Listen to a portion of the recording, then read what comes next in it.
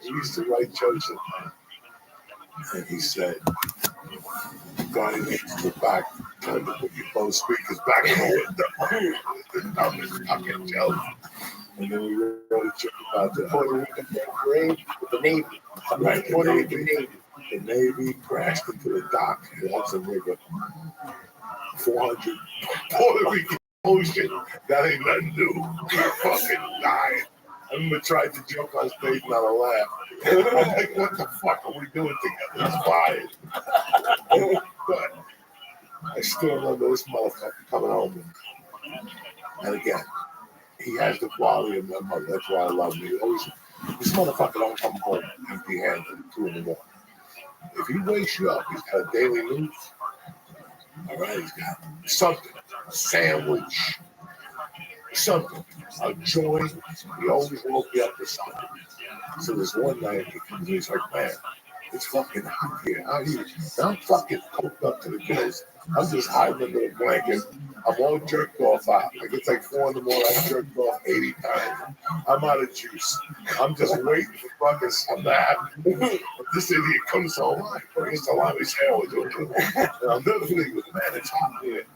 And he goes, where's that fan? There was a fan that picked it up. The big box fan. Oh my God. He goes, I'll hook you up. And he puts it in the window. It's about 3 in the morning. He puts the fan out. The fan flies. Sure enough. What the fuck happened, George? Grandma comes out. Oh my God.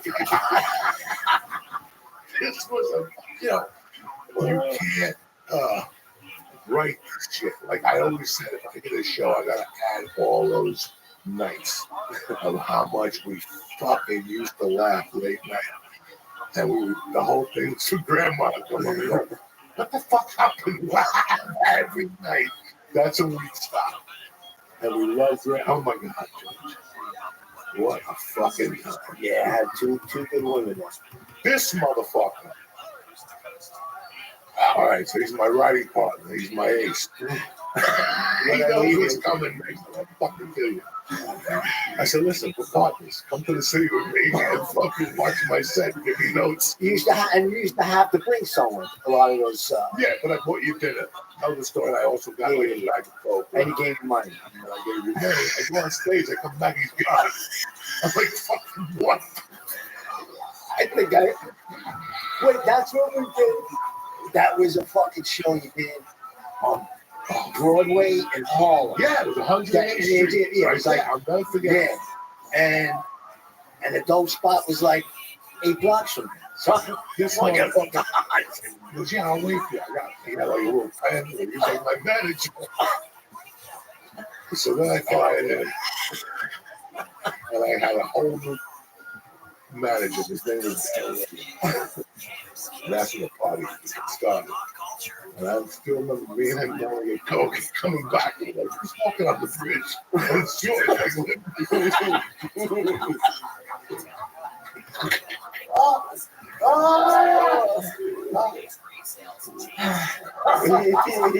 didn't remember that. So You cannot write this shit. You cannot write this shit. Did he get hit by a car? No, he was fake, so the cops couldn't stop him. Oh my God.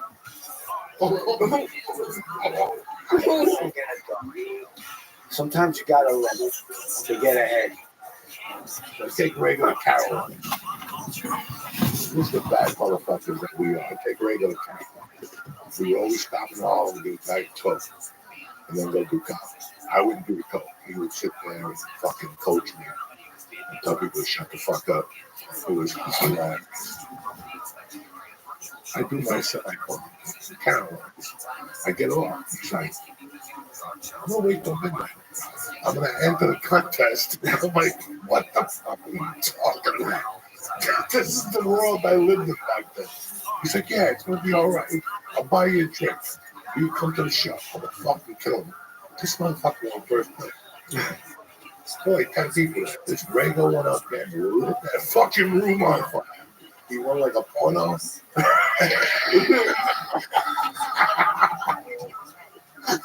You can't write this shit, guys.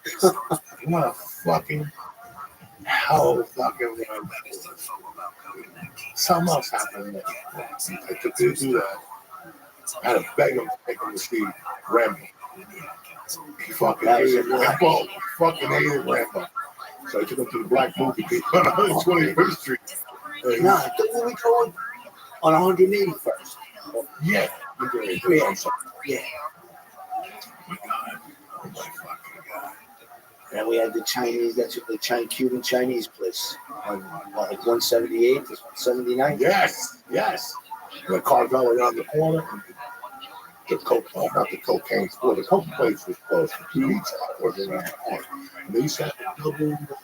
They had everything. They had gambling. They had everything. They had everything in the Heights. So you used to pull your car into the parking. And they take you to the 12th floor. The door opened up. Wow. There was a fucking Chinese people, chicks, prostitutes, fucking drugs.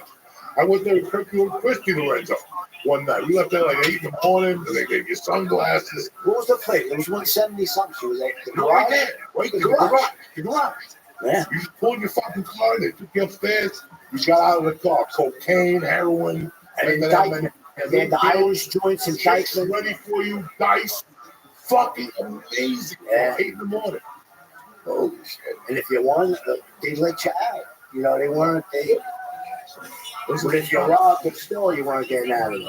But if you won, they made sure you got to your car and got the hell out of there. You forgot about walking up the fucking bridge. Jeez, everybody in Cliffside was robbing their mother's jewelry and going there.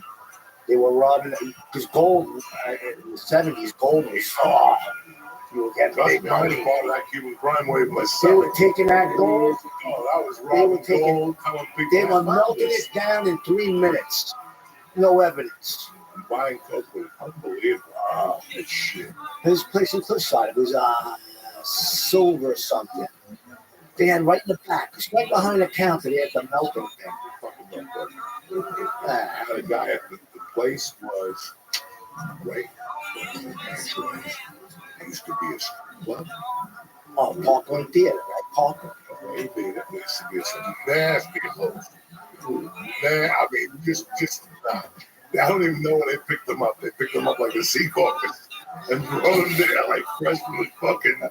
Oh, when they got kicked out of the AJ's or whatever. Oh my God! Next to the farm, you just it was a chick who told me that the guy that owned the pharmacy, his son just got arrested for whatever you touch a 6-year-old, whatever the fuck it is. He shut him down at like 53rd Street.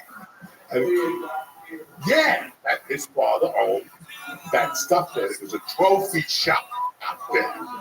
But there was food there, so like little things, trinkets, everybody in the music was good. But Guy McCann had a store. Shit. I remember he's like, this shit's so big. I'm out of cash. He goes, you killed him Friday. He was supposed to be 6. He walked in like 5 this week. Listen, lock the door. Oh my God. That dude, there was a place next to the donut shop. Dunkin' Donuts. Across from Hudson County Park. My dude is can't be true. I brought him a couple fucking pieces and shit. He even good pieces. Man, I was thinking about robbing them myself.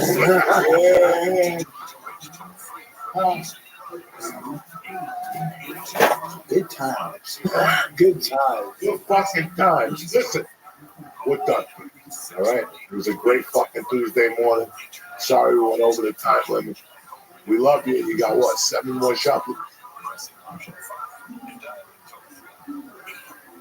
This goes out to Doctor. Here is Bob Lazar. There's little stuff right in this area. This goes out to you. This is Joe Rogan, Bob Lazar on anti-gravity. Cheers, gentlemen. Let's have a little toast. Relax. Bob, thank you very much for doing that. Appreciate it. I understand that you've told the story many, many times. You've been grilled many, many times. It's very stressful for you, so I really, really appreciate your time. For people who don't know the story, there is a documentary. Jeremy Corbell has a documentary out right now. It's called Bob Lazar, Area 51 and UFOs and Flying Saucers. And Flying Saucers. Area 51 and Flying Saucers. Okay. I first heard your story decades ago Like I told you last night when we went out to dinner, I've seen pretty much every interview you've ever given. I've followed the story incredibly closely. But for people who don't know the story, let's give them the bullet points. You used to work at Area 51. Area 51. Excellent, man. Come by whenever you can. S4. Okay. Okay. It's about 15 miles. Peace, bro. You worked in how would you describe it?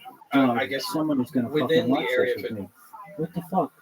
Why doesn't anybody want to watch this with me? Somebody's gonna watch this fucking document, whatever thingy with me.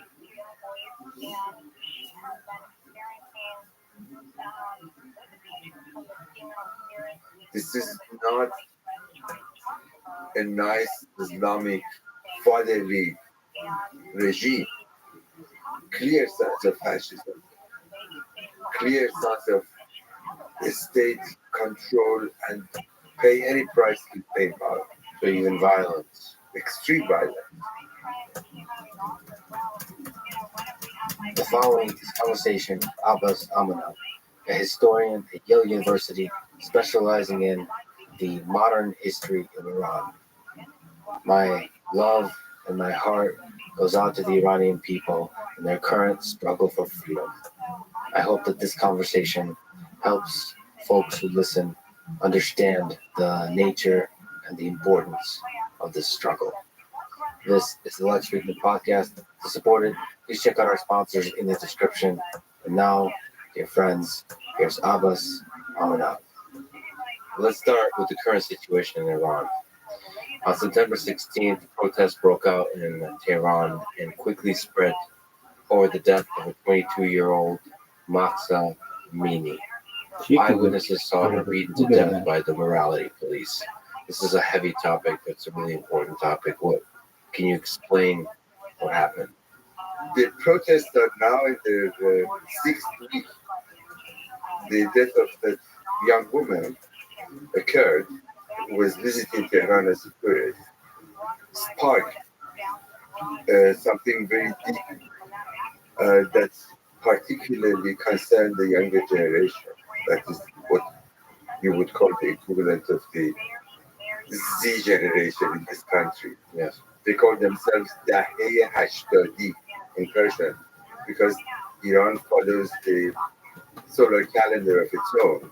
It's an ancient solar calendar. And the time that they were born, they were in the 1380s. That's what they call themselves, Hashtadi. 80s, Hashtag were the 80s. And the circumstances that surrounds the unfortunate death of this young, beautiful Kurdish woman is really tragic. She was arrested by what is referred to as the morality police, morality patrol, called Gasht Ershad, guidance police, that is. Presumably there were two women fully clad, that is officers serving on that force, and two men.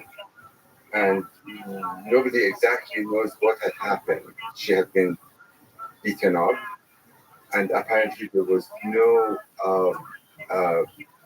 sign of any wrongdoing on her side. She was fully covered.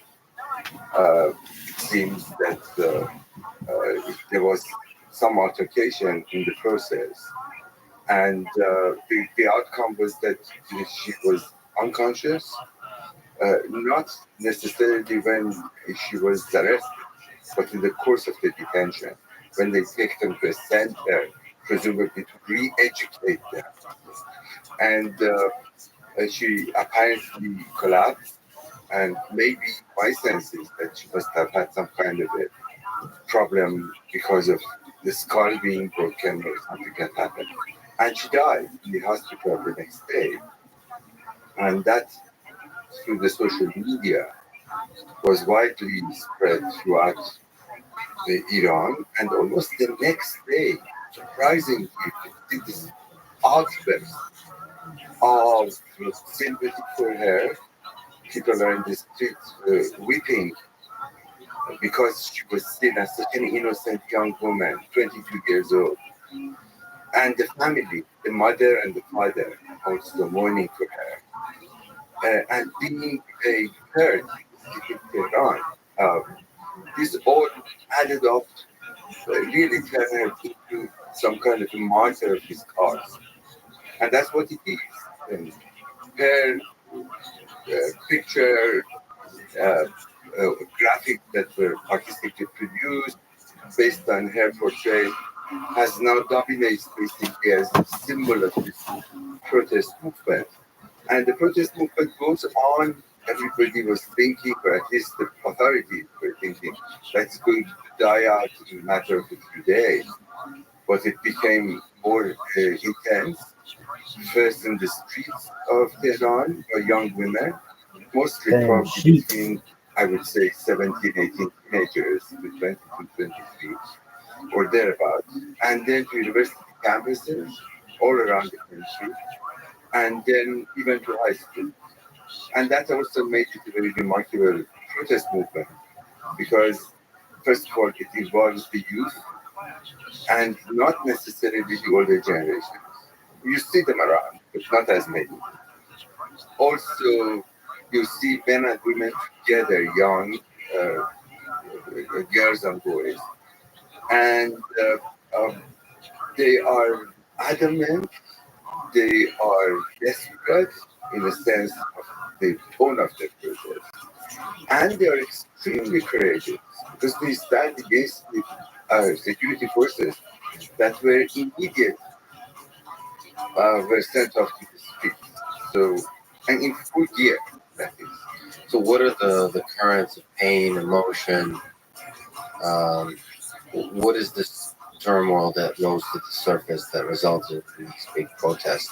What are the different feelings, ideas that came to the surface here that resulted in such quick scaling of the protest?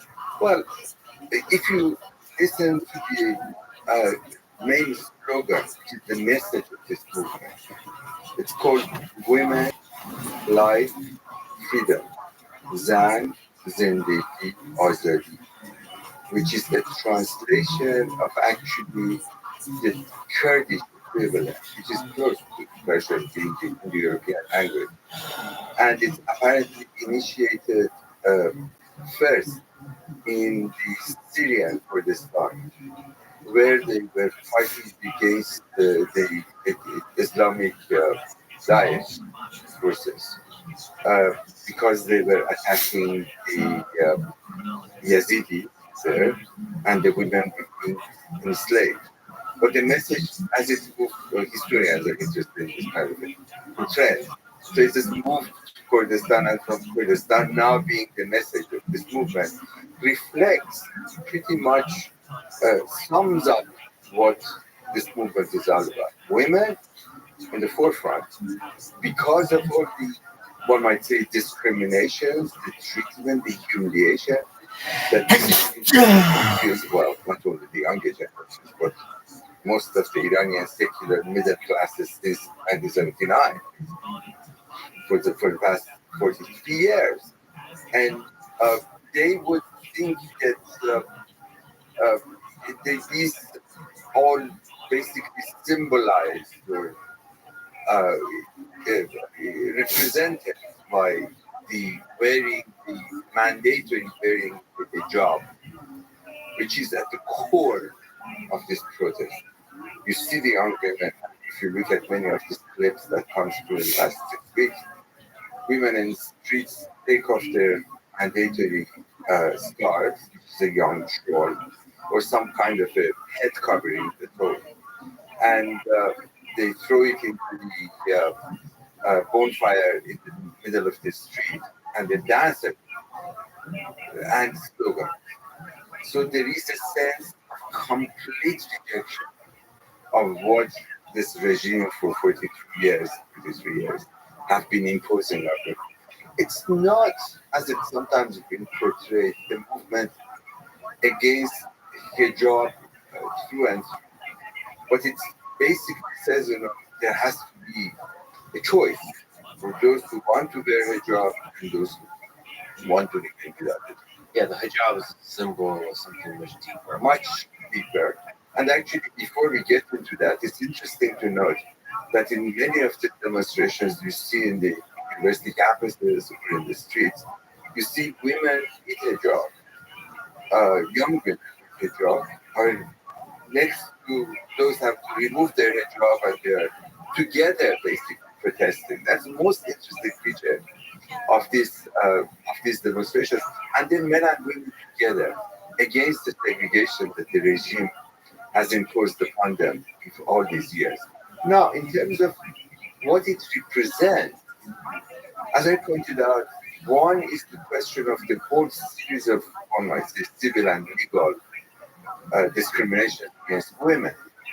You are considered as a kind of a second-class citizen. You depend on your man. It's a kind of a patriarchy that has been institutionalized in the Islamic Republic in a very profound fashion.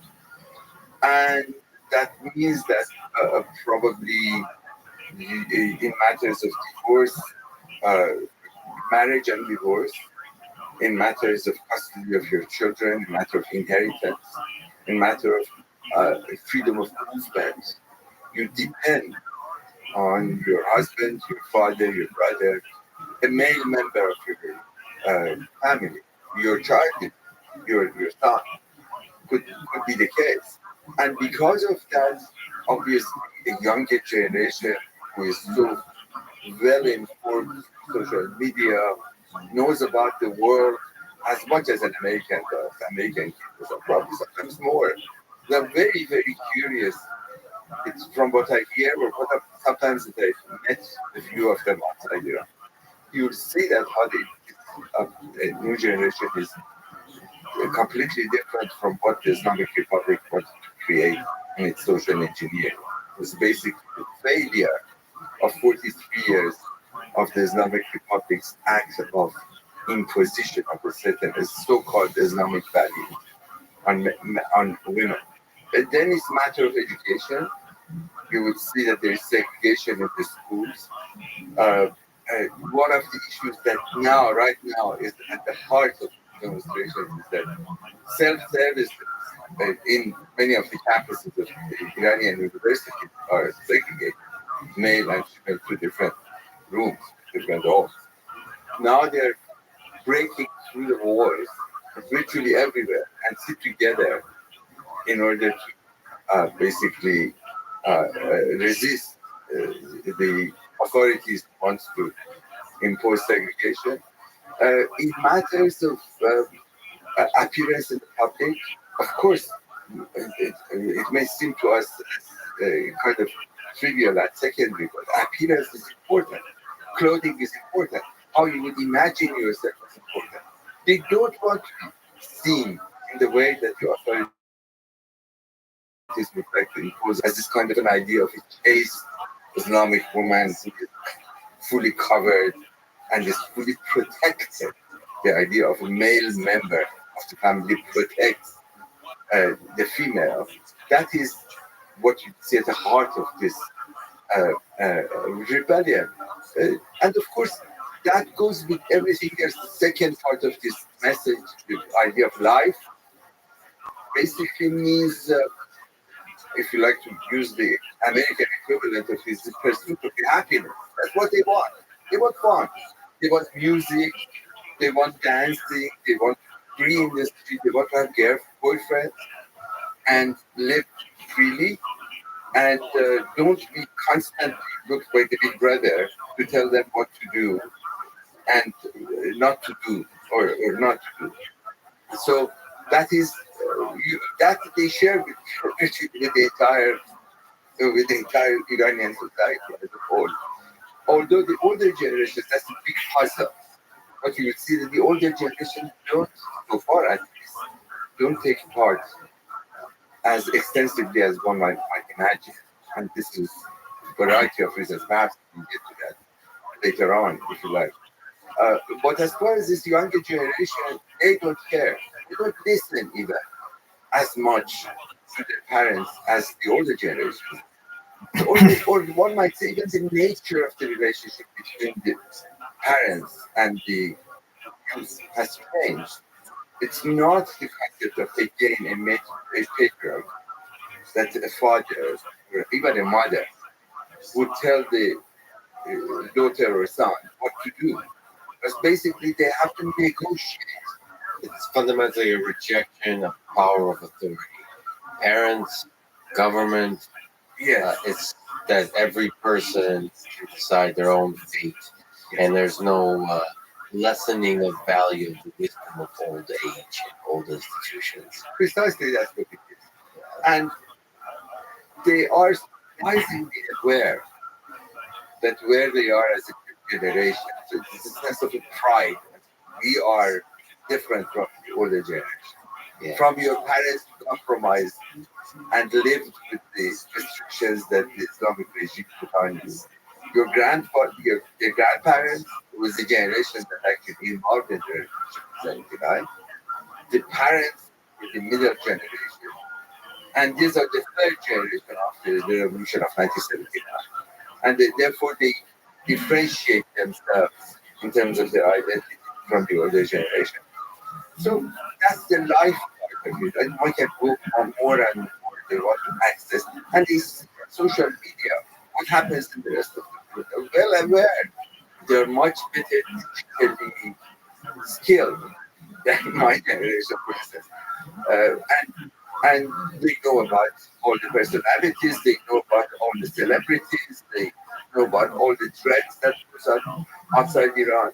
So that's the second part of this message. And then, of course, the third part is the word azadi, meaning freedom or liberty, which is this long-standing demand of the Iranians for the whole century, ever since the constitutional revolution of 1956. Iran has witnessed this problem of authority that usually emerges the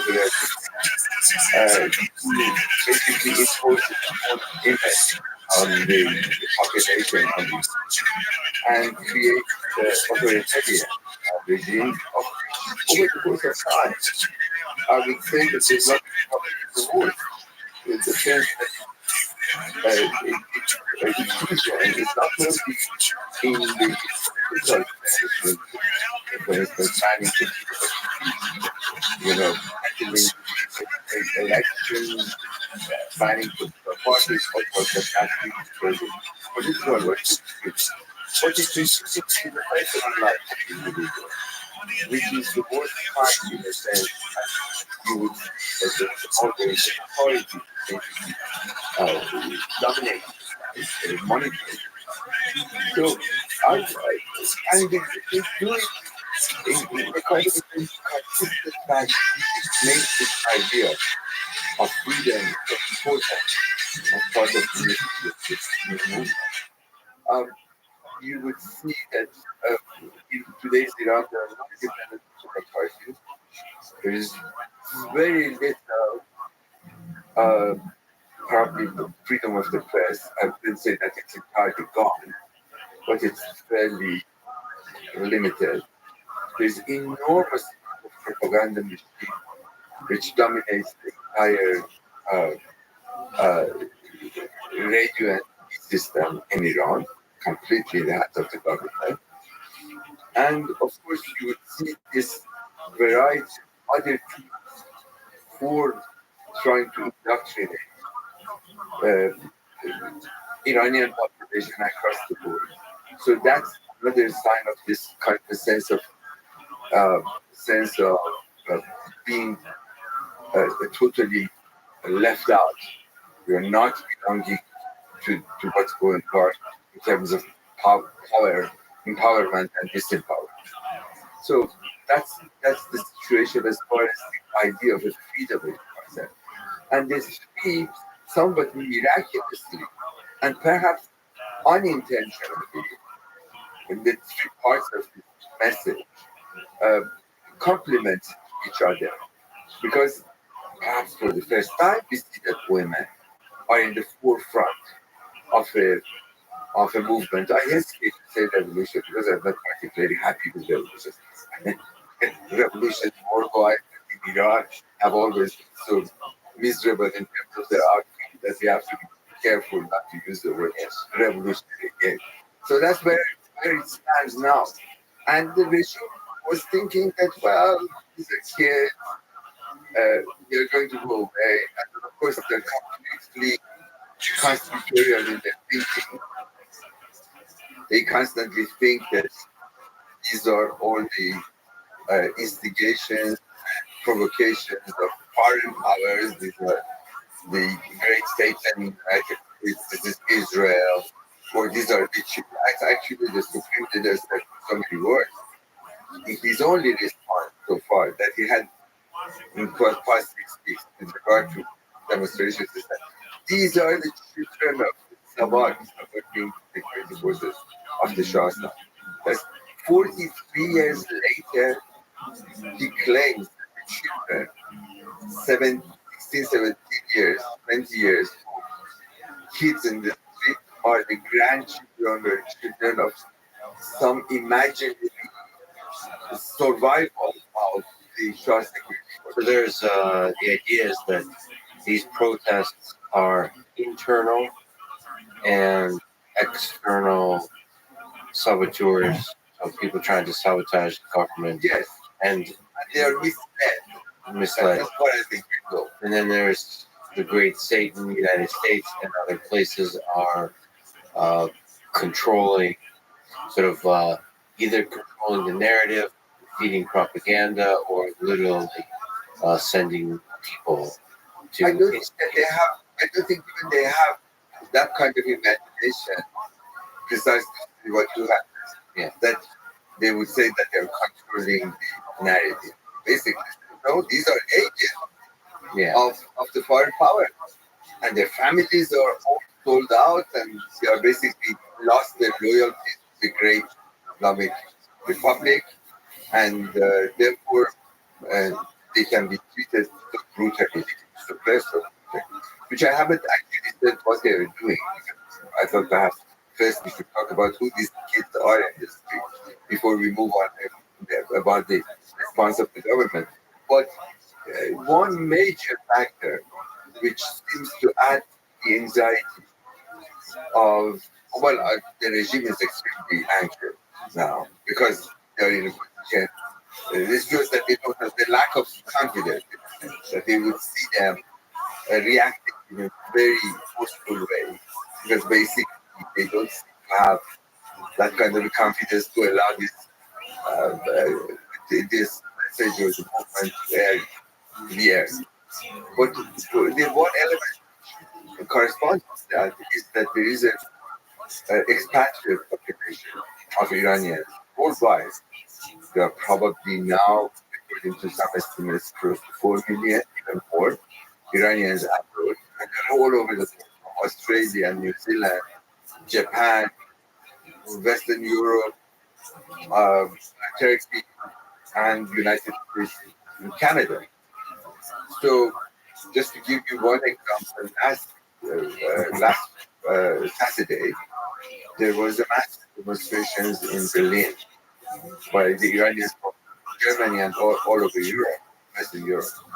And it was at least, I think, probably the conservative estimate was about 100,000. So 100,000 Iranians showed up in Berlin demonstrating against the treatment of the women in Iran, or the movement in Iran. The government thinks obviously this must have been instigation by foreign powers. They want to destroy the Republic.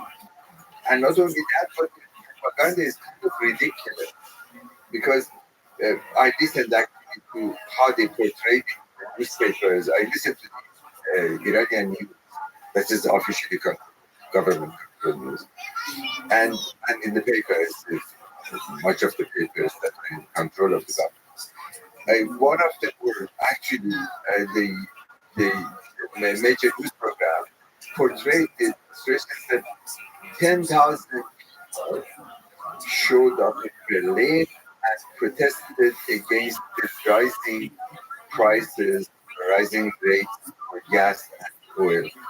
in Germany. So that's how they speak in a very rather stupid fashion, because probably 95%, if not 100% of the Iranians are listening to Persian speaking media outside Iran.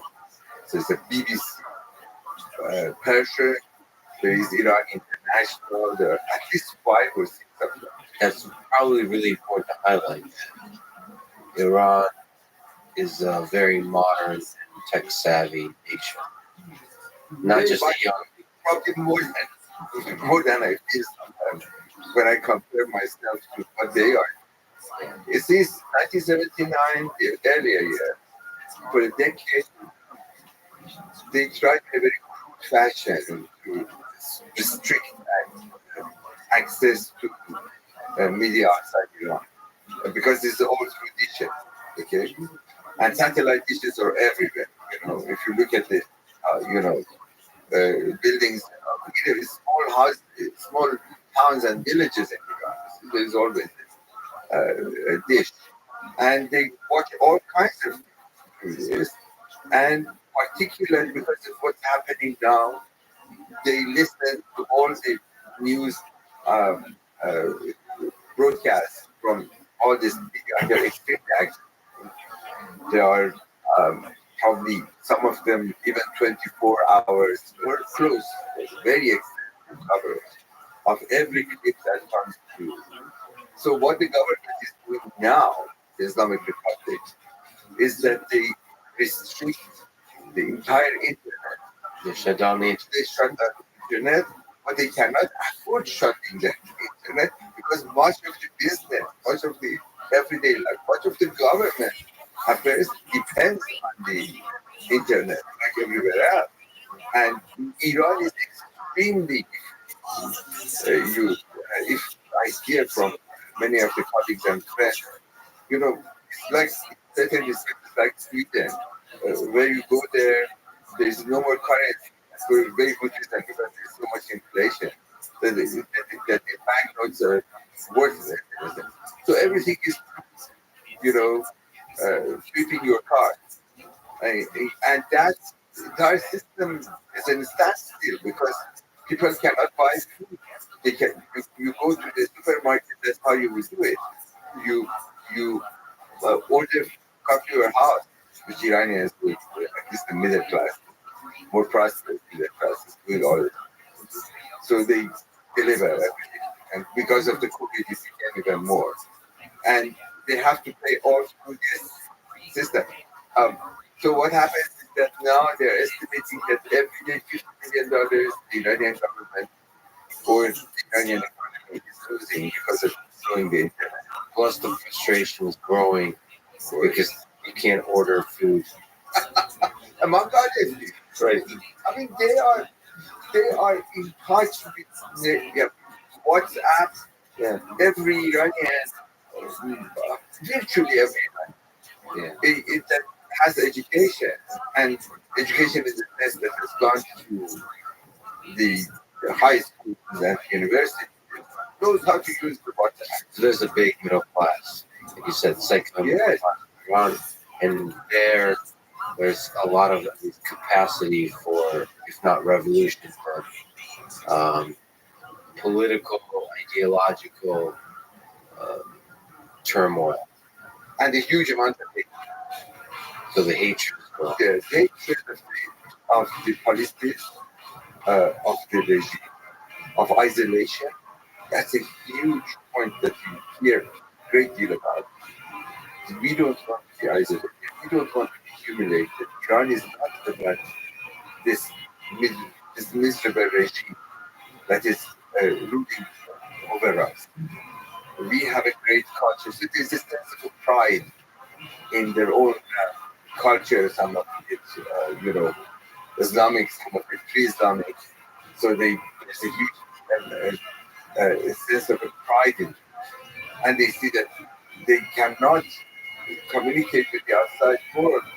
They want to travel abroad, which they do. I mean, for one thing, the Iranian regime never actually, for majority of the population, never put restrictions. It's not like Soviet Union where you have to have it. You used to have a permission to move from one place to another.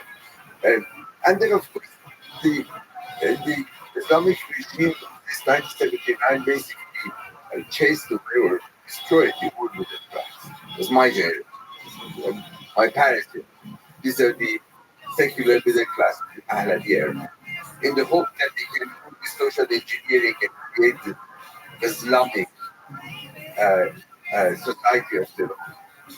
The bad news for them was that didn't happen, and that memory persisted, and the middle class that was created in the past 40 years is much larger in size than what it was, because there were, of course, the demographic.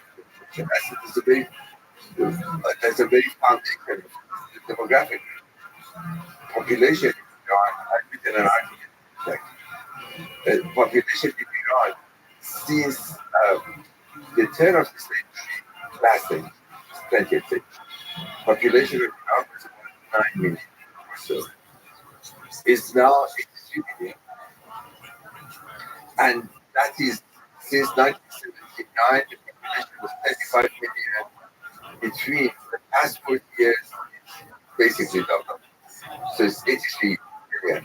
Although, one of the great successes, I don't want to bore you with the details about the demography, but it's important. Which demographics, not demographic. Well, you can see that the birth rate was very high. Otherwise, you couldn't have doubled your population matter of 40 years. But Iranians, because of the urban shift to an urban population, because of the middle class, because of the education, they basically, the pattern of growth population growth changed. Iran used to be 2.8 or 3% birth rate in around 1980, I would say 1970, 1980. Now it is 1.1, and what probably the most successful country in the Middle East in terms of the population control, despite the government a consistent attempt to try to encourage people to have more kids. Middle class refuses, and this is middle class not only anymore in the capital, but this is in smaller towns and cities, places that used to be villages. Now you look at them, they have a decent population, 1,000, 100,000, and they live an urban life, and they don't want to be subject to that old pattern of the agrarian society where you had 10 children or 8 children. And of course, it's a much more advanced in terms of health and medicine. So you don't use good children as they used to. The antibiotics is always to survive. And therefore, if you have 10 kids, you're sick with 10 kids. You don't end up with 4 as it used to be in the past. The 6 of them would have died up to the age of 5. But now, because of that, you see that this urban population of the cities have completely different demands. And of course, the education is important. That's another area of how the social engineering of the Islamic Republic went around, because they were thinking that the growth of the population, the growth of educated, higher educated, middle class, their benefit. But they could not even control it. Now, Iran, in my time, probably had in the 1970s, probably by the time of the revolution, had 10, 12 years. Now it has 56 universities all across the country. And there is something referred to as the pre-university, also, which has campuses all over the country. It has 312 campuses all around. What does that mean? In many respects, this youth that are brought up in these families, even in a small comes in very traditional families, in families that belong to that kind of a more religious, loyal to the clergy or to the clerical class. Their children can now move on, particularly women, because in my country it has been unheard of that you could have a young woman of 18 or 17, 18, 19 from a traditional city such as, for instance, Yazd or in southeastern Iran, to move on elsewhere for education, as you do in this country. Okay. Now, it's completely accepted that a woman wears the hijab because she's forced to wear it, to go to a university completely on the other side of the country. And this movement of the population, not only because of the university, but in general, if you now visit Iran, you hear accents, local accents, provincial accents, all over the country. That is a Azerbaijani British accent from the rest of the country, and here it is called and vice versa. So I'm 30 or even more as this number which has massacre when they actually attacked the population, demonstrating and killed the hell out of at least 60 people. So this movement of the population is creation of larger middle class, better educated middle class, much better educated. Iran has 86% literacy, which I think probably, I haven't checked that, but probably is better than Turkey, is probably better than anywhere else in the Middle East. And it sounds like this, that's quickly increasing. So because of the growth that That's right. Iran has 1 million school teachers, which may not be as much here in the United States. The trend can you look up what happened? well, this one problem, the Baluch is of Baluch. Baluch is a particular ethnic group in southern Iran, eastern Arabia, majority. I want you to say that most Iran is Shia, that's a branch of Islam. See that? Yes. Let's make you briefly render Islam and see what you just well, let's not get into your one sentence summary and that which is most Majority of countries in the Muslim world are Sunnis. That is the main call it. Actually, Sunnah that kind of means. can you actually put on the Sunni Sunnah Shia Shia means party. Means those that belong to the party of Ali, which was back in the early Islamic history, 7th century. really no pronunciation and stuff like this. Yeah. I mean, like what is the extra I? Yeah. She belongs to the community. She and the person. Yes. That belongs If you to say, are you Shia? Yes. yeah. And she Really community. And in English, it was anglicized. Shia. So if you say Shia today, it's perfectly acceptable. And of course, I myself, in my writing, always speak with one and the other. One of my books is always Shia, the other book is always Shia. And that hasn't been settled. But the Shia population is smaller compared to the Sunni population in the world. in Iran The Iran and Iraq, unfortunately, are level. Are the countries barely, Iraq and Lebanon have barely majority population. Whereas Iran is a large population due to history of conversion. That's why it's another story. But in the sense that in the way that Turkey evolved, the center became more, and the periphery remained Sunni. So you have communities of the Turkish, you have the Kurds, a large portion of the Kurds are Sunnis. They have Shias as well, and they have been indigenous religion of their own called Ahl, which is the religion of indigenous Pakistan.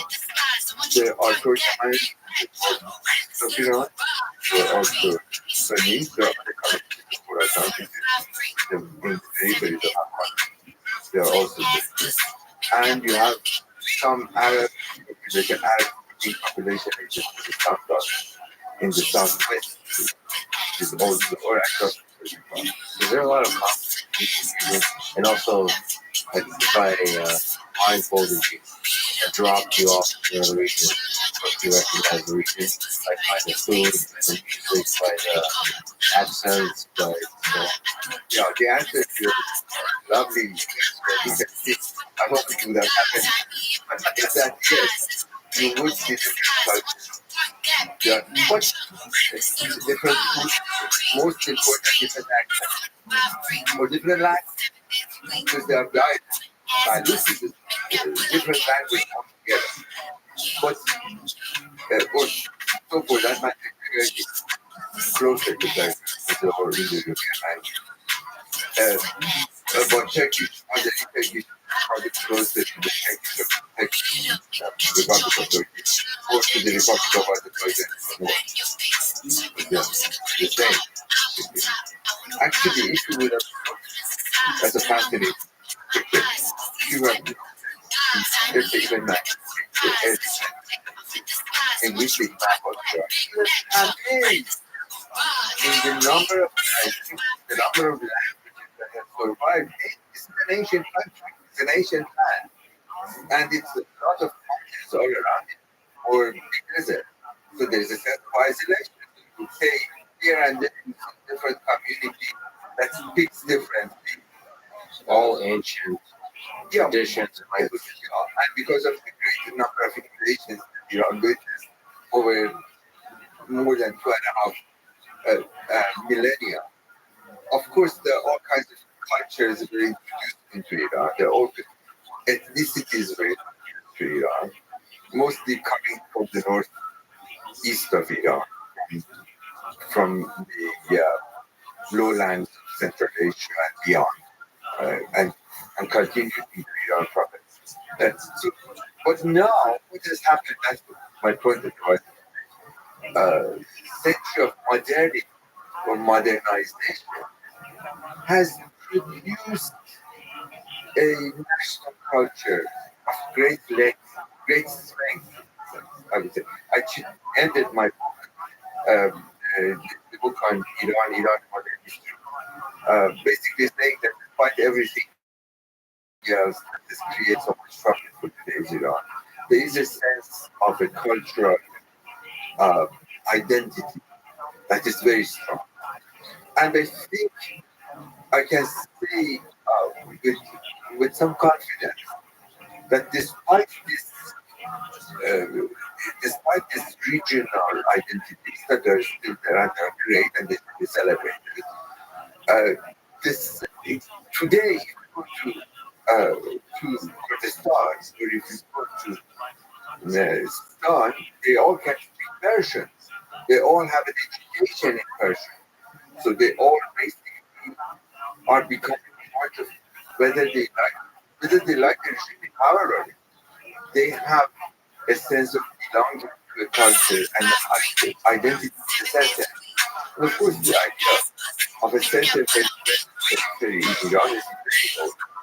It goes back to ancient times, because even the name of the country was the guarded names of it. This is the official name of Mamalik Iran. Namely, it was recognized that this is not just one entity, but it's It's a collection of entities Like the independent. United States of America. Exactly. But the United States of America, in a sense, you can say that it was a very successful, it remains to this game how successful. To be continued. That was basically invented, created. You would have this sense of it. In the case of an old nation, which has been on the map of the world for 3,000 years, 1,500 years, this is not an exaggeration, not a nationalist per se, but I mean, if you look Persia on the map of the world in ancient times, this is still there as it is today. Very few countries in the world are like that they would have that kind of continuity over a course of time. And that's not without a reason, because there was this sense of a center versus periphery that had found some. There's a huge amount of tension, but there is also a sense of belonging to something. And it is very much at the center. I mean, that's why the concept of the state matters, the creation or the shape of this culture. What happened is, therefore, you can see that today in answer to your point about traveling blindfolded, is that you would be surprised to see how much people share and interpret. I just give you one anecdote. In 1968, I traveled to Azerbaijan. I used to travel and actually photograph. Not blindfolded. Mostly. No, not blindfolded. No, not blindfolded. So I went to Aldar in the city of Kor, which is in the northwestern on the border with what is today the Republic of Czech. And I went to the bazaar and I was interested in the kind of weather what they could. So I tried to buy some stuff and I was surprised to see that how few people knew Persian. So they could not communicate in Persian with you. Either they have to ask somebody from some others to come and translate for you. This is 1968. So even though the official language was Persian of the country, is still, yeah, So what are they? Cool. That doesn't matter. but this guy that hasn't been school or was not to be exposed to it, or was already we are very sensitive. So it stuck in my mind. Now, in the recent 2004, I was traveling to the same area, not to the same city, but to the same area. And I was amazed to see how the youth, as soon as they know that you're coming from nowhere else, opening conversation with you, talking about the latest movies that was produced in the West. And it's not only Hollywood, of course, there's a huge amount of fascination with Hollywood and Western cinema. Cinema is a major thing. Filmmaking is a major thing. So this picture that I have, we're asking me, okay, what do you think about this producer, not producer, this director for that actor, American?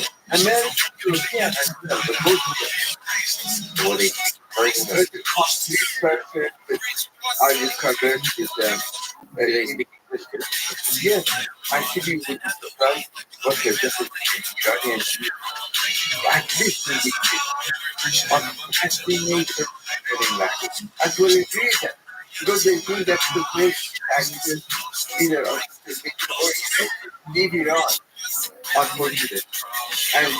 And because they don't for themselves in the country, either grab part of this regime, or if you hate it and you like to live their lives, you become outside.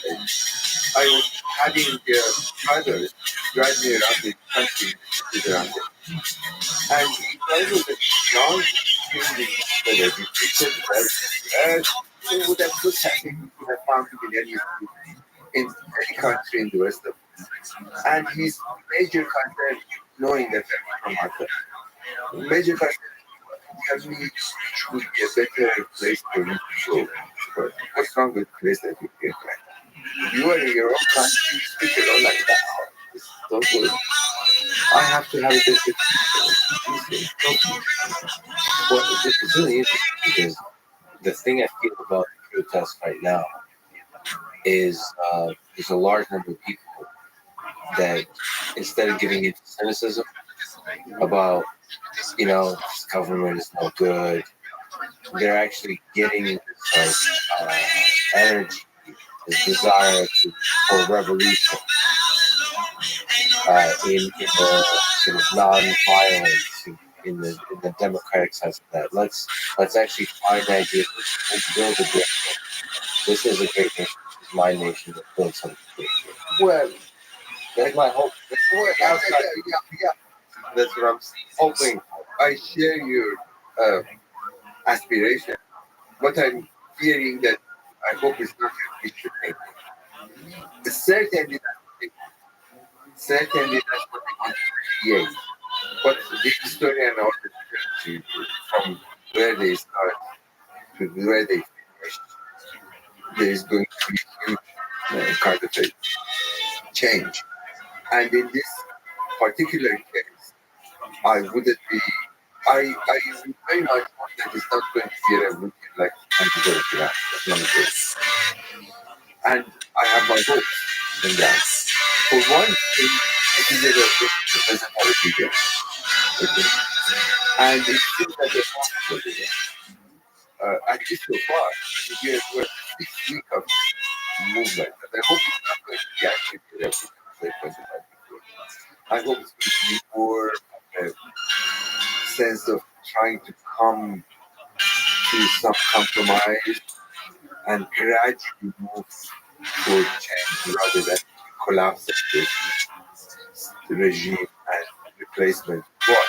So the anxiety of the regime, you hope, will turn into a kind of realization that you have to modernize, you have to make progress, you actually have to make certain compromises, Yes. or constitutional changes, all this kind of stuff. So the basic process of government and lawmaking. The problem is that they say we have it all. We have our parliament, we have our constitution, we have our elections, which is all of course, fake. But they claim they have all of them.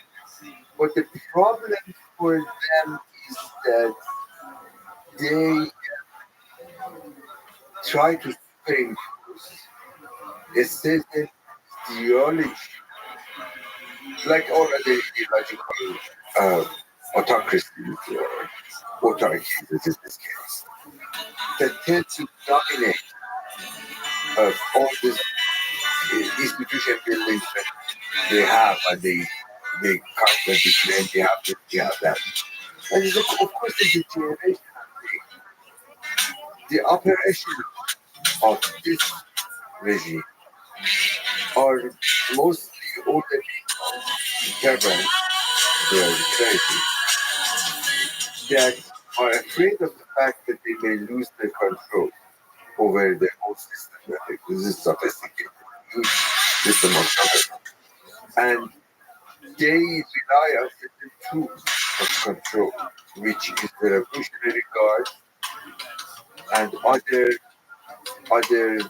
institutions that are loyal to the state.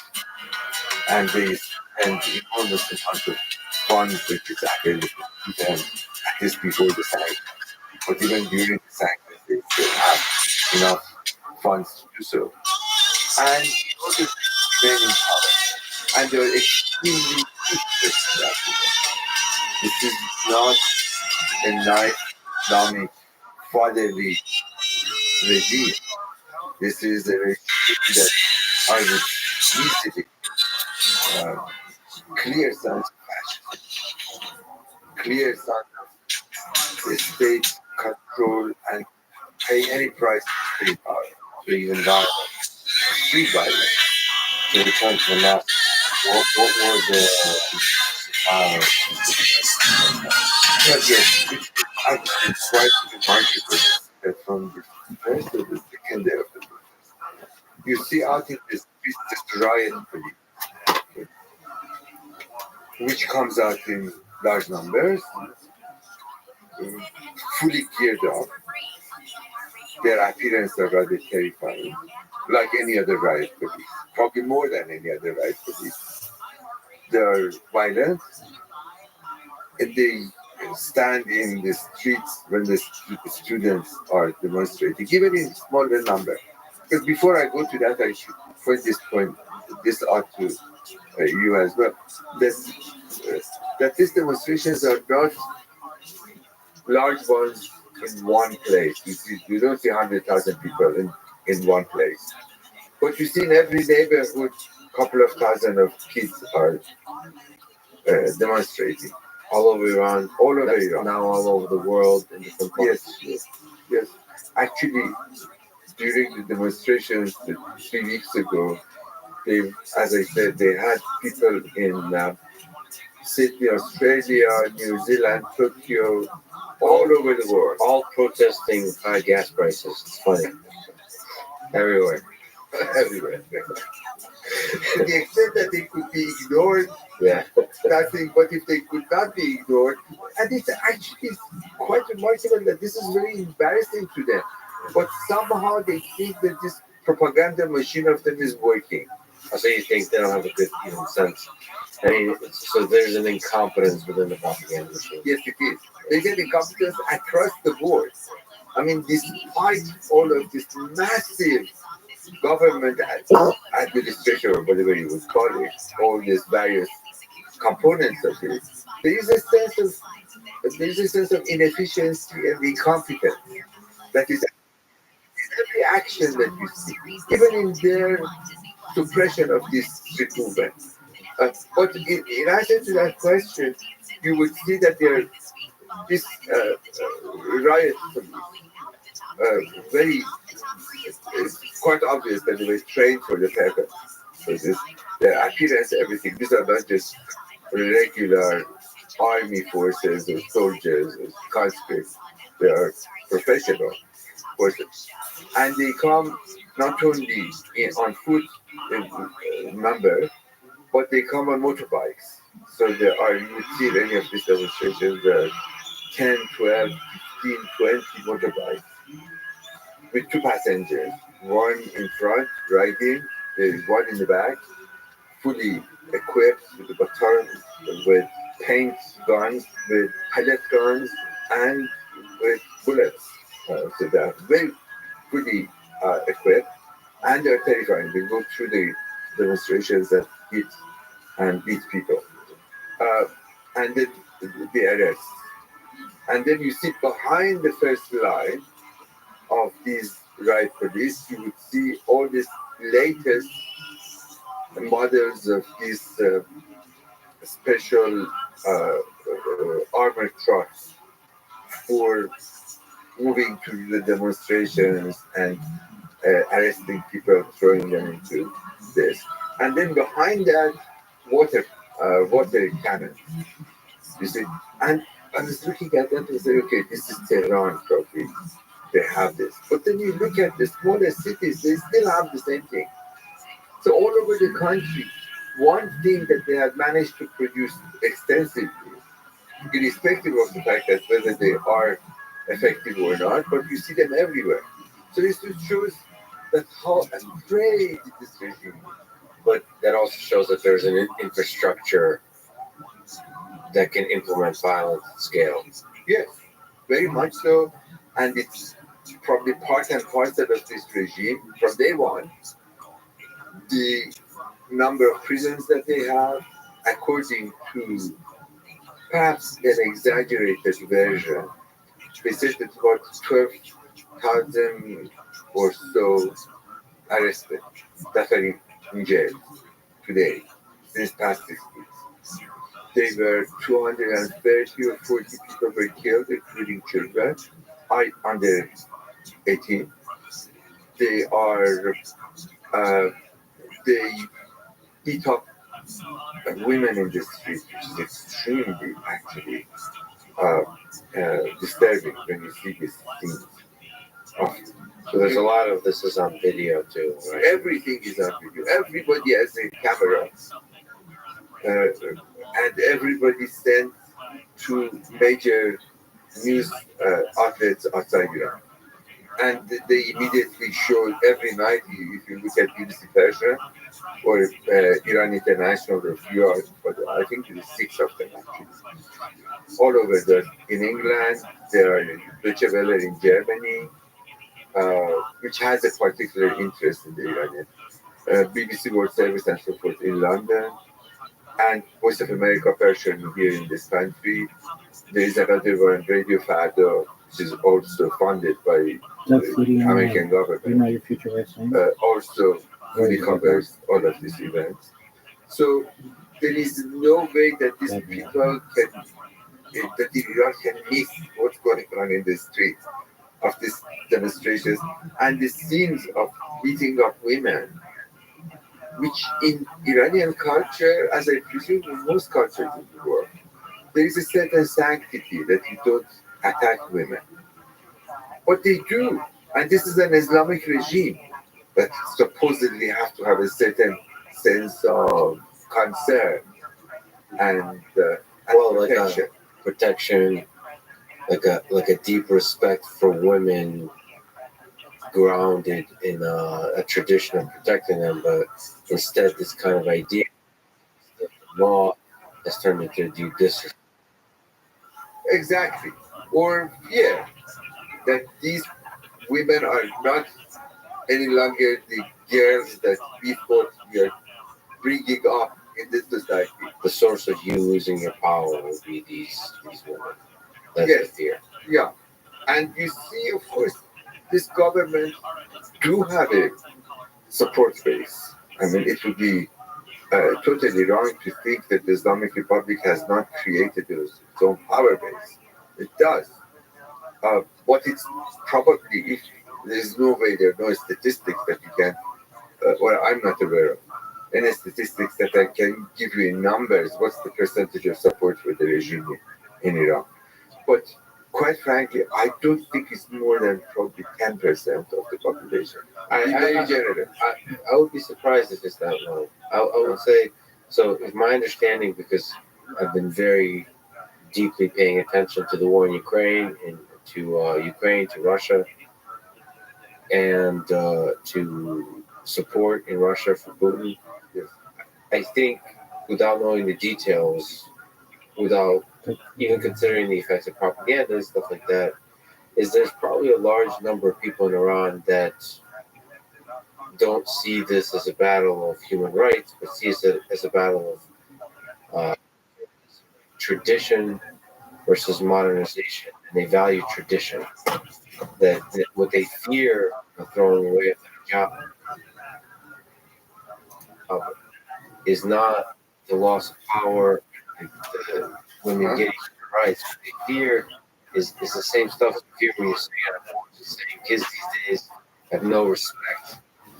Basically, there's a large number of Iranians that probably value tradition and the beauty of the culture, and like they fear the kids with their internet and their videos and their throwaway with their discussions to get their population, right?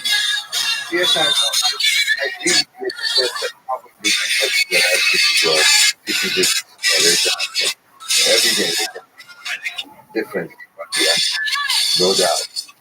And in Iran, but there's another characteristic of doing that traditional,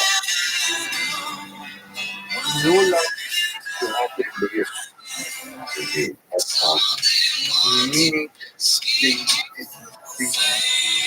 consider the tradition that is children and does a lot of things wrong. Of course, try to share its own power base. It is a very strong sense of discussion. It's a very strong sense that there are people that there and there's others not there. There's a group they call it one of us. Okay? Well, it's very, very Yes, it's all for that matter, I suppose Soviet Union was very member and you're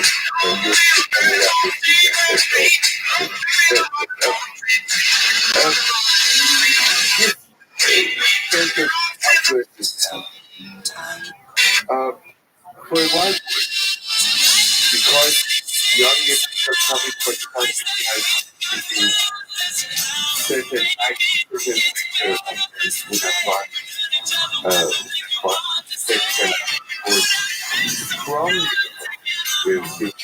they wanted to belong to something, get marched and working working associations with the neighborhood would have given them. There's actually a term for it called back CG.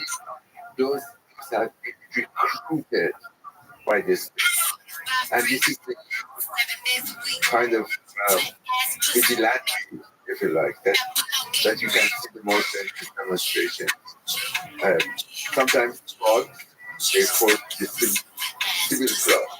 So the people that come to these demonstrations are beating up these young people, and they are not in security police uniform. They are just regular clothes. And these people, yes, still support, and they still benefit. They get jobs, they get privileges, for a state that basically monopolizes most of the resources. You see, from the Europe is actually for the tax. The oil revenue, which is the major source of the state government, was the monopoly of the state. It was monopoly during the from the So what does that mean? That means that the regime in power not no longer considered accountable to the majority of the state, because it extracts wealth underground and it uses it for its own purpose in order to make it more powerful, in order to make it more impressive than what it is to receive. So it's deep all I couldn't say, but fair number of school supporters. I mean, the report is not probably about 300,000, something like that. Very big court. And this is not a regular art. The court are independent from the army guard, the armed forces controlled by the state. Again, same as the army. But these are more ideologically tied up with this thing. And they're also in this internal place. What's their purpose? What's stated? What they want when the revolution succeeded, the regime power was wonderful. All kinds of forces of opposition within Iran. Yeah, for like the revolution. Yeah, that's the revolutionary guard. The job was to try to make sure that the regime stays in power. And of course, over the course of 40 years, they became more powerful, more organized, better funded, better trained.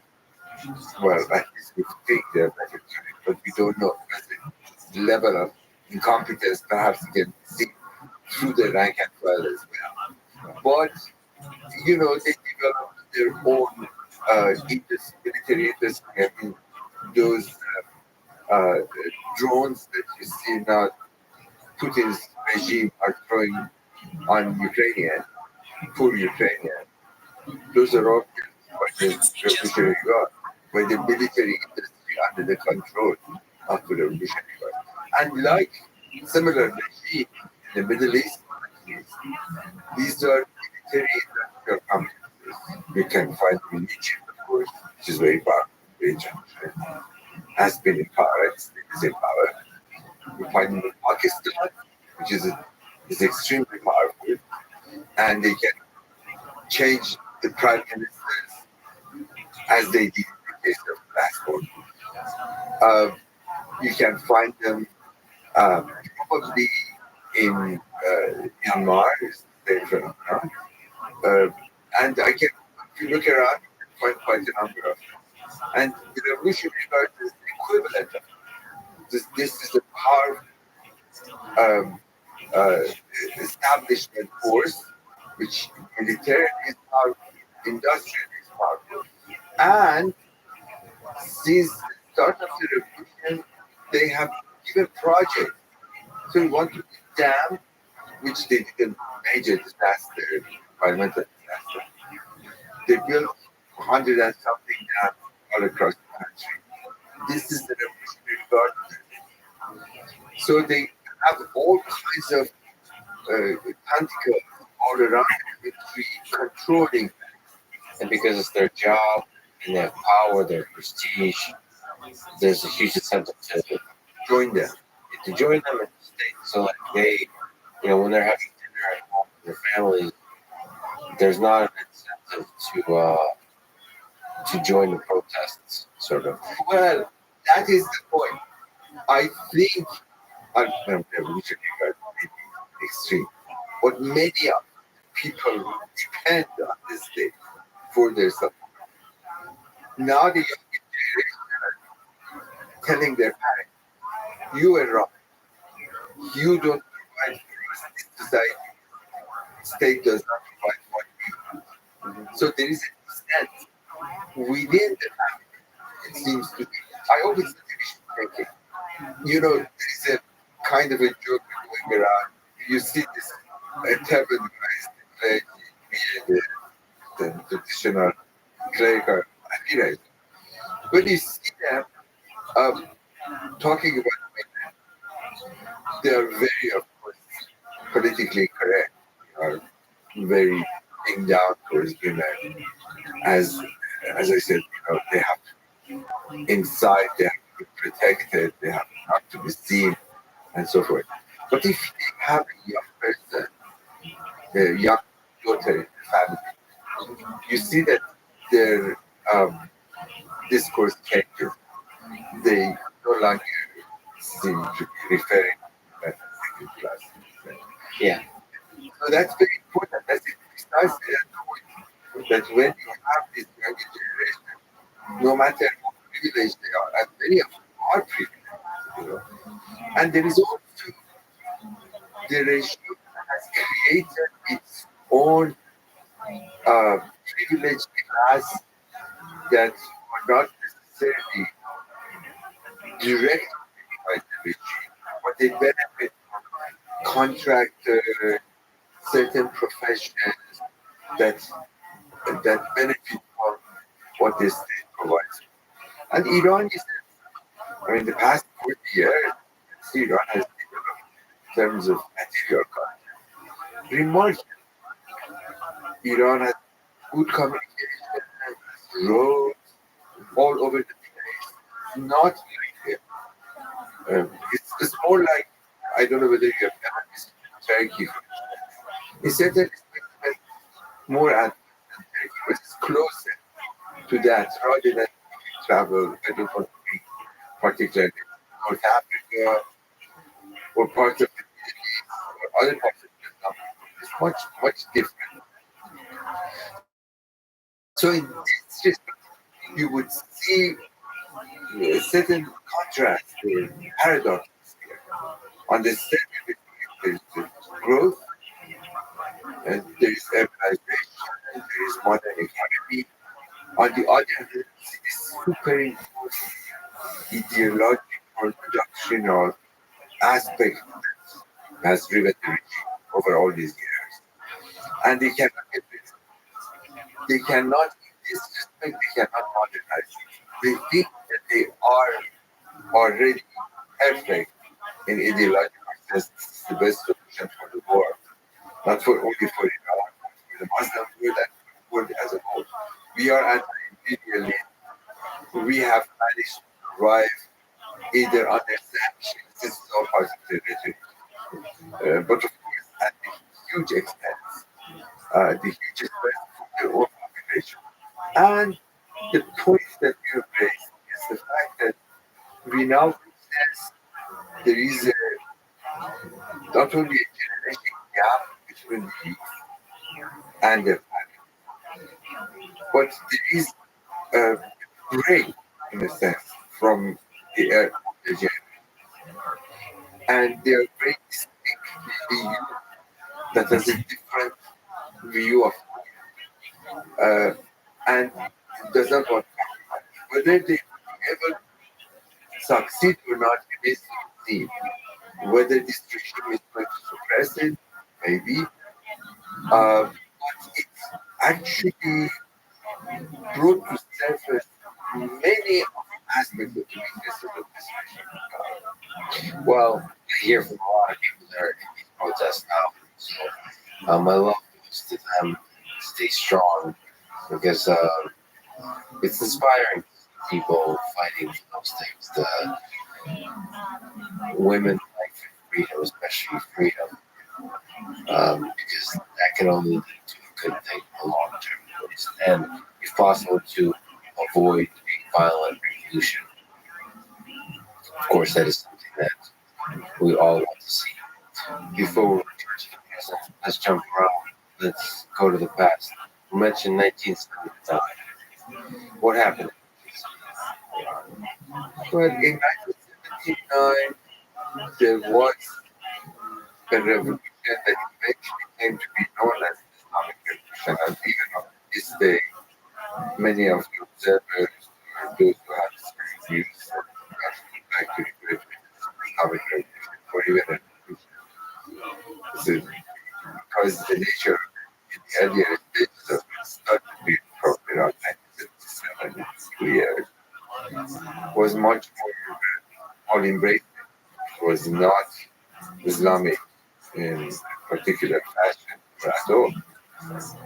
It started with a kind of very liberal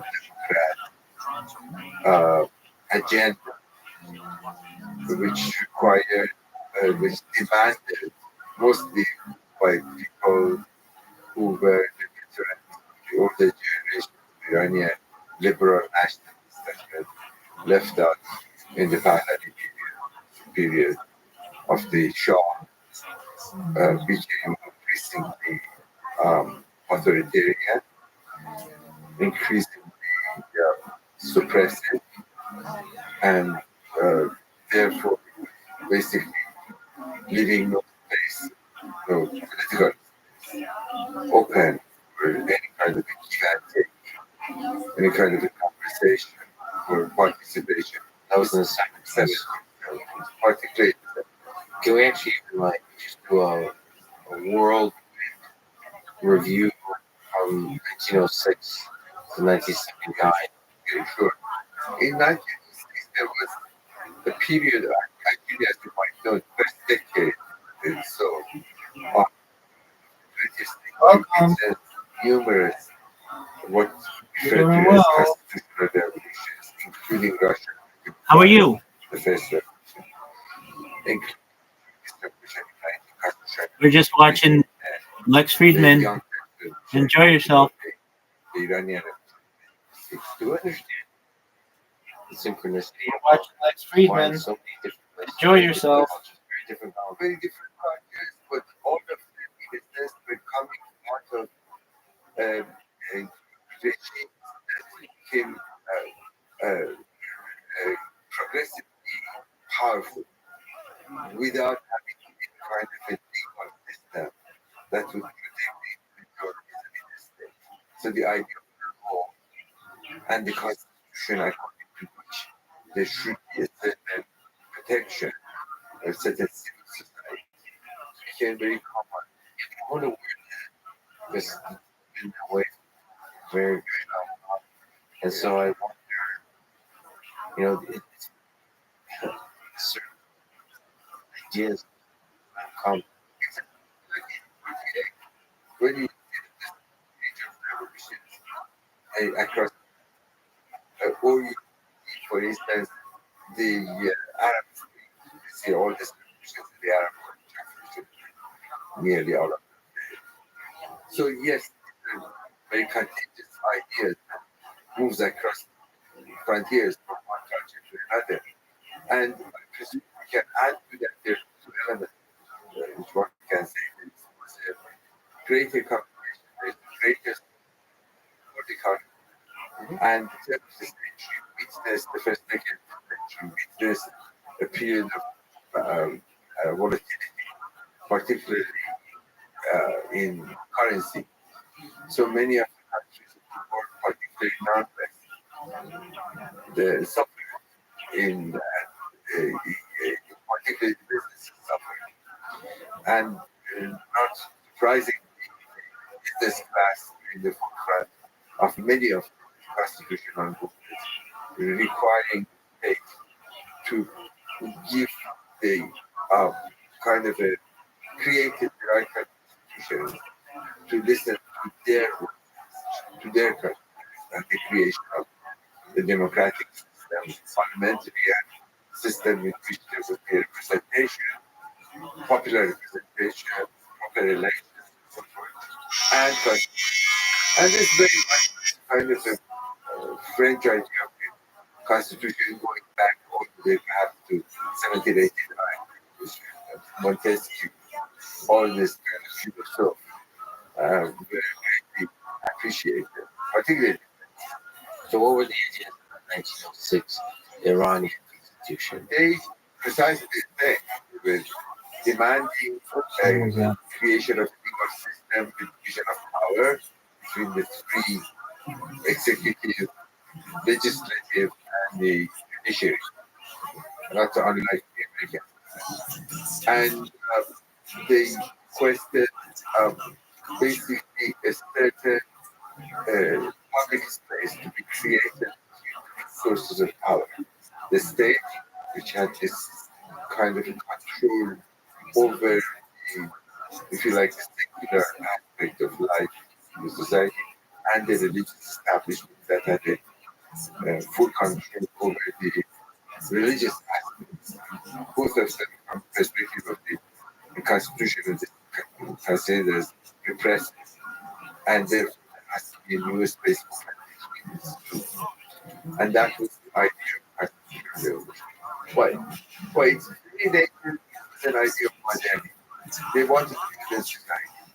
They wanted better material life. They wanted more representation and so forth. The constitutional revolution, as I always say, is much more of its innocent. It's a revolution that not particularly have much credit, contrary to many other revolutions. It did not have a centralized leadership per se. That's why actually I'm besides practicing, I'm getting a lot of requests for you to compare what's happening now with the revolution of 1906, 1909. Are there any? Yes, there are. Because that was a movement that started without a centralized leadership. But actually, there is that emerged various among the merchants or the business, the economic community, among the representatives who came to the first parliament, the press, the new generation of the privileged aristocracy who were educated and believed in constitutional value. All of these voices emerged at the same time. Somehow they managed to coexist in the first and the second parliaments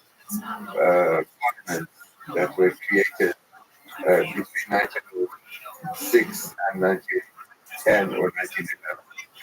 But they always reached problem in the sense that Iran was in a dire economic situation before the days of the discovery of oil, which actually coincide.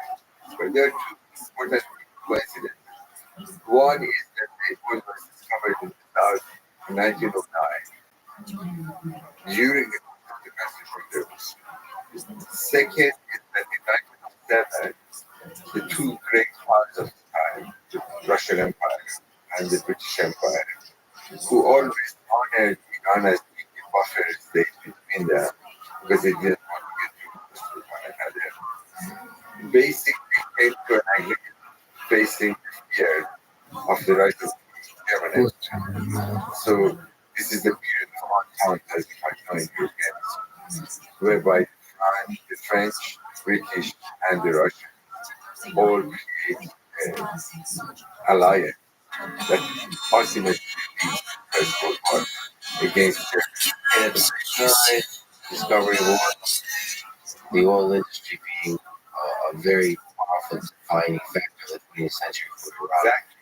Exactly. Source of a lot of Lot of money, not all of it in the hands of the Iranians, only 1/5 by way of royalty to Iran. Much of it went to the Anglo-Persian oil company, which they actually discovered the province, Khuzestan province, in the southwest of Iran, raised the major oil industry in the area now. And this is an extremely profitable enterprise with that company, and for the British government, actually pledged the British government. Churchill purchased Anglo-Iranian company for the British government. So it was not a private company, it was a British interest. And in the course of the 20th century, although it helped the modernization of Iran, but it also helped the creation of a more authoritarian, more strong state. That it just that 19th century Iran never had that political power. Never had that. Is in 20th century, even that 1/5 of the income that reached the Iranian state gave it a greater power. That's another coincidence. So yes, so you could say the oil was one of the catalysts for absolute power. But the 20th century saw quite a few countries have dictator power unlike anything else in history. Yes, That's weird too. precisely. And you know, you can name them from the beginning of the history. People like I don't know, Lenin, Stalin, of course, Hitler, even Mao, of course.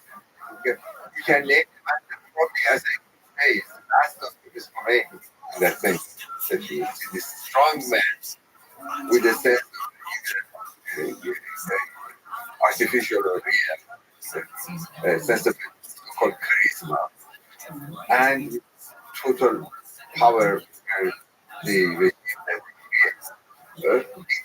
Some of them, Nasser didn't have particular in Egypt, but he was one of the strong men.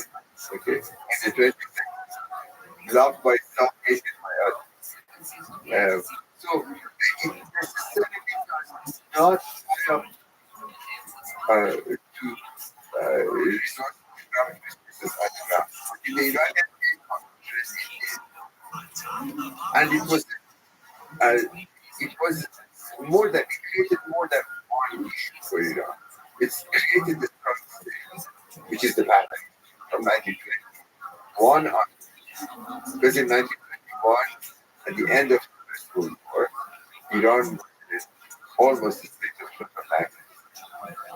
And the British had the desire to try to bring Iran to the system that they created in the post-war era, the mandate, Palestine, Iran, and then of course French mandate, Lebanon, Syria, all of this.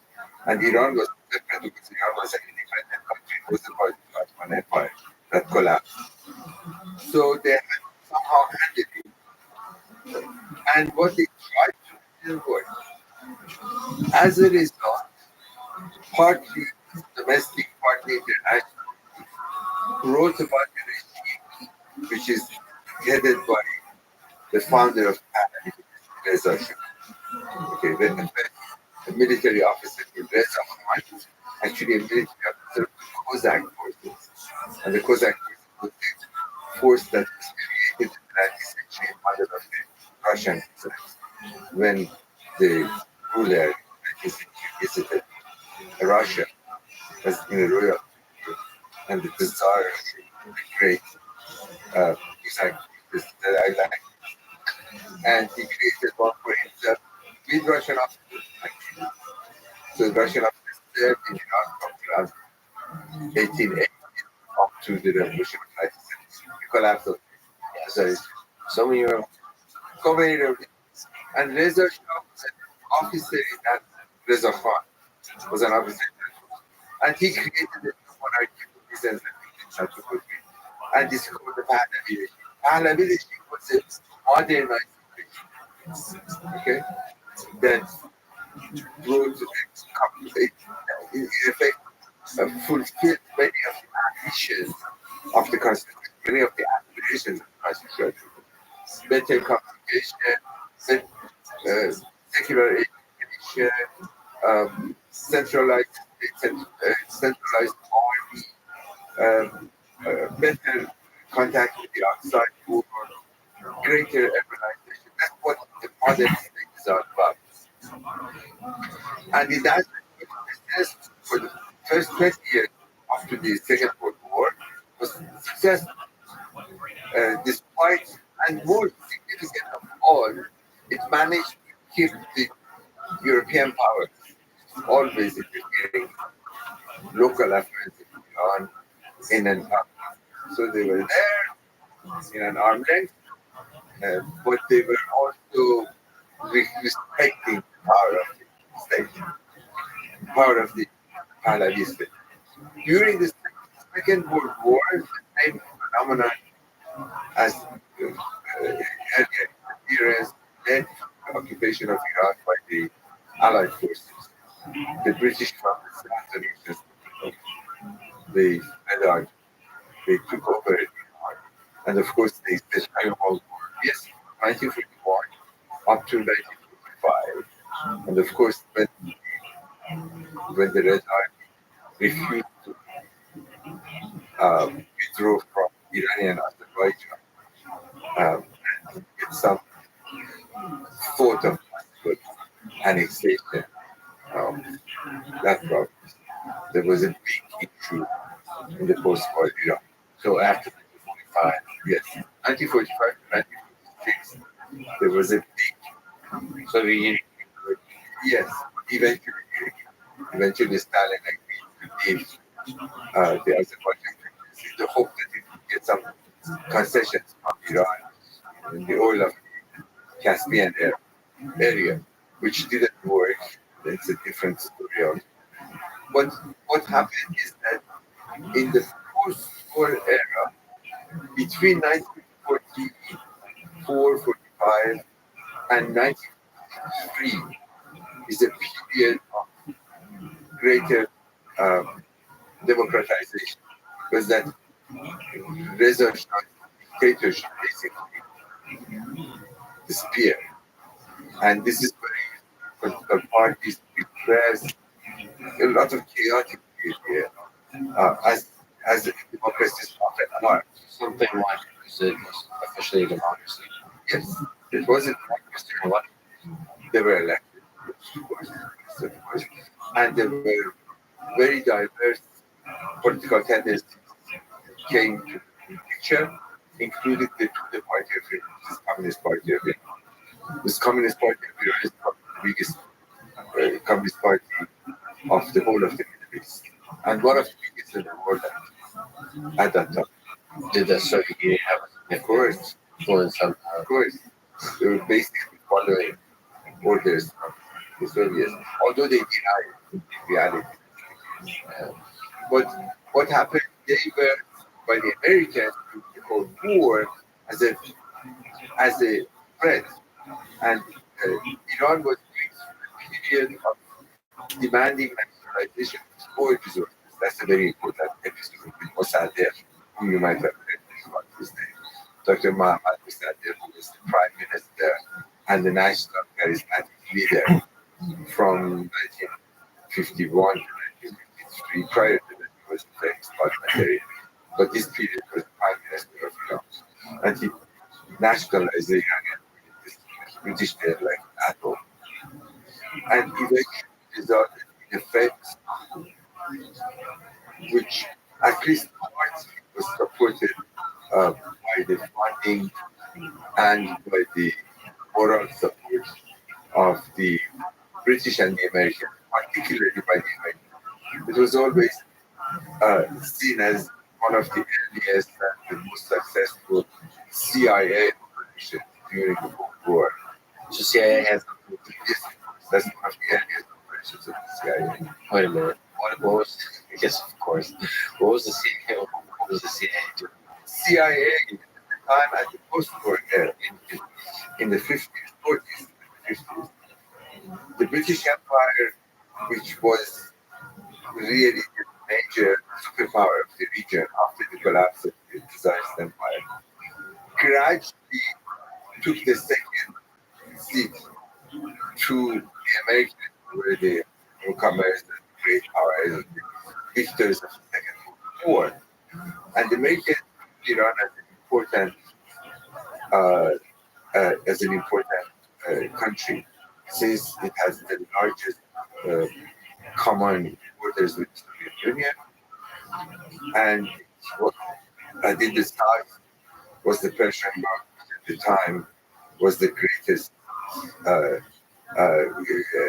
supplier of oil to the outside world, and therefore the Americans had a particular interest in Iran. And at the end, the interest was in the interest of the Iranian government. They wanted to get rid of both the Soviet Union, which leader in the post-war era, and of course the British that were gradually withdrawn from Iran. But they had a full control over the Anglo-Iranian company. They changed the name to Anglo-Iranian company. When the name of the country officially changed from Persia to Iran, in the name of the company changed. And they got into a huge dispute with the Mossadegh government that eventually led to the coup of 1953, which eventually created a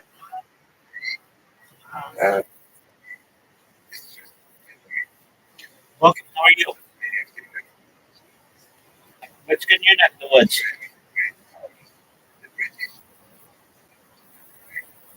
How are you?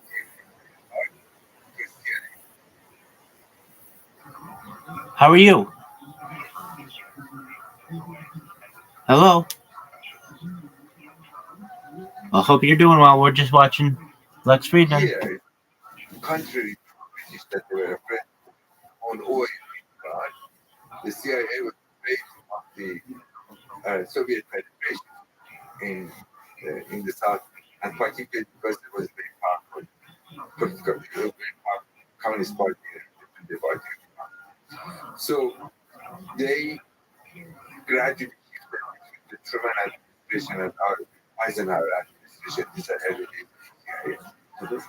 And then they actually did participate to set their agenda. There's a long story to that. And it eventually resulted in a successful coup that removed Saudi from power. The United States interest here weren't the CIA. They tried to make sure there's not centralization of power in this region. They were afraid of the fact that the Soviet Union and during the Cold War, that was the concern. The only So, concern. they would actually almost want to protect Iran and its own sovereign processes from the influence of the Soviets.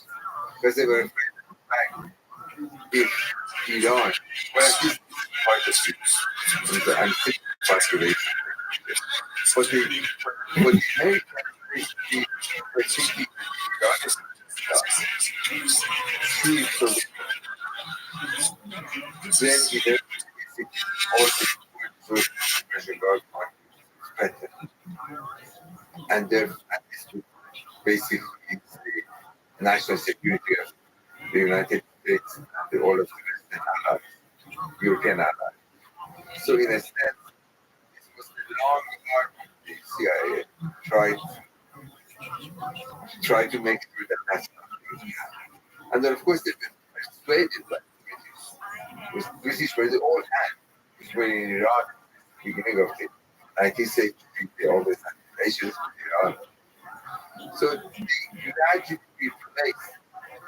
And of course, I don't want to give them this kind of a steady view that the Americans were bad influence, because they had also some very good influence. But this particular episode somehow shed dark light on the American presence. time and the anti-Semitism. This creates an idea that based on practice.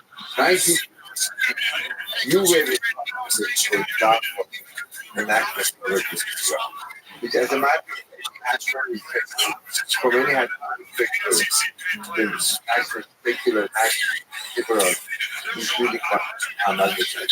But he was as the for his own purpose. But what happened is that often you see the right authoritarian Muhammad power. He like you know actually it's not a good you know the word was there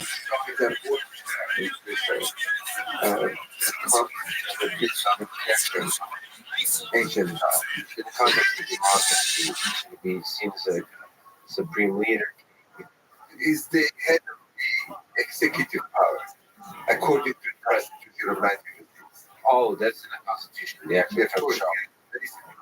But the actual Shah. Okay, interesting. But the Shah is a very old term. Yeah, it's like a monarchic term, like it is. Like a king. Yeah, it is actually it's a term peculiar to I've written about it. But because the Western world in ancient times has been vexed for royalty in the Eastern world in India is Raj. It's the same word, the same root. Iran never shared that. They had the idea because Rex and I don't want to get into too much of this. It's very interesting. Rex and Raj is the one that defines the goal. Basically, four set of okay? It was of the right because Rex and Raj both have the origin of right and right the right religion, basically. By the way, this was beautiful letters the Persian Constitution 1906, and it says it's the Constitution of the sublime state of Persia. Qajar. I mean, just the extra adjectives on top of this is beautiful. Yeah, that was actually the change that came about. I didn't put too much into it, but it was called, as I pointed out before, the garden to reach of the ground. Yes, they changed that sublime state of it during the Constitution because they wanted to give a great centrality and the sublime state. But also, what permeates all of this is poetic. I mean, there is a history of poetry. Of course, there is culture. It is just fascinating. I mean, it's, I of course, I don't speak the language, but even in Russian, there's also a music to the soul of the people that presents itself in the form of poetry and literature in a way that it doesn't in the English-speaking world. I don't know what it is. There's a romantic yeah, I agree. In Iran, it's a time of thick poetry. This kind of patriotic sentiments that comes to poetry plays a very important role. Of course, these days poetry has kind of declined, and you see the visual image that's presented as with cinema is because these days the yeah, if it is about the period of Muhammad, he built up because he received a greater income from the oil revenue, and he built up the strong security force, the strong security apparatus, which is the Savage, which is an acronym for the security force, security organization. And he, of course, unfortunately, in the 1960s and 70s, basically suppressed the voices of the possibility of any kind of mass participation in the political process. It became very much authoritarian.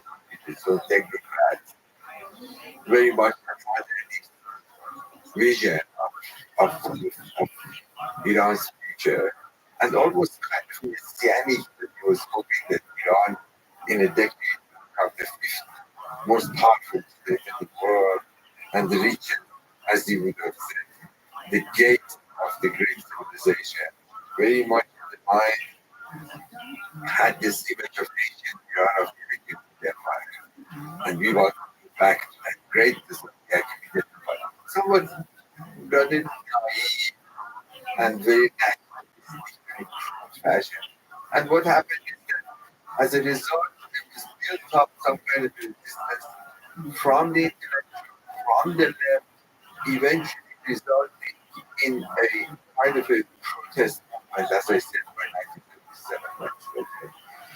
Then, of course, the question that comes to mind, probably you would like to know about, is the fact that when it becomes religion, when it becomes Islamic, if it's the popular, nationalist liberal tendency of opening up the political space and allowing greater participation, going back to the persecution of 1906, 1907, why all of a sudden it becomes Khomeini? Where does it come from?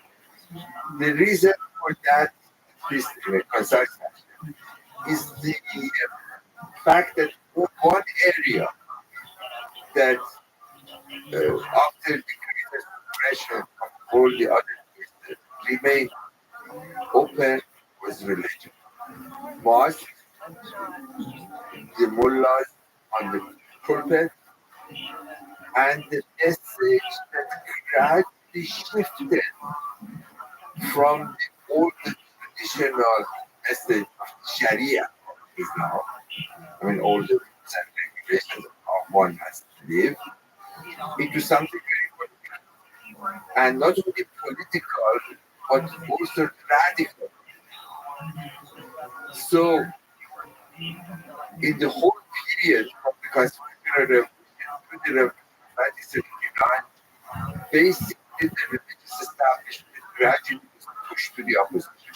They were not originally very conservative, supportive of the state, as the Catholic Church, for instance, was supportive of majority of the authoritarian governments around the world. But the politicization was the result of isolation, because they were left out of the system. And while in isolation, they were not successful in trying to reform themselves, to try to find answers to many of the questions modern times. What happens to women? What happens to civil rights? What happens to civil society? How modern law and individual freedoms have to be defined in Islamic Separate religion and state. how to separate religion and state. These issues were never happened. What happened is that there was this wide political Islam and revolutionary Islam as it gradually that this is the bypass to power, basically, to become again a voice in society and eventually a prominent voice and eventually a relevant voice in the society. That's the process that led into the revolution of 1979. Basically, period, greater attention was paid to religion, even among the secular men who were alienated for a very long time because of this extensive modernization of the Bahari period. They didn't have a sense of that old mullahs, but they became to have a kind of a quora in this period. Yes, they are not corrupt.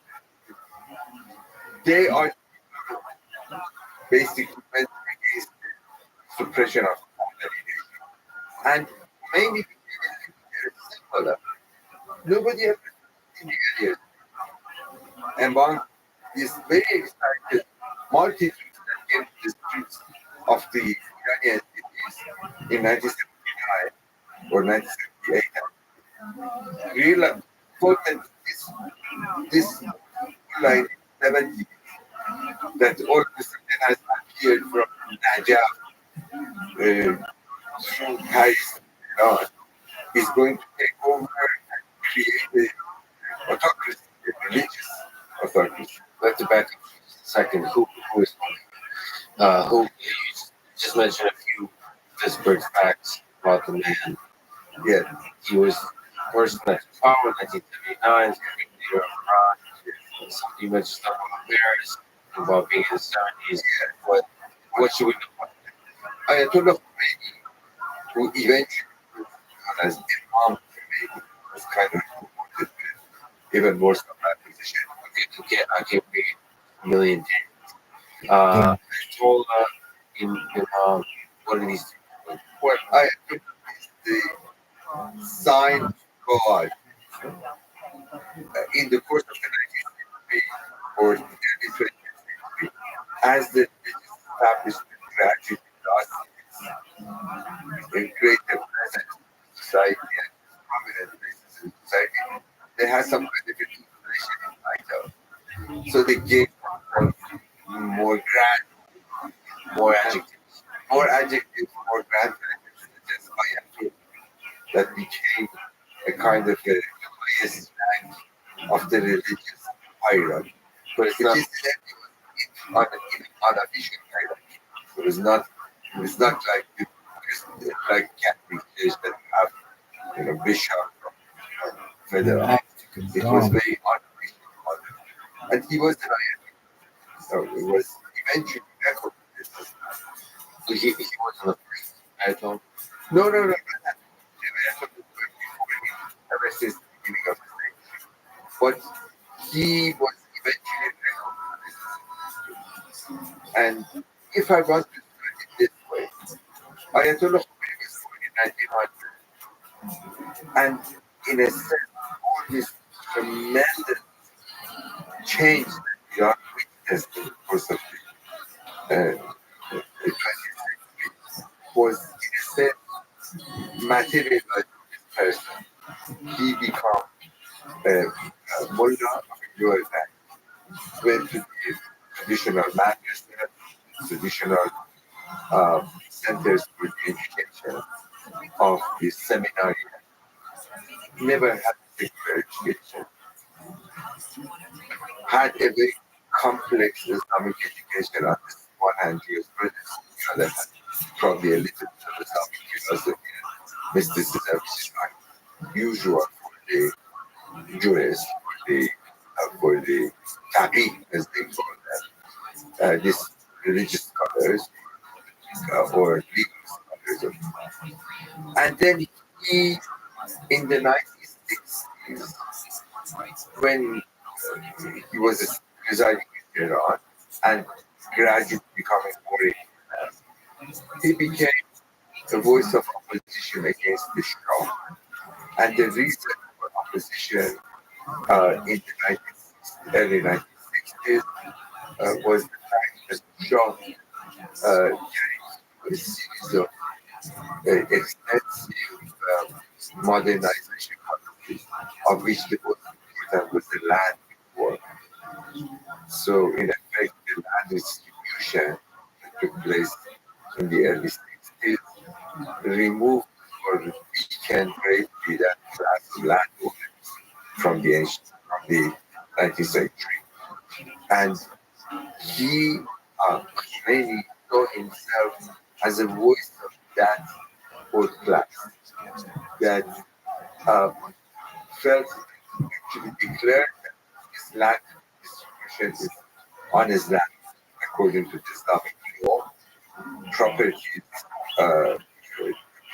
is honored, and you cannot, no matter how much and how large these estates that the landowning class has, the government has no right to redistribute it, even among the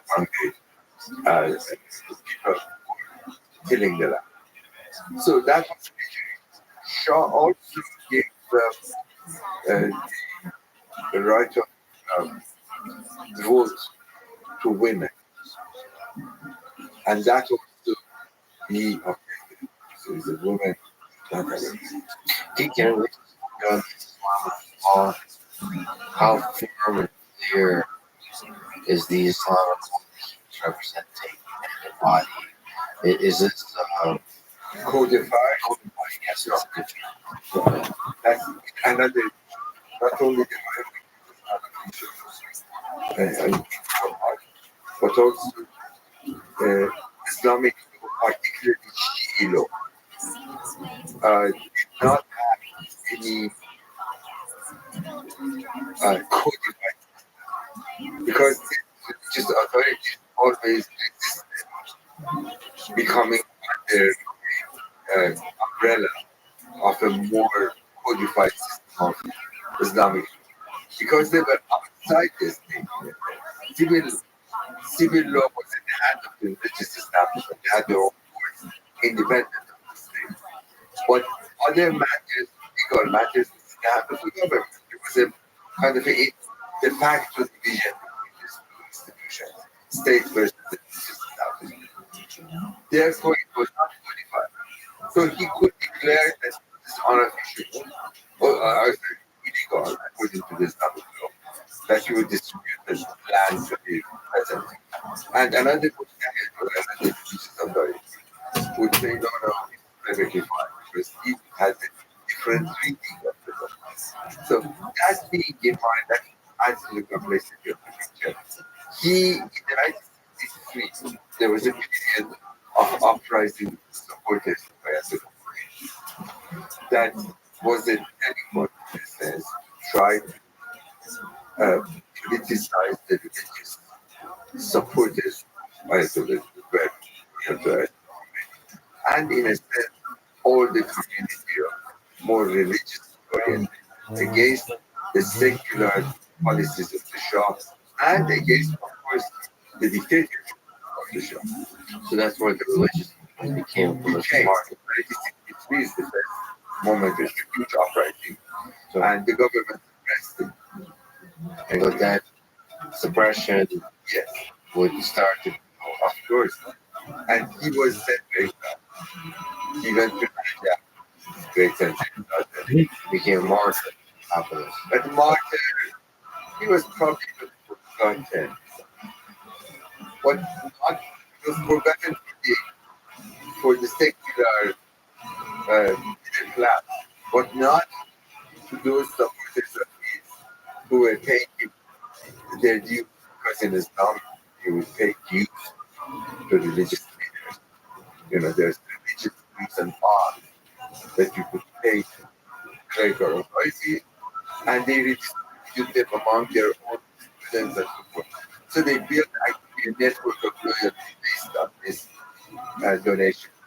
And these donations that received by the community was very effective. Through his network was distributed even if he was in exile at Tahrir. So the 1977,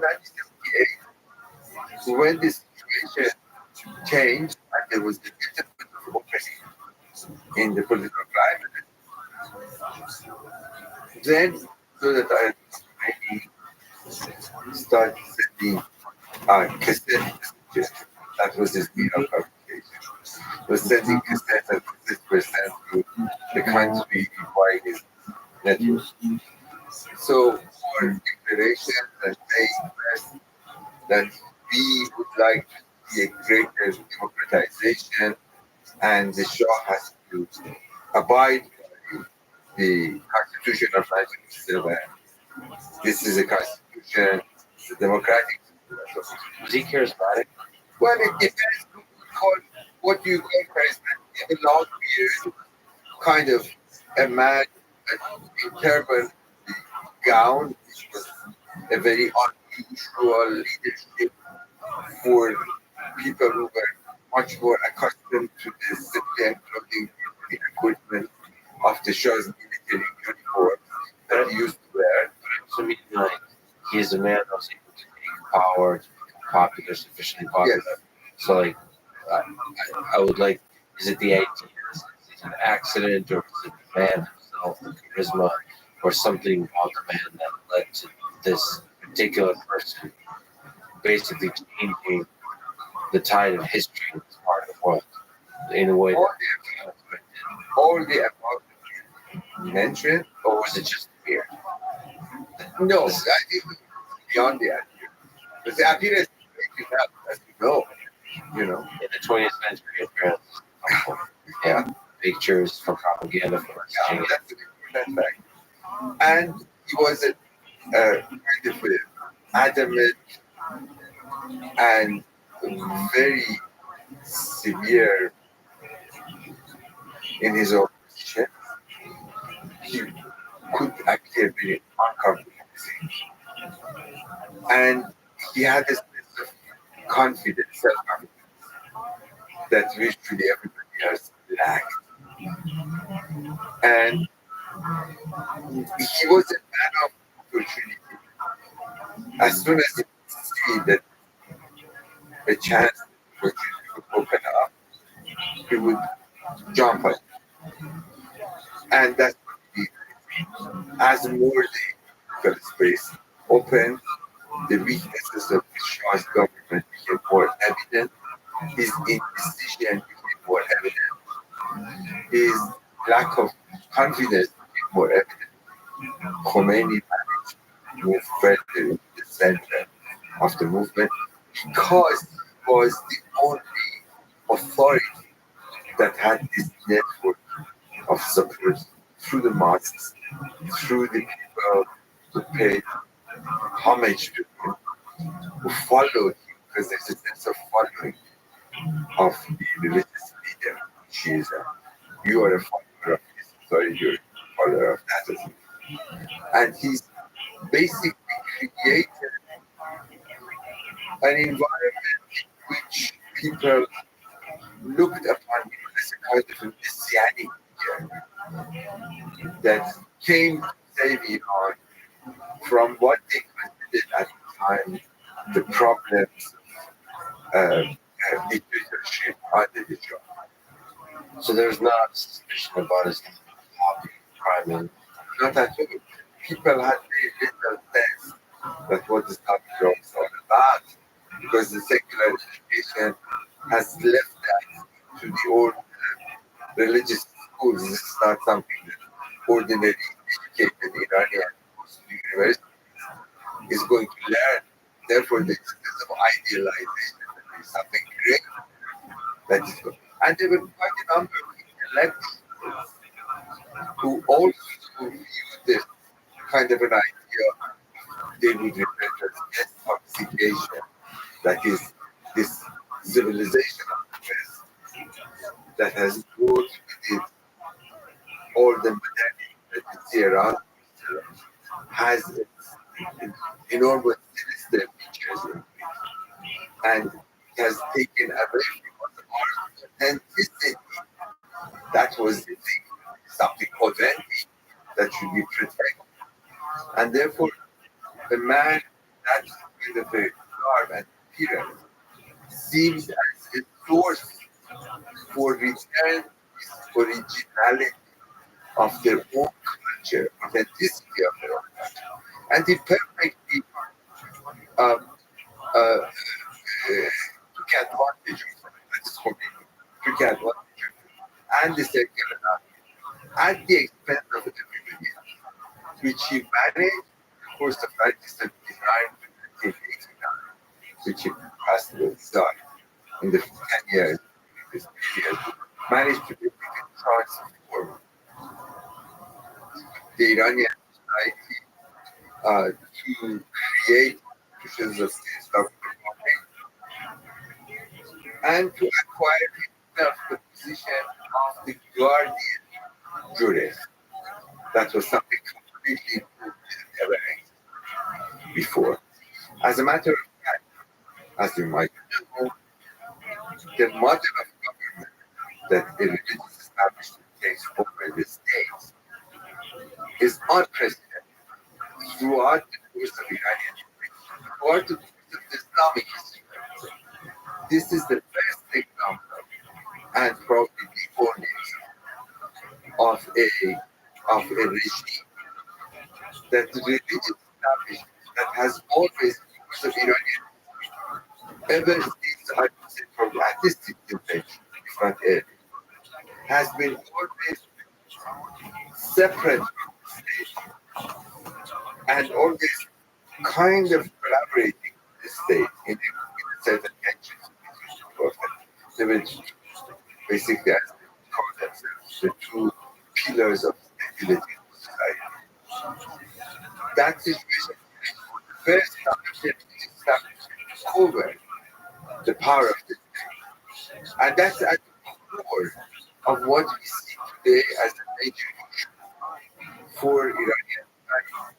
Because these are basically that whole balance between the religion and the state, which is kind of a de facto separation of authorities, has been violated. And now you have it for a theocracy in effect, which of course only in its appearance, theocracy. Deep down, it's a, in my opinion, ultra-fascist regime that is state in power, but it has the appearance of religion into it. So this is really the story of the revolution. And as a result of that, the Iranian middle class is greatly suffering. It's not without the reason that 54 million Iranians abroad. Because basically the emergence of these new powers gradually isolated or marginalized the secular middle class who could not survive under that regime and gradually out in the course of perhaps 30, 40 years after that, Iran has the largest, I think I might say so, has the largest rape rate in any country. So, Population. so fascinating that how much of a weird corner of history is it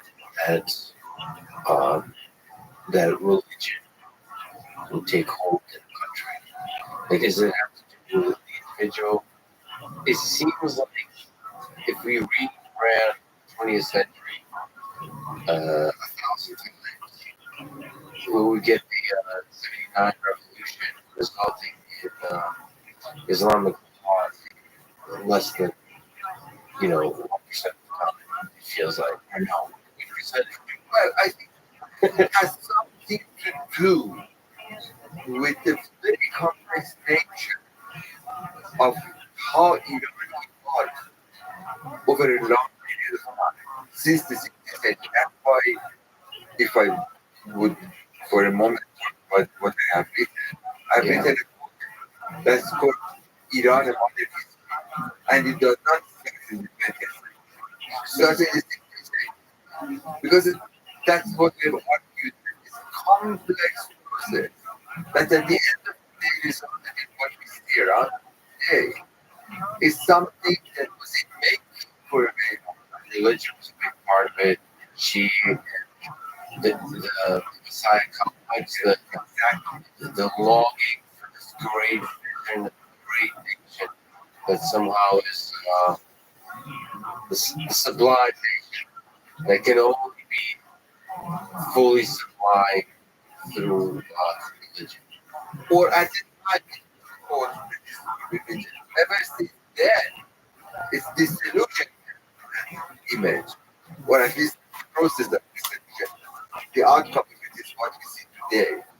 Basically, that process of 40 years, the process of readjusting to the reality, that creates a moment of romantic success of a revolution, like most revolutions, that is going to change it, bring this kind of a moment of greatness, led into this great disappointment, the movement of the great disappointment. Like most Messianic movements, by the way, Messianic movements in general always leading into great disappointment.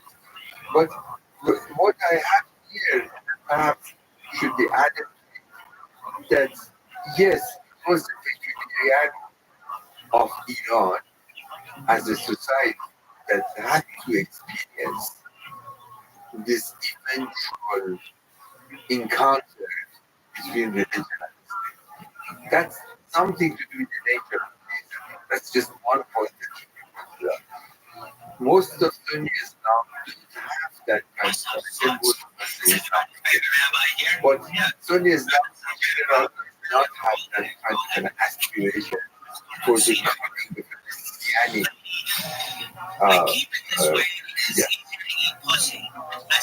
leader.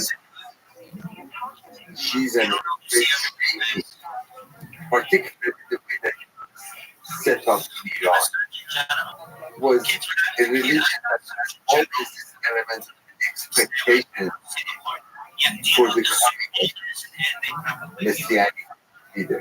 Of course, I mean, between families, all societies look for Messianic leaders.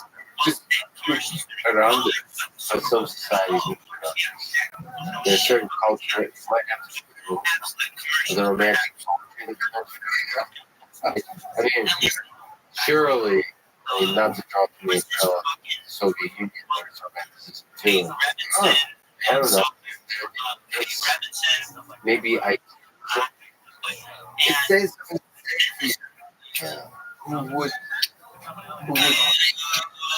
out of Israel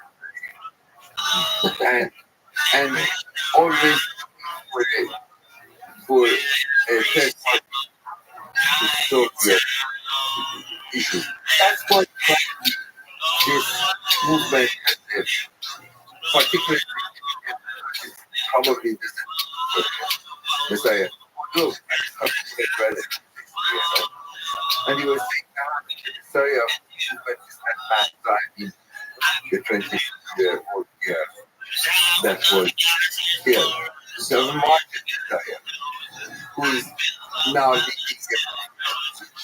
the no longer as a charismatic leader.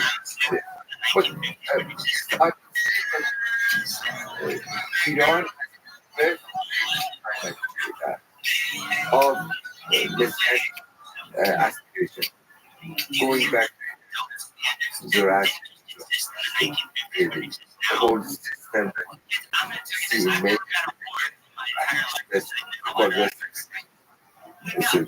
dynamic is parallel, perhaps equal, by Zoroastrianism, in which there is an idea. This word, there is an idea of judgment,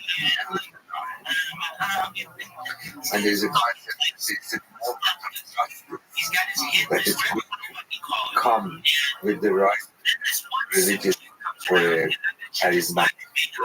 It's very old, very old, and it's not as it is itself in the course of history, but never as it happened tonight, and never authority from within the religious establishment. It was always dissent that were kind of antinomian, they were against the religious establishment. That changed. But Romans 79, that changed. Still doesn't. But we can just draw other some practical games of power that occur. You know, the way knowledge, power, hate. Was there something like this in terms of these now? I remember stuff. So the main some support for people, but this it's certainly probably not in terms of as you would see bloodshed or the destruction of the population was far greater than what you find in Iran or conflict. Perhaps and particularly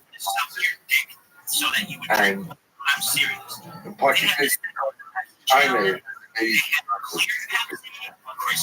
this is the you have and Mao appeared there that there is a you can see mechanic here at the head of it, and it destroys the other forces. So during the first 10 years of Islamic Revolution, it destroyed the liberal, national, secular. It destroyed the guerrilla, some of them Islamic, some of them Marxist, who turned into political parties in the course of the revolution and their company destroyed, and in a very fashion. And their opposition even within the establishment was represented uniform, many different tendencies. Those that were opposed to the authority were not all religious above the level of the religious authority. These were the chiefs and there were 11 of them and come back at the end of the camp. So the title always for them in freedom. Never together. He is the first in the revolution. First referred to deputy of Imam, but the deputy graduate second Imam. That's his official title. I love human beings so much. It's so beautiful. These titles we give each other. But It's marvelous. you have that No, I love it. I love it in a dark very side. kind of way. The character itself is almost funny, if not for the evil that has led to the human history. And it's an experiment in a kind of unintended fashion. It's a fulfillment of the idea of Imam, which is an idea for 1,000 years, is here and not here. And therefore, Khomeini would have, in effect, fulfilled those anticipations.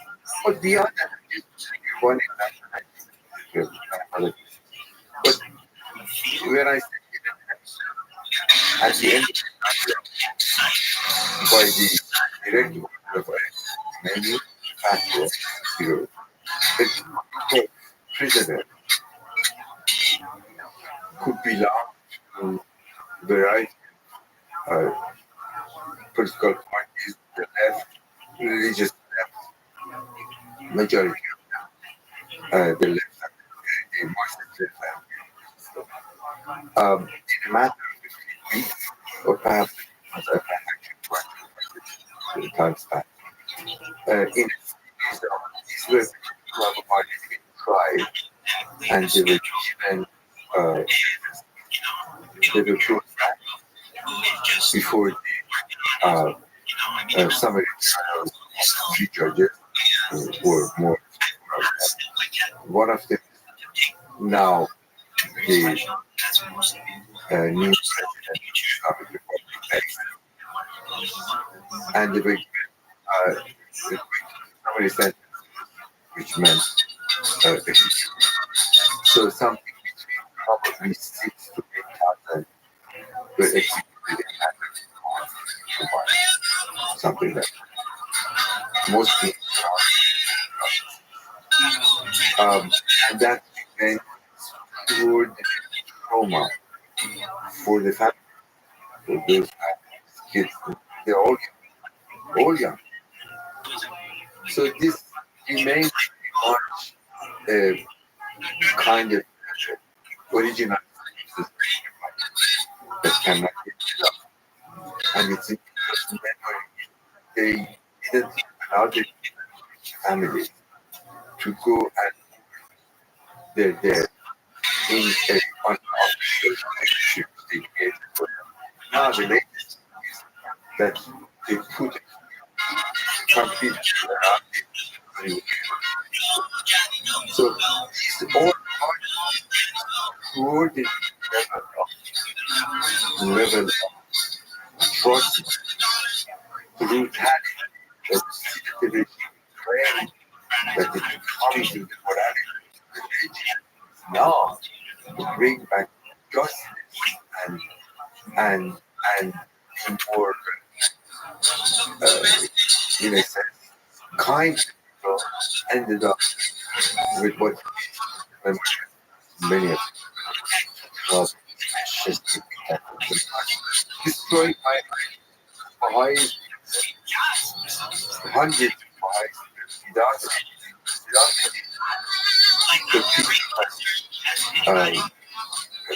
people the right to take away from them, even on the state. There's a lot, by the way. So you would see in any area, this is an act pretty much beyond us. So Khomeini held power for 10 years, and then power next leader is still the leader for 30 years. I'm first. Well, it was one thing, but this is Ali Khamenei. I told Ayatollah Ali Khamenei. Well, there's mistake there. Use the term Imam. But in any respect, was given the candidate that they did Khomeini. He is the guardian that was because the Constitution of the Republic is an authority that is above this thing.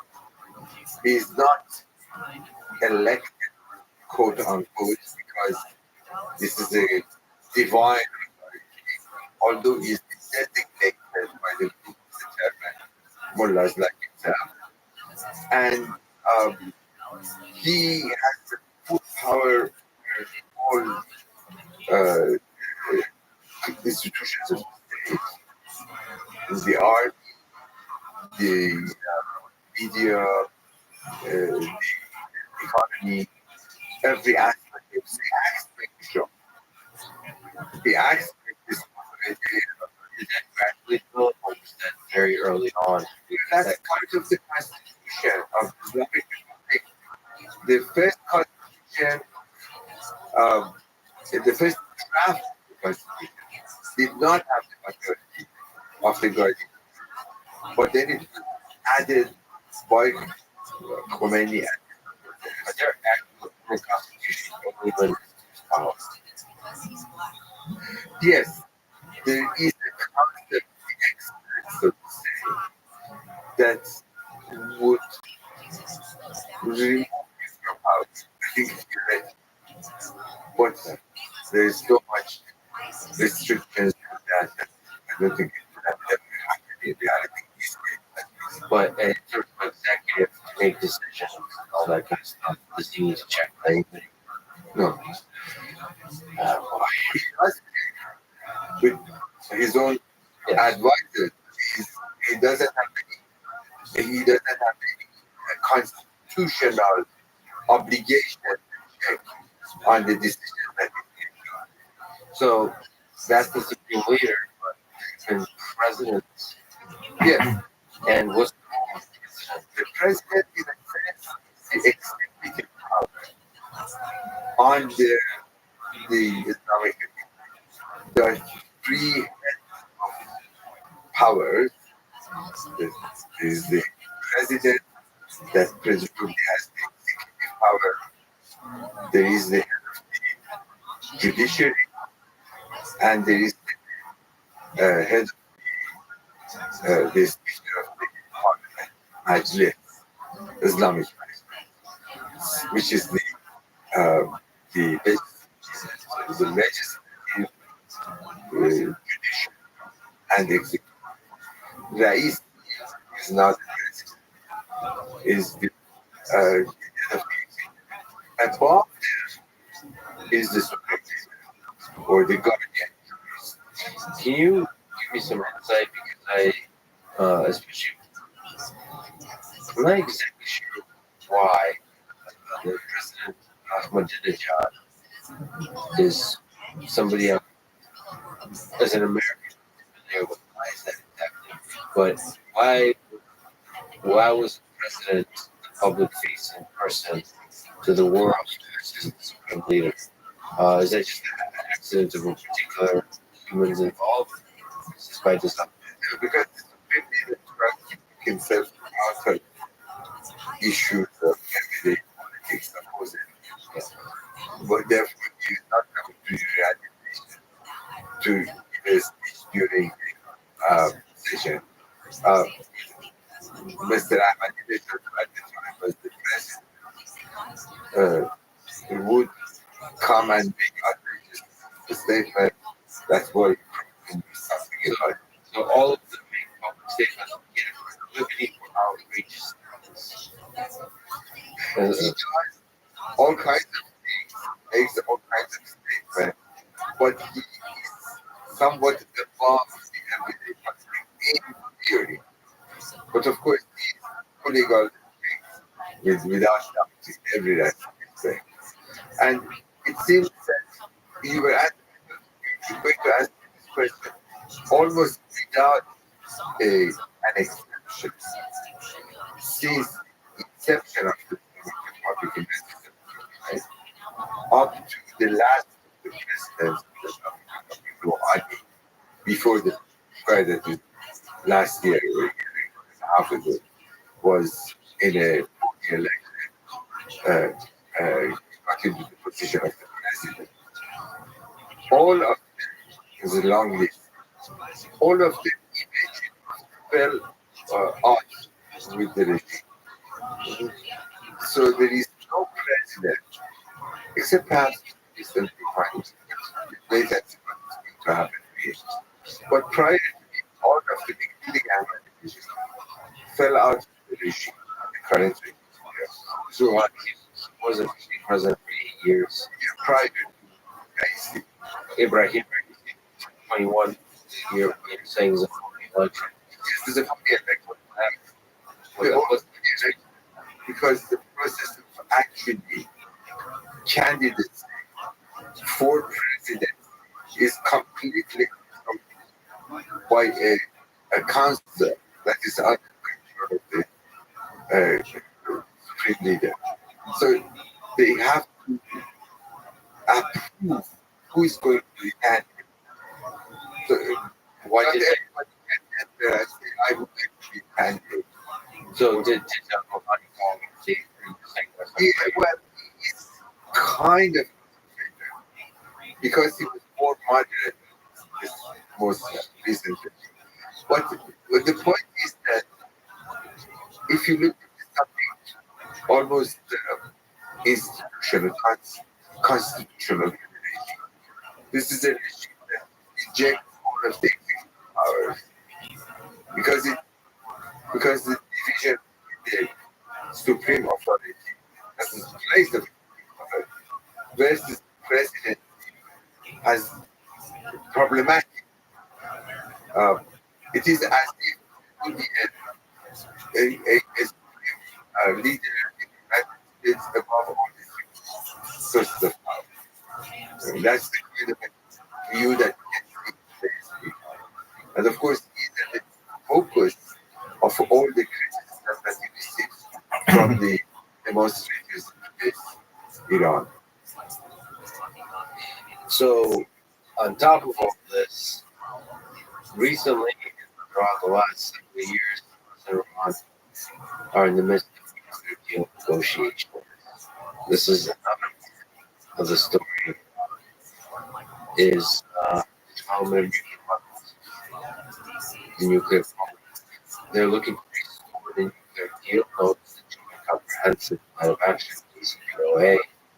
What is the history, the present, and the future of these negotiations on nuclear weapons?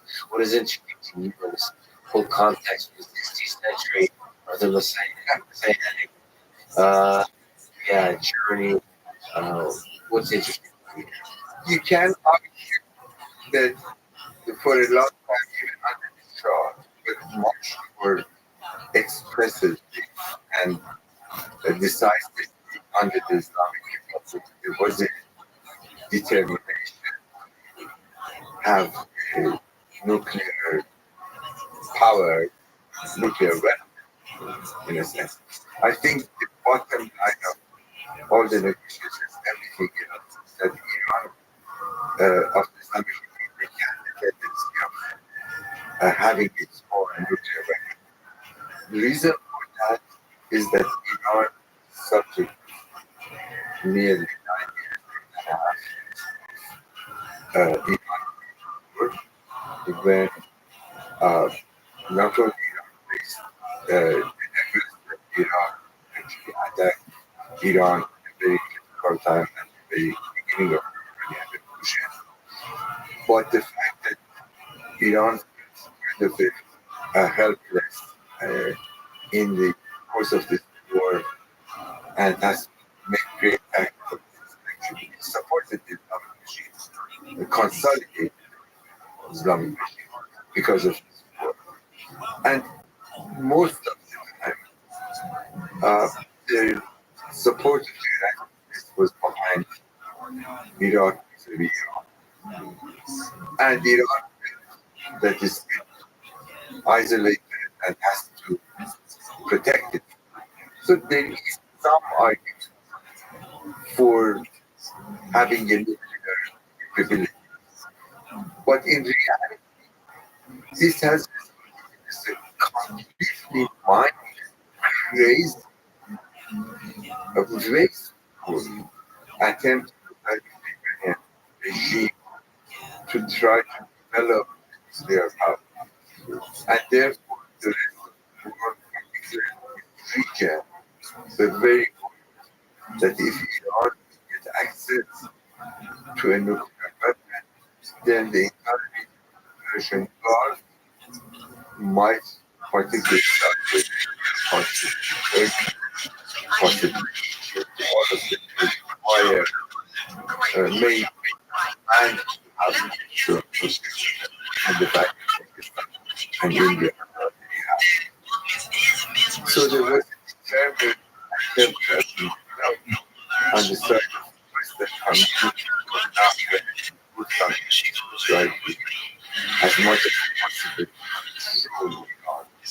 from getting access to a nuclear or actually to what they use that being said, there was also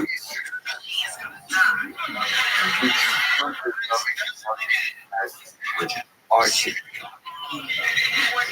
And some of this might be viewed his own exaggeration of Iran's threat. And some of it because Iran has established as we see it. And such this attempt to prevent from executing access to nuclear weapon, which resulted in massive sanctions on Iran. Ever beginning of the and of course, actively since 2016, prior this agreement consider Iranian nuclear or nuclear setup in extreme but this never no matter the satisfactory way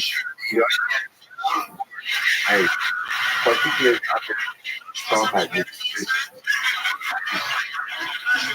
decided to scrap the agreement that was reached under President like many other policies that implemented under the Trump administration. create that is on the right come up in new nuclear in this case, Oh, that is so fucking funny.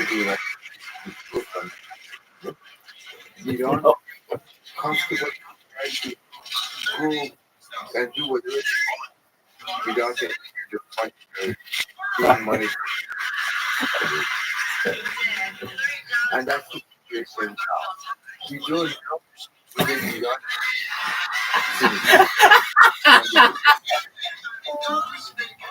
to negotiate. You don't know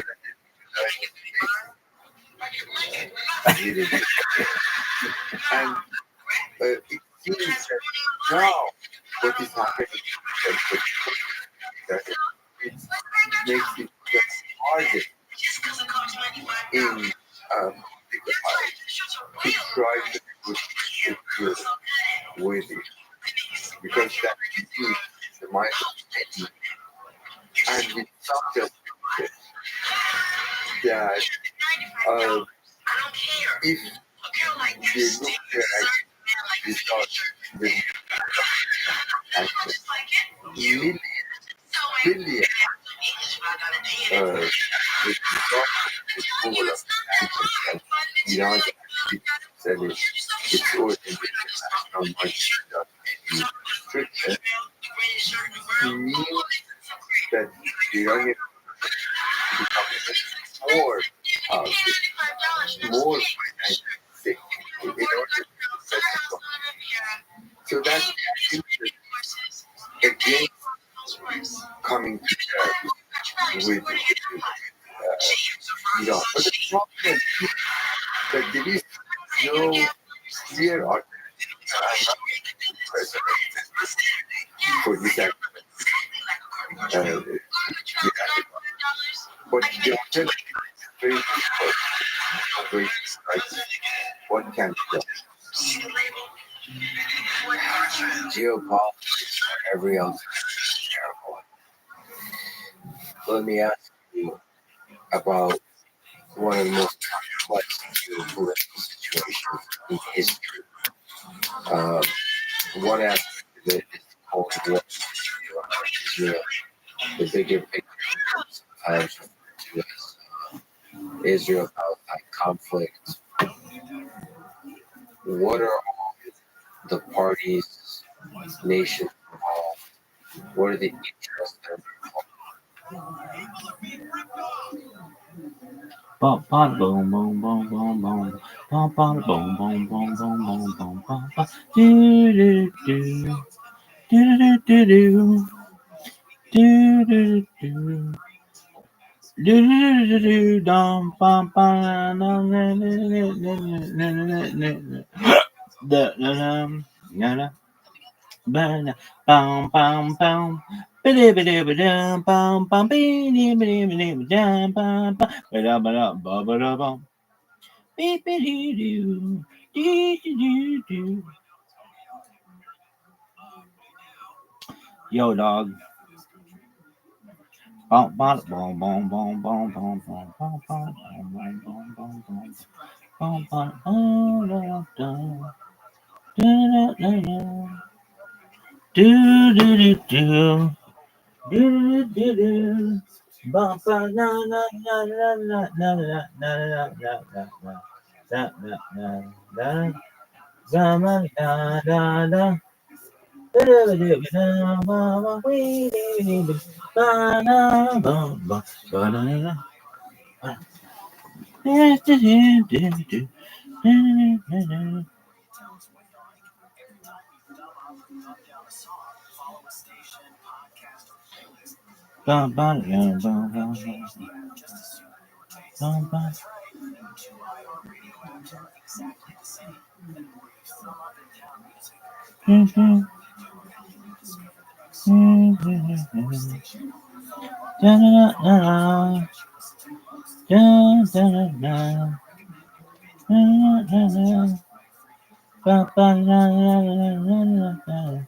Da-da-da-da-da.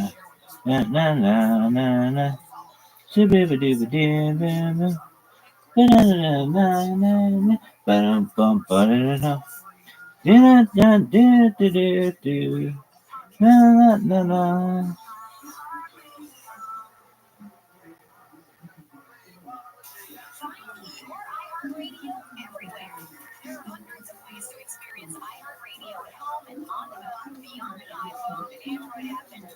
Yo, dog, give me all the Cosby themes. No, I want them all. Okay, season 1.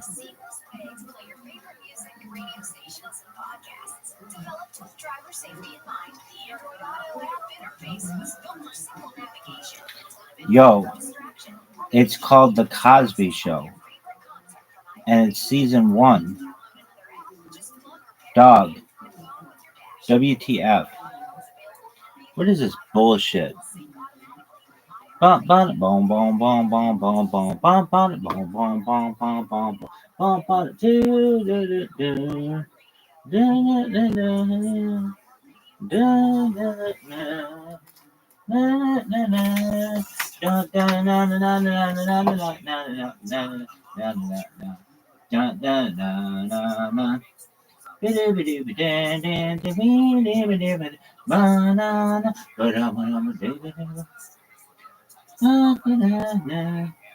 I think this goes so hot.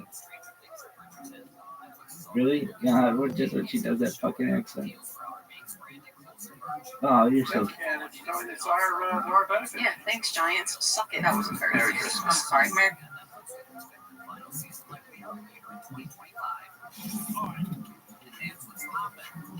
Okay, how many of these do we have? She has a whole fucking season.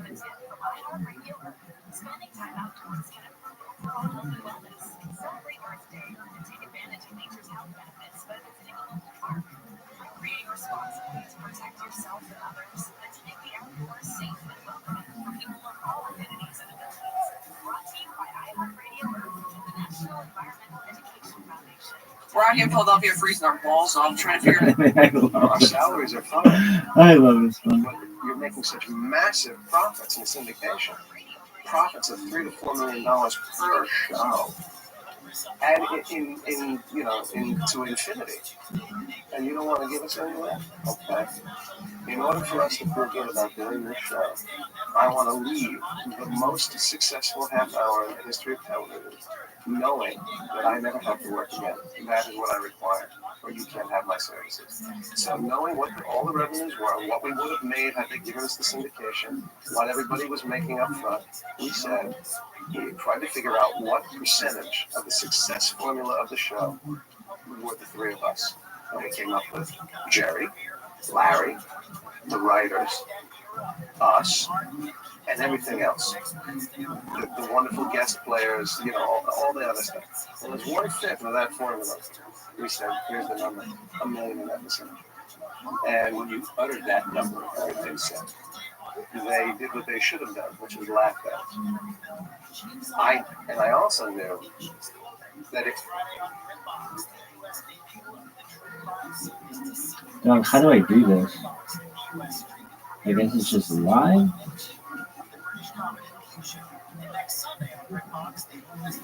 Just do it and just talk about it.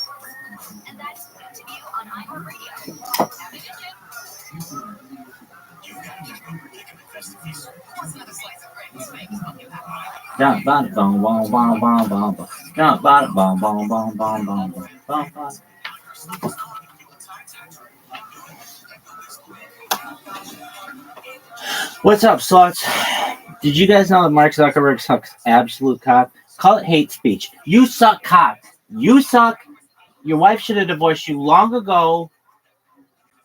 You can't even throw a disco party correctly. You can't even get it on video. Anyway, there's this thing called The Cosby Show, which I don't know why people still don't fucking love it, but it is the best fucking... It's not the best, but maybe. It's up there with the best fucking shows of all time, including Seinfeld and Sex and the City and The Sopranos. Oh, what is this shit?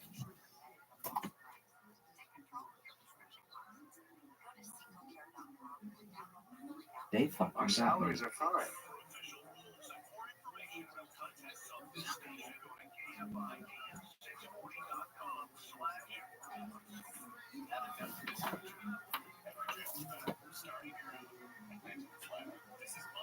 Zuckerberg.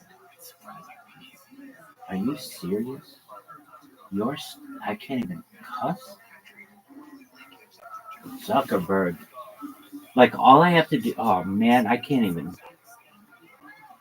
This is awful. Dog. I just wanted to talk about the Cosby Show. And Zuckerberg's over here like, no, you can't talk about the Cosby Show.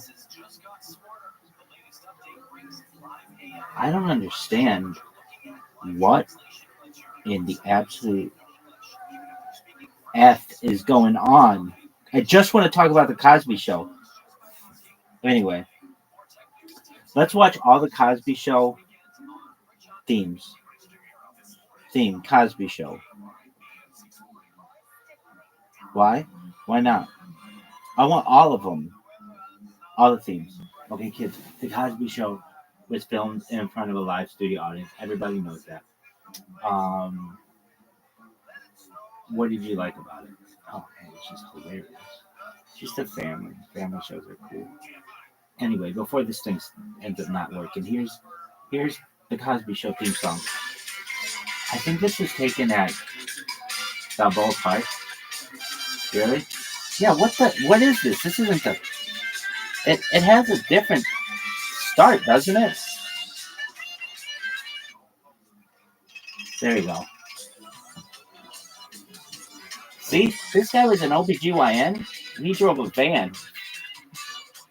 Seriously, look at this. It's like an eco line. People live in these things now.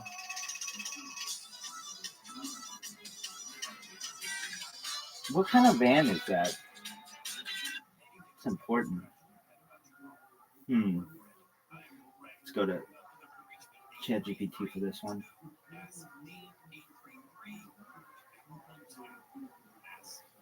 Yo, dog, what kind of van did the Huxtables have in season 1 credits of The Cosby Show?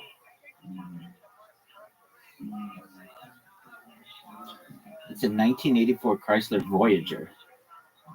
Nice taste. Anyway.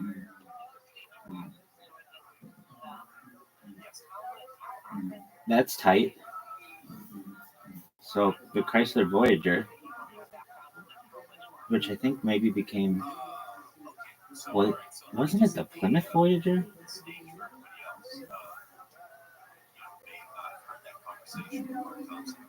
Yo, dog, was it the Chrysler Voyager or the Plymouth Voyager? It was actually the Plymouth Voyager. Was the name when Chrysler first introduced the minivan in 1984. Later in the 2000s, Chrysler dropped the Plymouth brand, so the Plymouth Voyager. Super good taste. Anyway, so this guy was a bit OBGYN in the show. Anyway, that was important. Plymouth Voyager.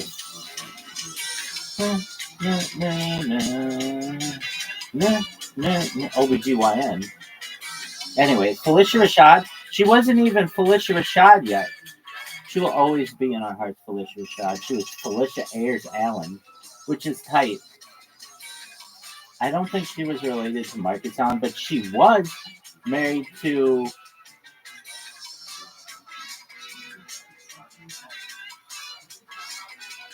Why can't I say his name? Felicia Rashad and Ahmad Rashad. Oh, the way he proposed, it's a whole thing. Anyway, you got Tempest Bledsoe and Sandra comes in a weird way. Like, she's not in the original one. She's just like, where did you come? Anyway, you had...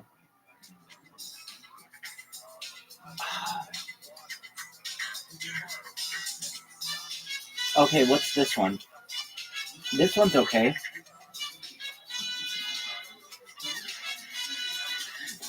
Felicia Ayers Allen, they didn't change it yet. Who's that? That's Sabrina LaBeouf. Who's that? That's the fucking one's mom. Lisa Bonet. Your daughter's a thing. Anyway, Malcolm Jamal Warner. First way I ever learned about dyslexia. Tempest Bledsoe, you're a thing. And you weren't a thing here, Keisha and I put them, but you would become a thing. And you're older than I am, so yeah. Anyway, Carmen Finestra, that was a thing. That was just always on here. It's like, when's Carmen Finestra coming up? No. Oh, no. Yeah, this one was like, Bill, what's going on, dog? How did we go from like jazzy to, okay, I'm cool with this. What is it? We sambaing? What is this? Anyway, you need to understand, this is important television history. And if you're like, oh, Rabbi, well, what about this and this and this? Dog, I don't care. I separate the art from the artist. Not to say I don't care, but I separate the art from the artist. Why? If not, we would be watching, I don't know, Little House on the Prairie, and I'm sure they did something wrong. Anyway, Michael Landon, I'm sure he did something wrong. So, unless you want to just watch that all the time, I love The Cosby Show so much. Oh, this is my favorite one. Really? Or Paul Theater one.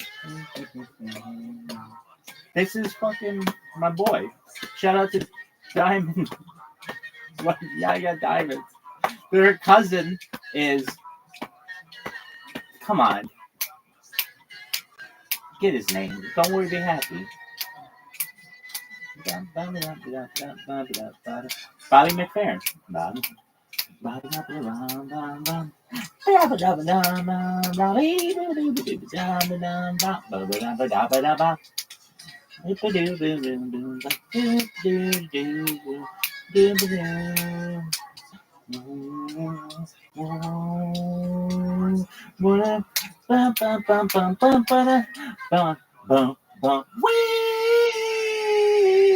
love that one. This one was like, dog, what are you doing? I'm not saying I don't, it's not like fun. I mean, like literally the Cosby Show could do the people from the Cosby Show could do just about anything. Let's be careful there.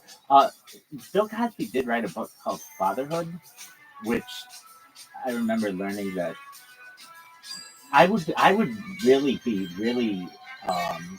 I'd be like, oh man, Bill Cosby's like the best person ever. And I remember my parents would be like, they're having read that book. Like, well, you spent some time in some places you would not,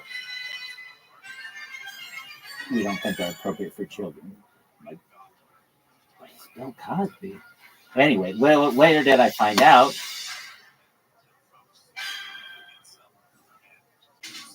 I love this one. I love the way they dress him in this one. I love his little tie. This one's got Raven Simone. She goes like this. I love that. Yeah, get down, girl. I like her pants. White pants. I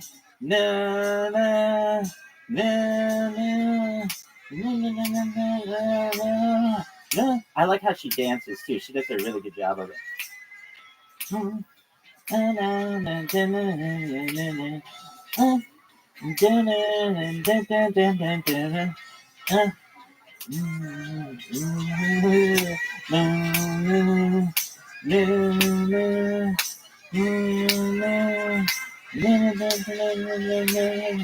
Was Bill Cosby the first black person you ever saw on TV? It is definitely the first show that I watched a lot. The best. I remember asking my mom what that means, and then anyway, I would like I remember my grandparents would laugh at it, and my family would laugh at it. This is the best elevator music I ever heard, and I'd be like, "What does that mean?" I was like 5, and well, yeah, like pretty close, and I don't know, maybe 6 or 7, but not very old, maybe 8. Probably not that old though. And they'd be like, "Oh, you understand when you're older." And I thought, "Oh, what is it?" They would just tell me that. Like, no, tell me what it means. Like, no, the show is starting. We don't have to get into like the history of the elevator. Anyway, those were great themes. And then there's this last theme, which is kind of like the last season. Which, no offense, they brought in cousin Pam.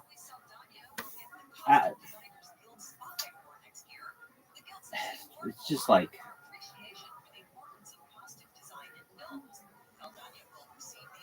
Cosby Show is such an amazing show. Such an amazing show. This is the best elevator music I ever heard. Now I get it. So what does that mean? Some kid's gonna be like, I don't understand what that means. Well, back in the day, they used to play music in elevators to just make the time go by faster. And so he's making a joke like that song was the best elevator music that he had ever heard. But I didn't know that at whatever age I was. And I would always ask, what does that mean? And like literally the show would start like right thereafter. Nobody wants to explain a joke right when a television show's going to start. That was my thing. I would always ask, well, with any joke, and I would keep it in my mind if I understood it or not, why I didn't understand it. Then I'd start to learn that there were adult jokes, and then, okay, those don't really make sense. Then they would start to make sense, and they'd be hilarious. Anyway, Cousin Pam, I think you did a good job. I don't think anybody could have revolutionized this show. Dude, the first few seasons of this show are so good. But you got all these funny people. Cockroach. Oh, it's just hilarious. Why don't you like this version? It's okay. It's not like the worst. I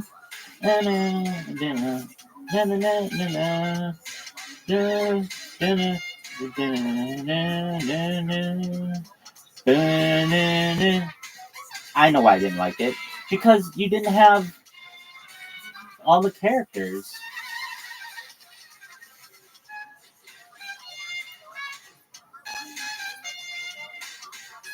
I think Keisha Knight Pulliam is one of the most beautiful women on earth. Really? At one time, yeah. I mean, I haven't seen her recently, and I'm not going to go looking for her, but I think she's really pretty. What about Tempest Bledsoe? You know, ditto, baby. She's pretty too, but there was this time where, oh, I know what it was, where the Cosby Show had not been on for, well, the Cosby Show, I don't know, ended in the mid-90s, early to mid-90s, and then the Cosby Show just hadn't been on, and then all of a sudden she did some show, and he's like, damn, Rudy grew up. I can't believe I said I think she's one of the most beautiful women of all time, but I don't think she gets enough credit. I think she's a very pretty lady. All right. Is that the end of your fucking Cosby Show story? Fuck no. We could go into all the things with a night and day, all that shit. It's the best. Oh, man. Gordon Gartrell. Burgers. You don't even know what burgers are. What's a burger? A hot chick? Or just eating them. All right. Burgers? Yeah. Anything else? No. I mean, it's just an amazing show. If you haven't seen every fucking Cosby Show of all time, then go fuck yourself. All right, are you done with the Cosby Show? I would watch all of the ones that have music, but I'll get banned because I can't even say why I'll get banned because then it won't even save this. It's the worst. This is the worst. You're fired. Go fuck. I can't even say that. You're fired. Go F yourself.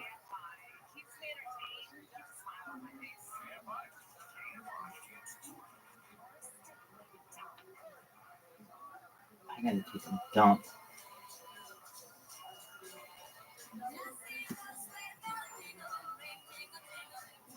Cosby. Dog, it didn't even fucking save.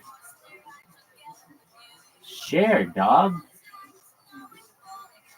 What? No. What is this horseshit? Well, did that fucking record? This is the worst. Zuckerberg, new reel, share. I bet Zuckerberg didn't watch the Cosby Show. He's too busy sitting on his fucking phone.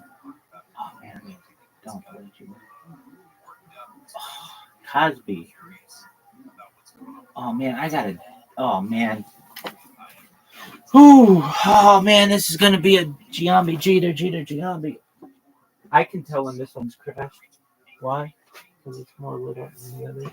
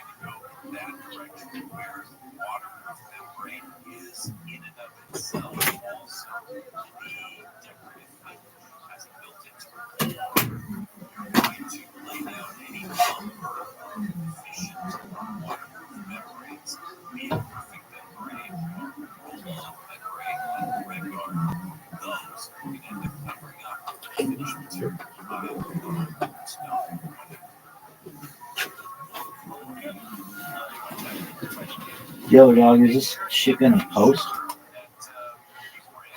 It's just the worst.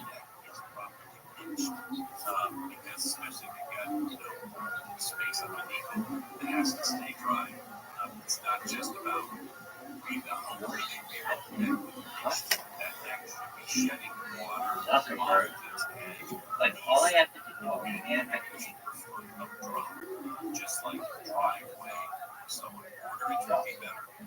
I just wanted to talk about the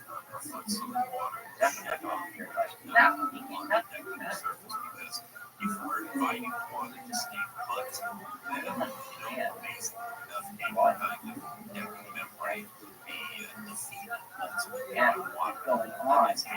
Just want to talk about the Cosby Show. Anyway, let's watch all the Cosby Show. Cosby Show. Why not? I want all of them. All of them. The Cosby Show was filmed in front of a live studio audience. Everybody knows that. What did you like?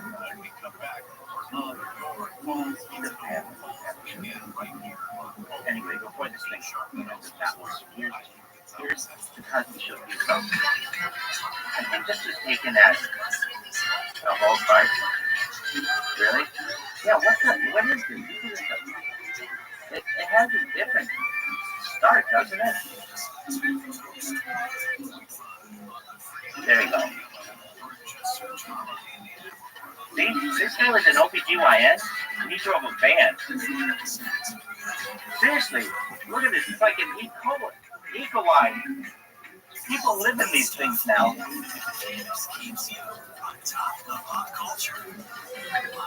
What kind of van is that?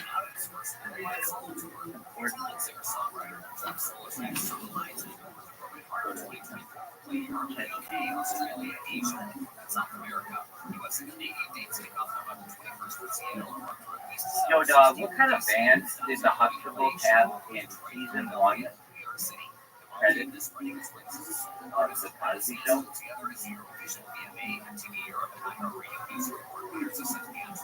Thank you for Priceless Voyage. Anyway.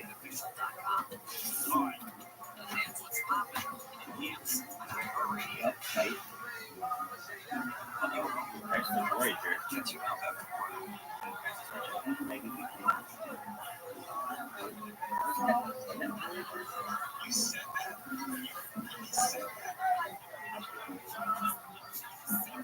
Yo, dog, was it the Priceless Voyager or the Plymouth Voyager? That's just the Plymouth Voyager. Was the name when Chrysler first introduced the minivan in 1984. Later in the 2000s, Chrysler dropped the Plymouth for the Plymouth Voyager. Anyway, so this got to be the OBGYN. That was important. Plymouth Voyager.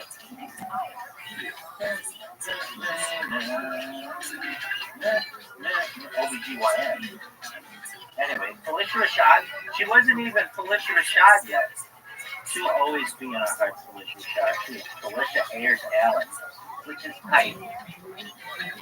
I don't think she was related to Marcus, but she was married to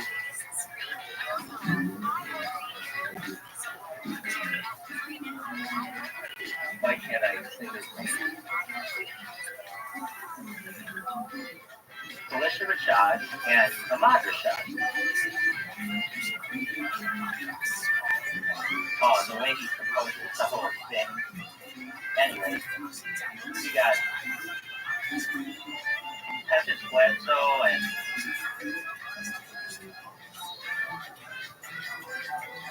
Sandra comes in a weird way. Like, she's not in the original. Like, where did she come from? Anyway, you had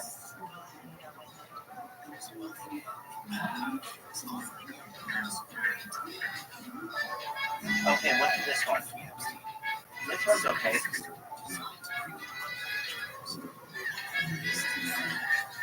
Felicia Ayers Allen, they didn't change it yet.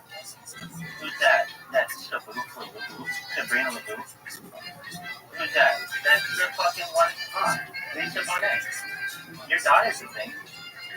Anyway, not Jamal Warner. First way I ever learned about dyslexia. Second so you're a thing. And you weren't a thing here, Keisha Night Photo, but you would become a thing. And you're older than I am, so.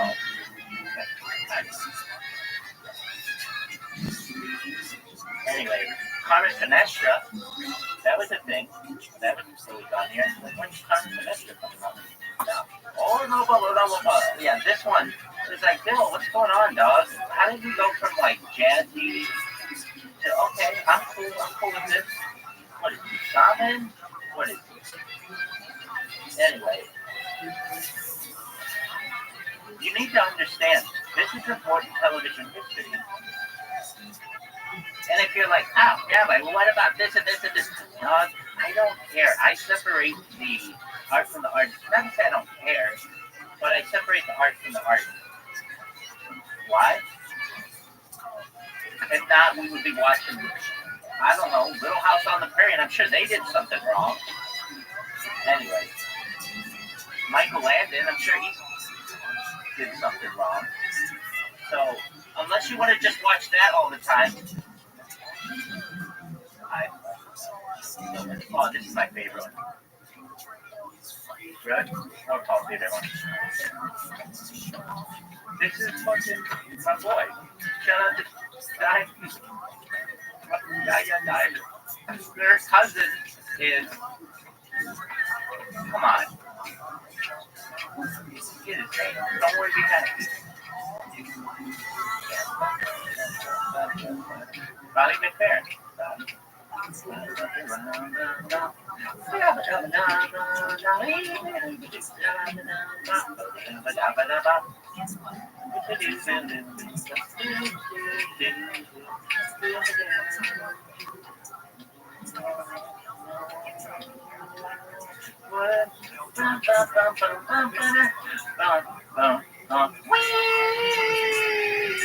I love that one. This one was like, dog, what are you doing? I'm not saying I don't, it's not like, I mean, like, literally the show could do any, the people from the Cosby Show could do just about anything.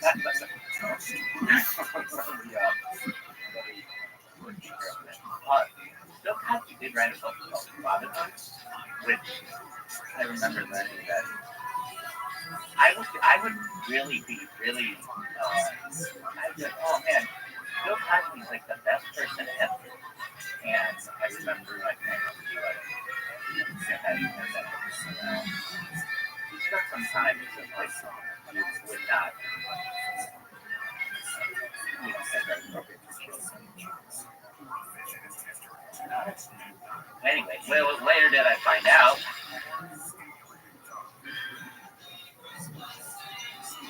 I love this one. I love the way they dress in this one. I love his little tie. This one's got Raven Simone. She goes like this. I love that. Yeah, get down, girl.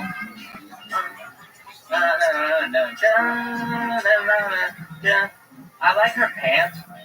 White pants.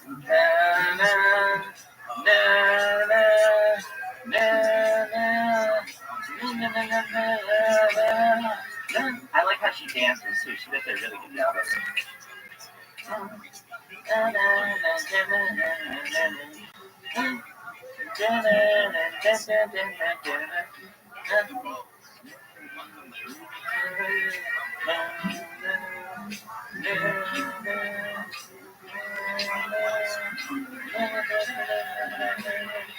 When Bill Cosby, the first black person ever talked to me, this is definitely the first show that I watch a lot. That's Ella. I remember asking my mom what that means, and then anyway, I would have like I remember my grandparents would laugh at it, and my family would laugh at this is the best elevator music I ever. And I'd be like, what is that mean? I was like, why? And well, and 6 or 7, but not very old. And they'd be like, oh, you understand when you're older. I thought, oh, they would just tell me that. Like, no, tell me what it means. Like, no, the show starts. We don't have to get into like the history of the elevator. Anyway, those were great themes. And then there's this last theme, which is kind of like, no offense. They run in cut to ham.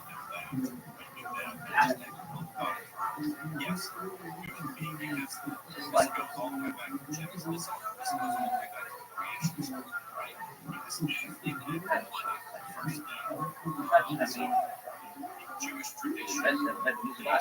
now I get it. So what does that mean? Some kids don't get it. I don't understand what that means. Well, back in the day, they used to play music in elevators. Make the time go by faster. And I'm making a joke. That song was the best song ever. But I didn't know that. And I would always ask, what does that mean? It's like literally the show start like right thereafter. Nobody wants to explain a joke right when it's over. That was my thing. I was with any joke. And I would keep it in my mind if I understood it or not. Well, I didn't understand it, then I didn't understand how I felt. That's what I think. The negative makes sense. Anyway, Cousin Pam, I think you did a good job. I don't think anybody could have revolution. The first few seasons of the show are so good.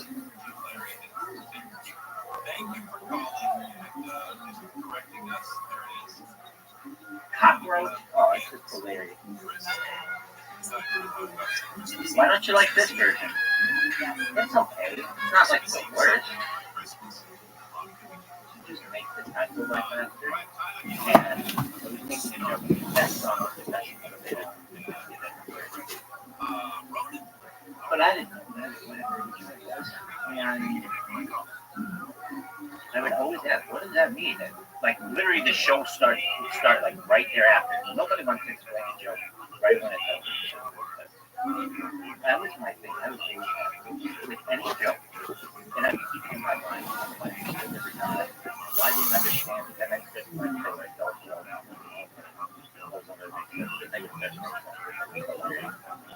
Anyway, Cousin Pam, I think you did a good job. I don't think anybody could have revolution. The first few seasons of the show are so good. You got all these funny people. Cockroach, oh, it's just hilarious. Why don't you like this version? It's okay. It's not like the worst. My name is Kenny.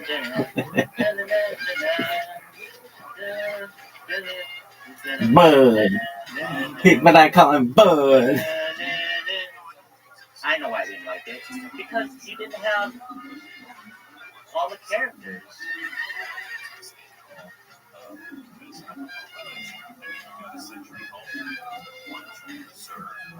think Keisha and I told him that we were supposed to do really? At one time, yeah. I mean, I haven't seen it recently. I'm not going to go looking for it, but I think she really did. What about Temple?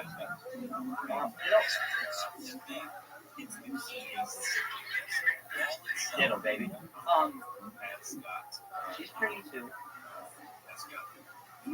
But there was this time where, I know it, where the Cosby Show had not been on. Or,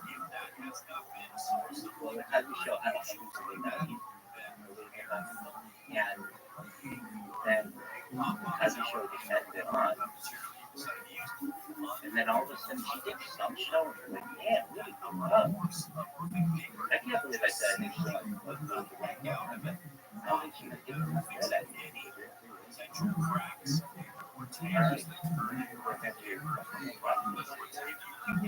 No, we can go into all the things of the night and day, all that shit. It's the best. Oh man. Gordon Cartel. Burgers. You don't even know what burgers are. What's a burger? A hot chicken? Or just eating it. Alright. Burgers? Yeah. Anything else? I mean, it's just we haven't seen every Cosby Show. Sorry, I just downloaded the Cosby Show. I would watch all of the ones that have music, but I'll get banned. I can't even say why I'll get banned, because then it won't even save them. This is the worst. Bye. Go fuck. Bye. Go F yourself. Anytime you can run water in that shower and run it directly. Let water just directly hit that roofing paper and tie in. You pop up or whatever it is that you're doing there. Let it run.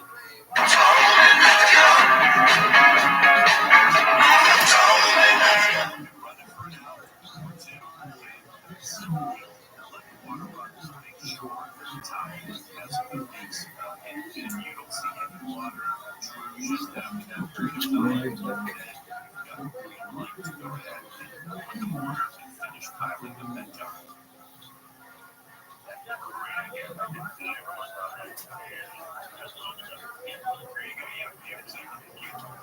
don't have to go into it blind. Just go ahead and test it once you're at the membrane stage, because the membrane is the thing that's going to look up. And that way you can deal with it right down there.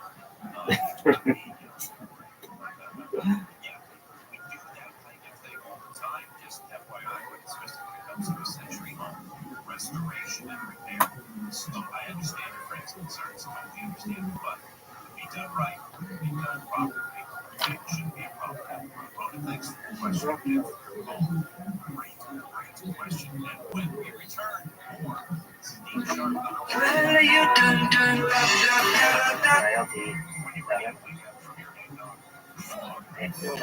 I'm going to sing, and when she do this before I do it.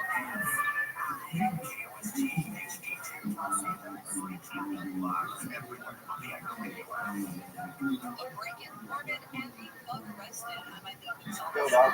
I'm going to sing. Go dog. I'm going to sing. She's in love with me and I can't work it out.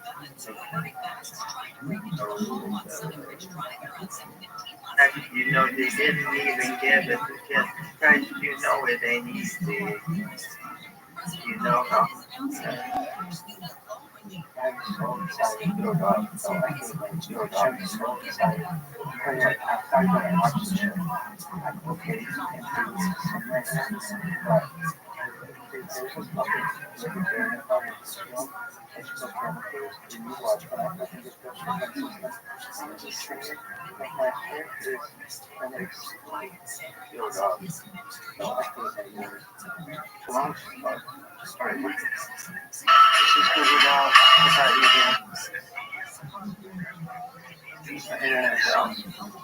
You excited about this? Yeah, yeah. This Iris by Google Dolls.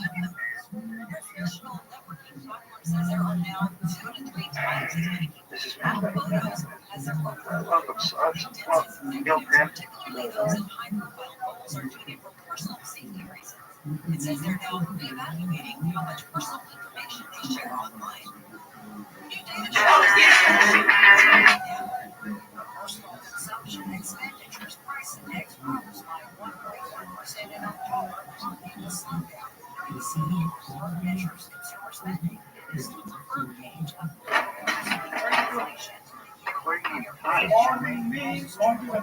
I am not. I'm in my room.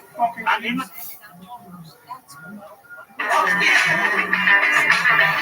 I'm recording my time.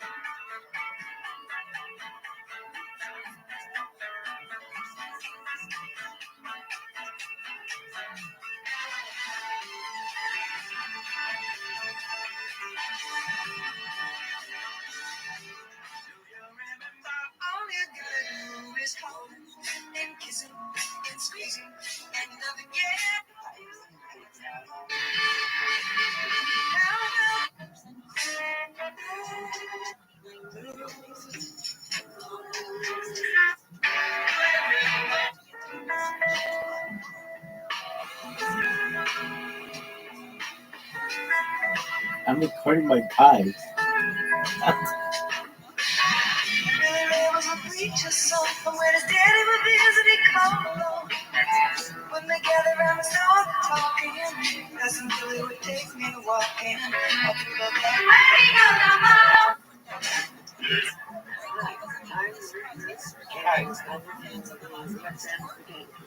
Where you? You want to eat that cake, girl? I will stick my whole face in that cake, and I will eat it without my hands. That's what you wish. That was for what you're looking for. Ellen, do you mind if I call you sexy? Well, sensuous. Yes. I would know. Do you know about Jane Yamamoto and Connie Chung on Sunday? Do you like yellow dishwashing gloves? I won't start your own religion.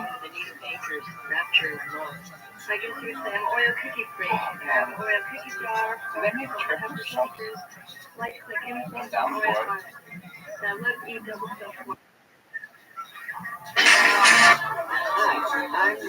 Welcome, welcome. Look who it is. How you doing, Sophia? Excellent. Glad that you're here. What's new in your neck of the woods?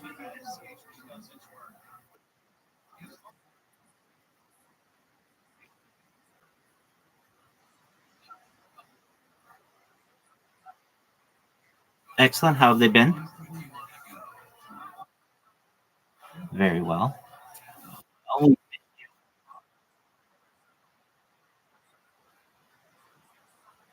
okay. So a jury duty study. What is that in what is that? What is that?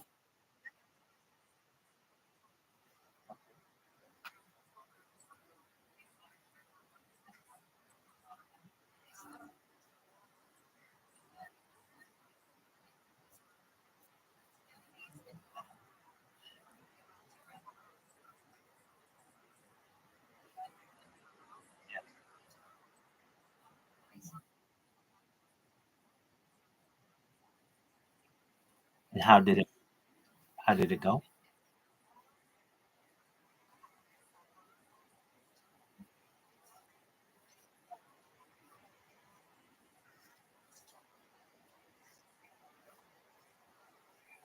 Right. And was it a civil case or a criminal case?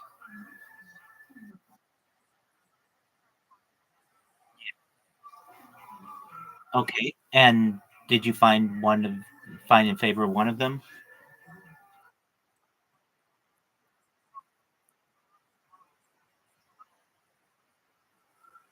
Oh, really? Oh,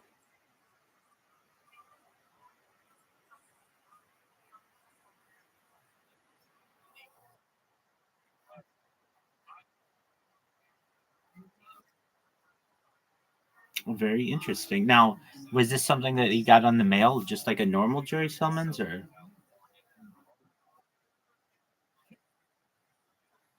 Oh, very interesting. Um, well, excellent. I can tell you, I've been on a jury, and it's not easy, and it is. Um, that's a good question. I was 18 when I did it. I was the foreperson of the jury, actually. So, um, I want to say it was 3 days. Yeah, and it was a criminal case, and I recall.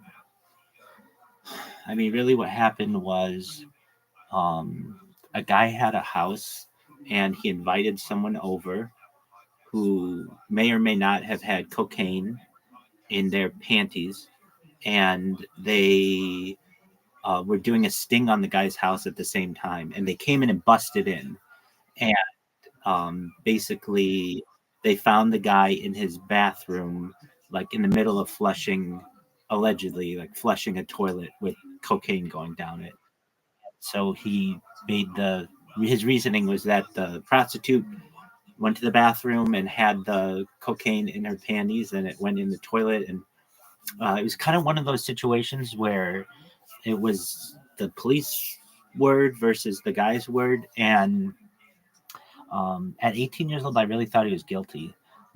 And I think other people thought he was guilty as well. But there were some people who were very adamant that if we had reasonable doubt, and there's reasonable doubt in the fact of that somebody else had said it, and so we found him not guilty. And I remember reading the verdict to him. Being 18, he saw this young person probably who he was probably he not thinking that we had that much in common, but um empathized with him. And when I read not guilty, I'll never forget his face, how happy he was. And it's really sad though that they were really, at the time, I remember just seemingly trying to get this guy. Anyway, being on a jury is not easy, and if you're ever called to do it in in in a real court, you'll find it can get really really tough, especially if you have children involved and all kinds of other things. So, well, I'm glad. And did you enjoy the? Did you enjoy it?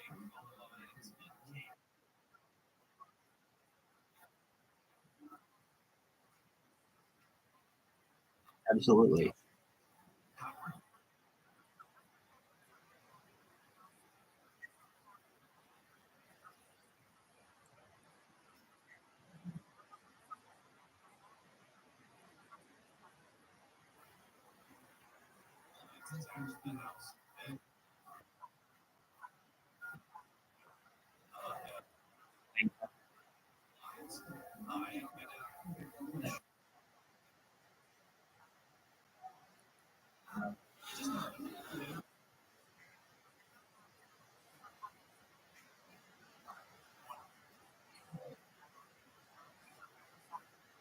Right. And it was between corporations, which is kind of an interesting thing too. Um,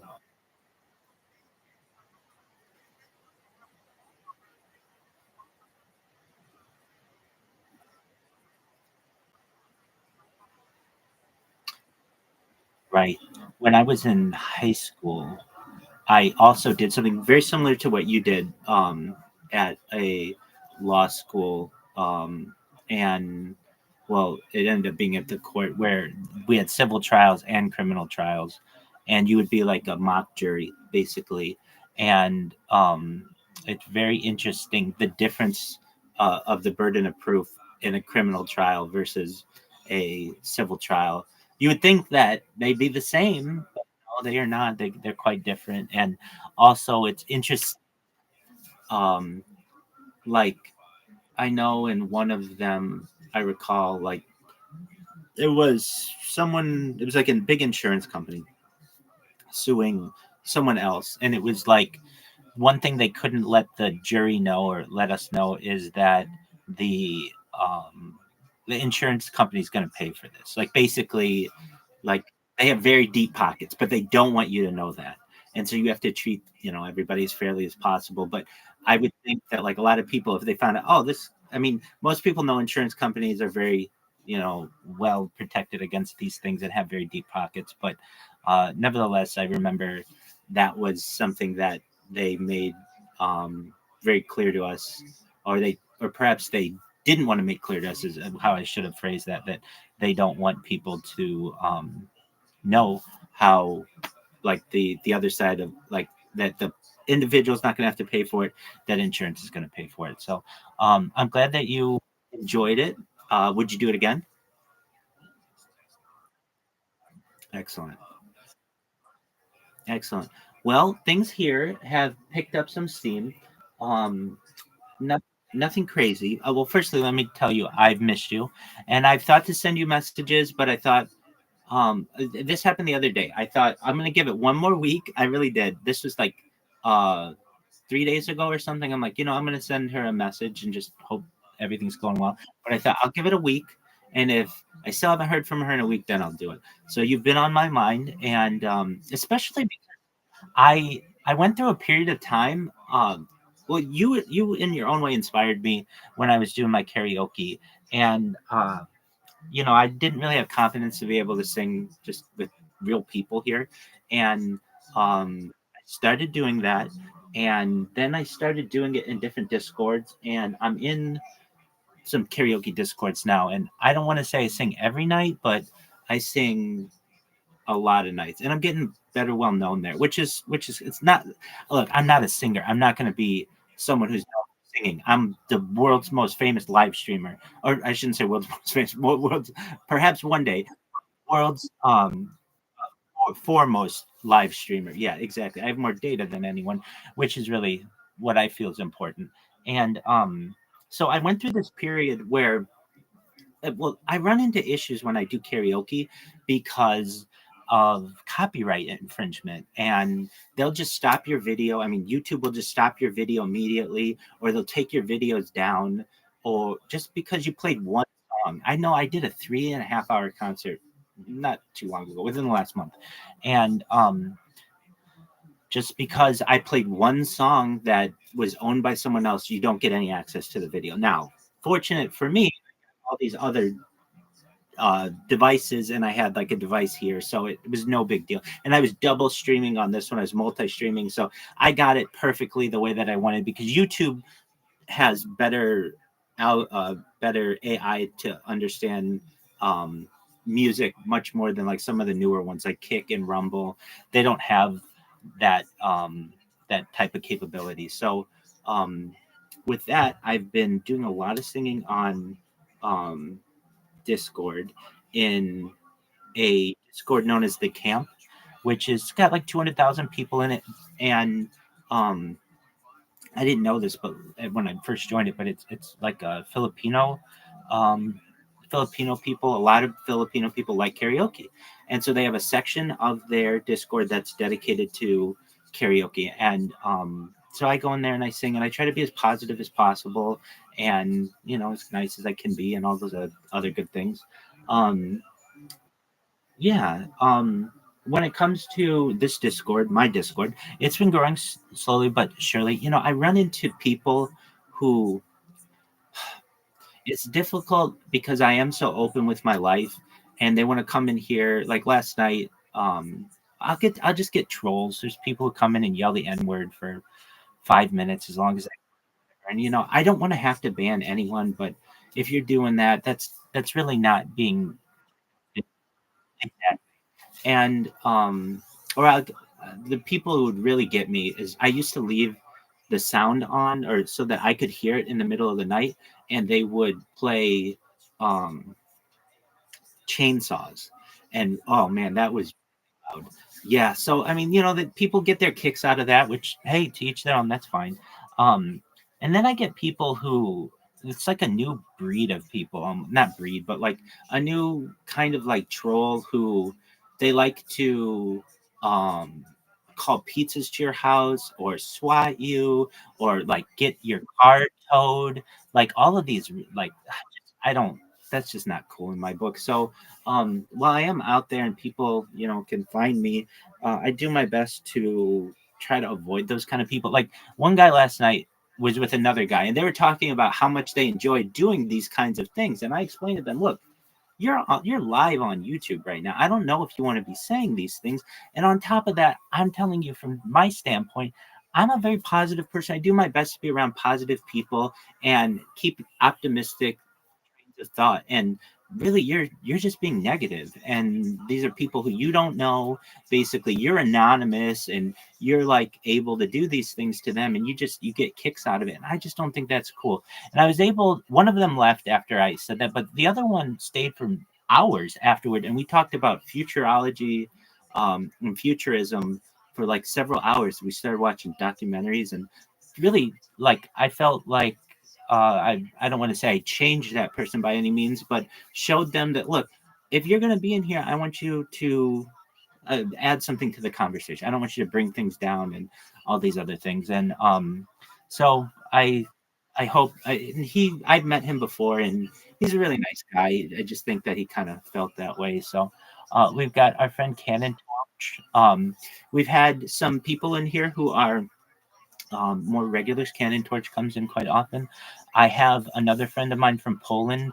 She's a streamer, and she has been spending a lot of time in here. Nobody spends more time in here thus far than Caspian Sea, but I have a friend, Masha, who's been spending like 24 hours in here, and she's been doing that for the past couple weeks. And so while we're still new friends, that's been good. Now she speaks English pretty well, but I do have a translator. It's a universal translator. This is called a pocket talk, but basically it allows me to speak with anyone in any language essentially instantaneously. So it's like Google Translate, but just it's easier.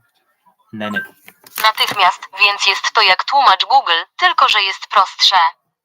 And it's pretty accurate. So I'm able to speak with her that way. And if she has anything that is really difficult to convey, she sometimes will use Google Translate. But aside from that, that's been good. When it comes to Discords, my biggest issue with Discord is I get kicked out of them, and I get kicked out of them for any. The big reason is advertising bot, because I have figured out this way. If you have a bunch of different devices, you can be in multiple discords at once, but I haven't let that get to me. I so like if they kick me out, I make my appeal and I explain I'm not a bot, I'm literally on camera, you can talk to me whenever you want, etc. Exactly. But nevertheless, they'll look at my profile and they'll see I have just tons of links, and it's like, well, Discord lets me do that, so blame Discord, don't blame me. Exactly. Well, you would think, but some consider it self-promotion, others consider it advertising. In my opinion, it's like hate don't hate the player, hate the game. If you don't like what I'm doing, then complain to Discord the fact that they allow you to put all these links. Don't hate me for utilizing them.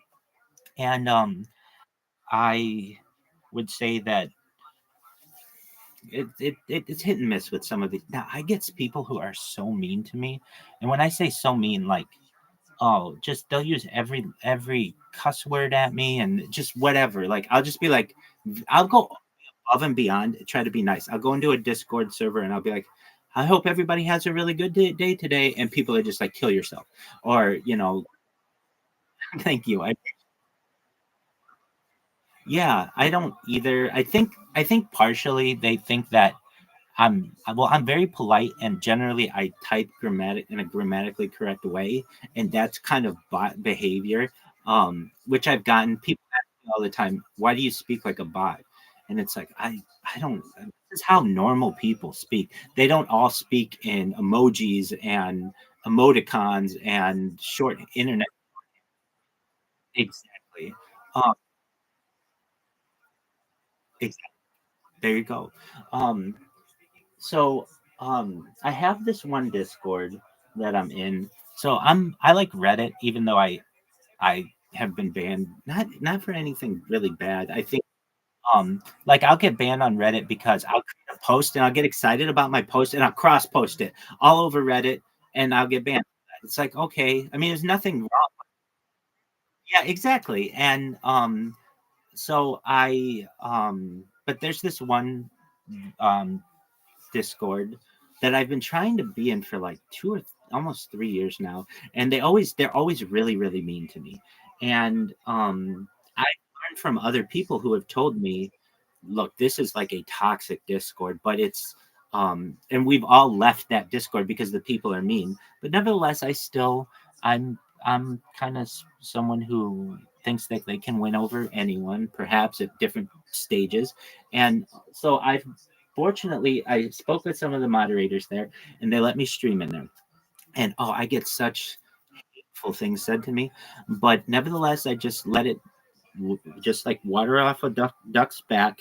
I just keep on trucking, and I also created a bot that whenever they kick me out of the call, it automatically brings me back in. It automatically turns on my camera and it automatically shares my screen and puts on Bloomberg Business because it's like, oh, it's a Wall Street bets. It's a subreddit for people who are into the stock market, and these are high net worth individuals. And so I feel like, hey, they have some good networking, and it's not a bad server in which to be. Like I'm in some servers that, it's a bunch of college kids. I was in one till just recently, the study lounge, and it's the reason why I got kicked out of study lounge is because sometimes I'd fall asleep in the call, and it's like, okay, I mean, is that the worst thing in the world that someone fell asleep and, oh well, we warned you not to sleep in the call? It's like, oh, eventually, if somebody's using your Discord enough, they will fall asleep. Um, but those individuals are like 18 to 23-year-old students who are very focused on their finals. They don't care about promoting anybody else. But Wall Street bets are guys who like take risks and know that data is important. And so I've just kind of been posted up there. And I was doing something. I was singing concerts in another Discord in the camp every night. Well, I should say every night, but it's I've had to go by Philippines time, so I know that they're like 16 hours ahead of me, and so usually about this time is when they have more and more people in this karaoke call, and so I've been utilizing. I don't want to say utilizing, but like making friends there, but you know and the more and more people I get in here the better. I mean, especially the more people who tell their friends and do all these other things. I have i've done something else too. Um I kind of I would say like unified all of my streams to some extent. So if you I'll just show you what happens. If you type in rabbi, well, here's the thing that hurts me more than anything is I'm essentially shadow banned on YouTube. It's not anything that I've done wrong necessarily, but it's just there are some things that are more popular than I am when it comes to when you type my name. Actually, though, I show up first. Finally, I'm finally starting to. Go ahead.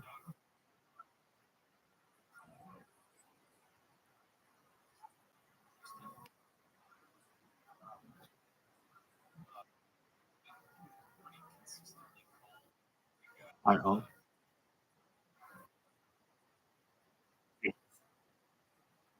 yes, because so many people have had to work on other ways to be able to find me because there are other videos that show up before mine.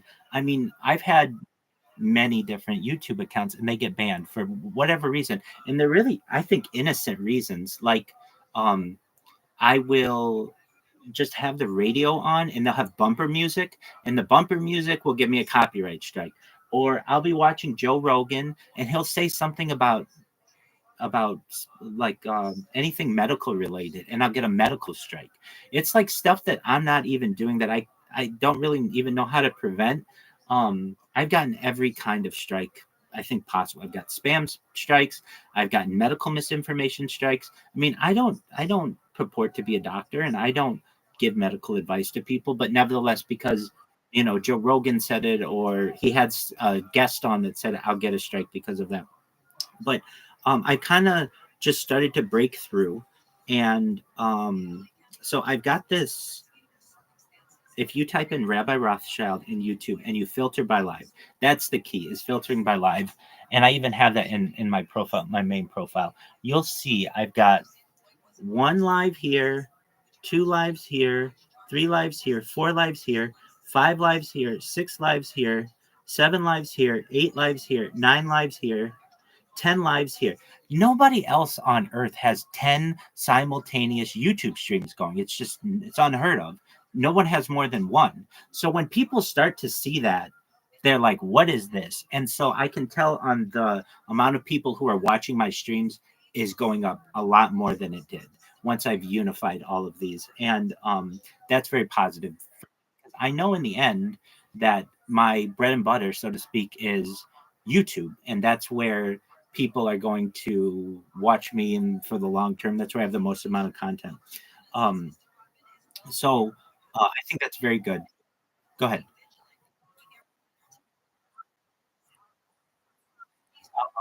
I know what you're going to say. Yeah, I know. Well, so I got very frustrated. I got very frustrated because they keep taking down my like, I have Viral Rabbi and Rabbi Rothschild and Rabbi Rothschild 1 and Rabbi Rothschild 007, and they kept taking them down. And I wanted one that was just bonkers. So yeah, Rabbi Rothschild eats pussy. That's probably the one you're referencing. And it did exactly what I wanted it to do. Exactly. But when you see what I've been through, I mean, firstly, it's true, but secondly, it's I would say memorable. It's like, okay, wait, what is this? Who is this? Why would how are you even allowed to have that as a name? And then I have many that are backup accounts. So they're like backup video archive 001. There she is. You're okay. Um, I have many that are like backup accounts. So backup video archive 004, backup video archive. And it's like, why do you have all these backup ones? And it's, if they ever go after all my Rabbi Rothschild accounts and just, I don't know, the people at Google are just like, just get rid of everything Rabbi Rothschild related. I have these backup accounts that are just thrown throughout the internet to basically be a backup to everything. And I even have like, have you seen my ceiling cam? I have a ceiling cam. Accounts that are just throughout the internet. I have a ceiling cam. Um, You can watch me from above. I even have like, have you seen my ceiling cam? Have you seen that cam? And as you can tell, it doesn't have too much of a delay. But yeah, I've been, my positivity continues to grow, especially when I see how many people watch my streams. I mean, I have some of these streams where it's 0 people watching, and that's been the name of the game for a long time. But I get some where it's, dozens of people are watching for like hours, for like long periods of time. And that's definitely very positive to me. So what was I doing today? Well, I've been up all night. My days and nights are pretty mixed. But I love television, like, especially like, I don't know. I love all television actually, but I love also television theme songs. And so I was just doing commentary on television theme songs. And I I was thinking I might sing some because some are more fun than others. Um, and I mean, I'm trying to think of what else I've been doing that. I mean, it hasn't been that long since we've seen each other. Um, I mean, I deal with a lot of technical issues, but overall, I've been able to work through those, and I think you can tell I'm in positive spirits and quite happy with the growth that we've seen, even though it hasn't been extremely large. Um, it's improving, and then I get these random bursts of people who come in here, and that's always entertaining to me. So I'll get like 4, 5, 6, 7 people who come in, they tell their friends, et cetera, and some interesting places. Australia is a big place for people to be fans of mine, and of course, the United States. I get some people from Germany and some people from Israel and some people from um, Canada. So I do have kind of like some fan base areas, and yeah, I would say things aren't exactly where I want them to be in terms of, hey, I've blown up and we're solving all the world's issues, but on the one hand, but on the other hand, we've seen slow growth, and that's always good. I mean, my biggest fears are that at a certain point I won't be able to afford to do this, or I mean, if that happens, then I just have to get another remote job and work. And I did that this summer when I needed more money, and but like the internet goes out or power can go out, or there are all kinds of things that I just do my best to avoid, and just keep the good times rolling, as they say. So yeah, that's what's new in my. I don't want to go anywhere either. Well, I shouldn't say that. When I go viral, I'm going to travel the world and do all the cool things. But until then, yeah. So what's new in your neck of the woods aside from um, the the jury things? Are things good at work? Things good in your personal life?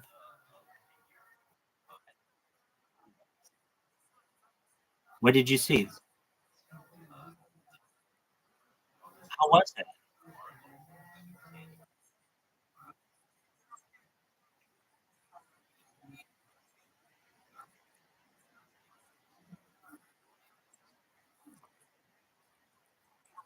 Excellent, excellent. That's amazing.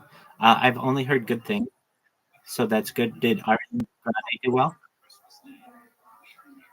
Did Ariana Grande do well?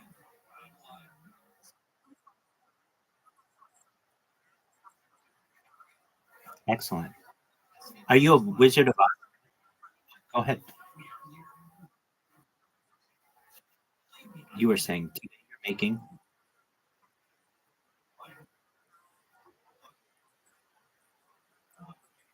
Very fun. What kind of bread? Oh, beautiful. Well, that sounds delicious.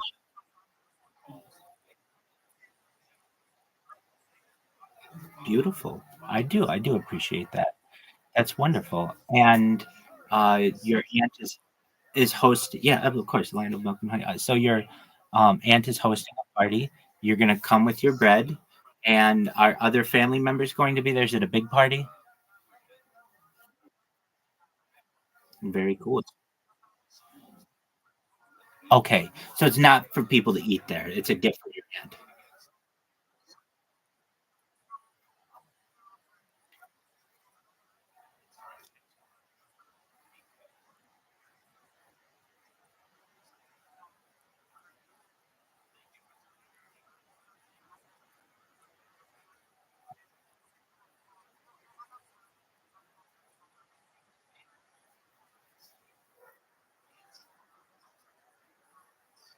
Very well. I saw this in. Well, did I see this in The Office? I think they do this kind of a thing. Or no, that's they do a play on that. Okay, so this one's like a blind gift exchange, correct?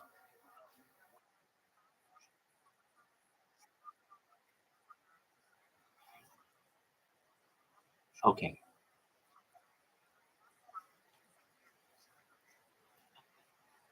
yeah, Yankee swap they call it.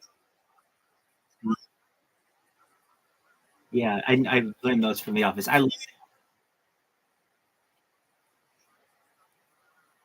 Exactly. That's exactly right.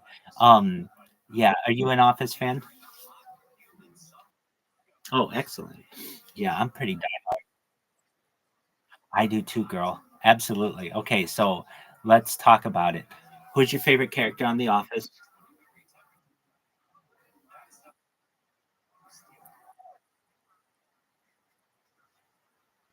Okay.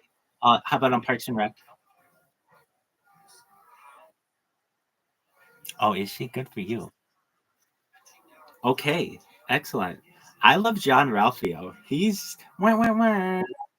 Oh, he's amazing. He's amazing. He's, he's the worst in the world. Yeah. Yeah, his sister Mona Lisa Saperstein. No, I love that. Oh, he does. He's terrible. That's why I love him so much. I mean, he's just so outrageous of a character. Like when I first watched it, I was like, "This guy sucks," but he grew on me to the point where he sucks so much that I actually embrace him. And yeah, I mean, I love everyone on that show, except for probably yeah, except for Mark Brandanowitz, probably. No offense to that guy, but I was even just reading something about him recently. Um, okay, so do you remember the last season of that show of Parks and Rec? Of Parks and Rec, where it's like all futuristic, and they have those cell phones that yeah, exactly. I just like the technology that they have. Like they have cell phones that like are like holographic and things. I just think that's super cool. Um, Oh, I love Andy. Andy's hilarious. I don't know how people um I like well Rob Lowe's character. I think he's literally one of yes, exactly. Because I've known people yeah, I've known people like that. I've been like that in times of my life. So yeah, um I think that like scientists have said that the first person to live over age 150 perhaps already has been born. I believe I am that person. So, I love that. I love Ron Swanson in that show. I don't know how people couldn't love his character. I think he does.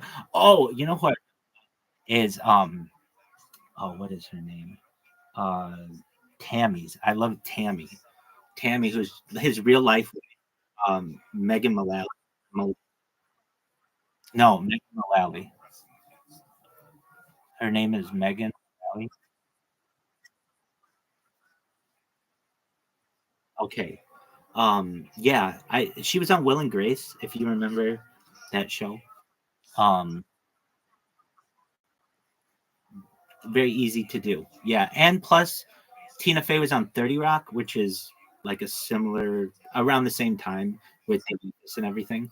Um, okay, this is a big question amongst like pretty diehard Parks and Rec people. Do you like season one? I do too. I do too. But there are some people I do too. There are people who I've heard say start on season two. I'm like, why would you do that? Start at the beginning. Yeah,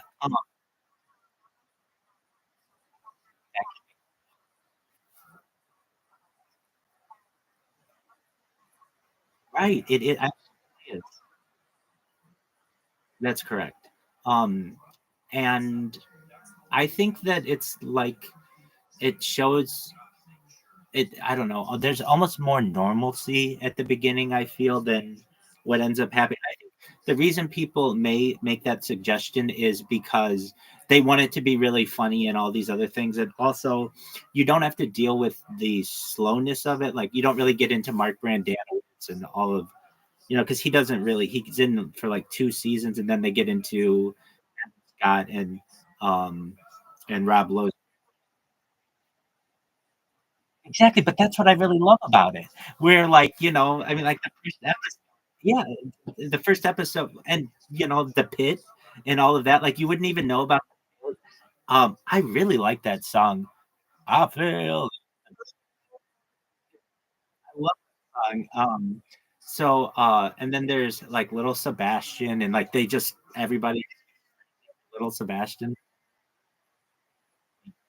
Yeah, 10,000, 10,000. Yeah, all of those songs are really good. Um, I have taken pictures outside. So Pawnee is its city hall is Pasadena City Hall, and so I've actually taken pictures there and done like I did like a little like a music video there. That's how much I like The Office. It's like I had to go to the office. I like to go to the locations of places. I've been to the, or I'm sorry, I'm saying The Office. I mean Parks and Recreation, to City Hall. But I've been to the offices as well. That's in Van Nuys, and it's really interesting to see that it's like much different than it is in real life. But okay, anything? Oh, I've always wanted to go to the Snake Hole Lounge. I've always thought that that would be fun. I always wanted to try whatever that thing is called, snake juice or is something like that. Snork juice. Okay. And then, yeah, and then I wanted to, um, oh, oh, what do they call it? 720. Their company. What's it called? Um, um that one where they have like big warehouse and they're like playing basketball and they just have people. I always wanted to work there.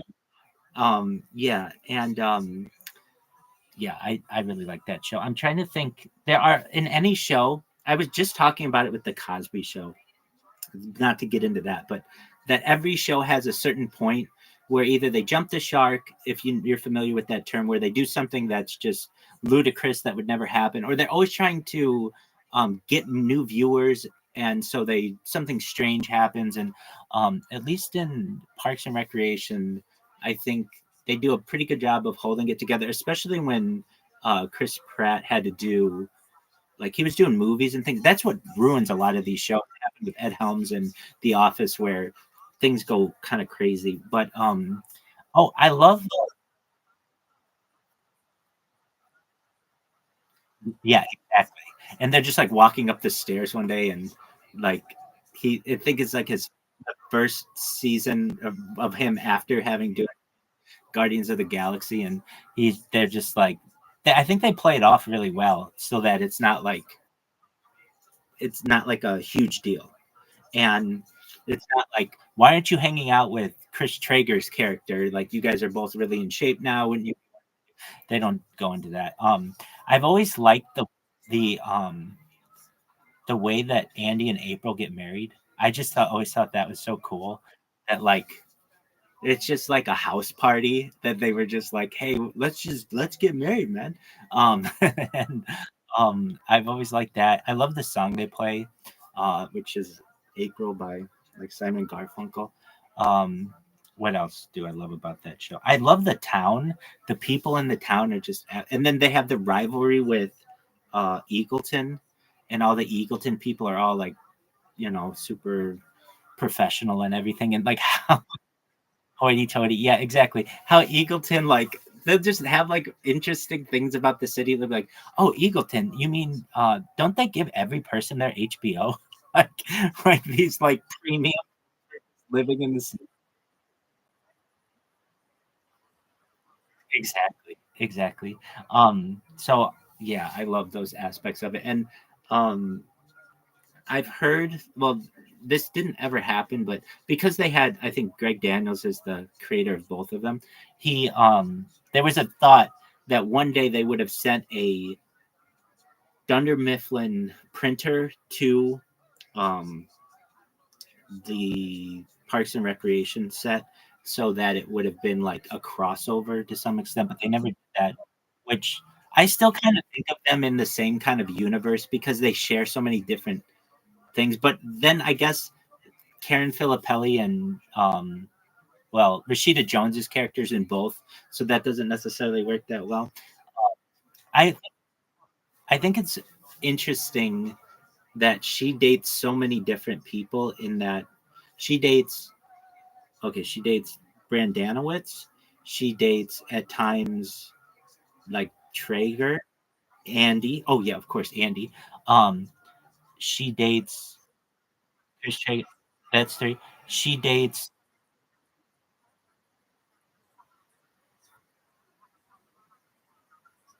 That's that's right. And I was I'm fine with that. But it's hard to keep up with a character who's dating like a ton of people and not many other people are dating that much. She also dates what's Aziz Ansari's name in that show? Oh, perfect. Good job, girl. She dates him and she yeah, which is weird. And then yeah, exactly. I love how he's so metrosexual and she like is going in his apartment and she's like look like matching everything like oh I forget like what ex- exactly but I still think that's a cute little thing about it. um I'm trying to think if she dates anybody else. I think that's it, but that's like all the main guy characters basically, which is kind of unique for a show. And it's but I do like her character. She's like pretty grounded. um I absolutely love that scene where Andy in the first season where he's singing Lit's My Own Worst Enemy and they're playing Guitar Hero and April's there and they're just like I just love that scene. Um and I think at least his musically he does really well. And then all the names of his band. So you've got there's like Foreskin, Formerly Foreskin, Just the Tip. There's like there's Mouse Rat, Mouse. Yeah, they do all kinds. Yeah, exactly. Um, I love all that. Okay, exactly. And then the show kind of runs away from itself, where she becomes president, which is cool. And I, I think it's important that things are seen, but it's almost like, well, I get that she's like obsessed with some. I like that they work real.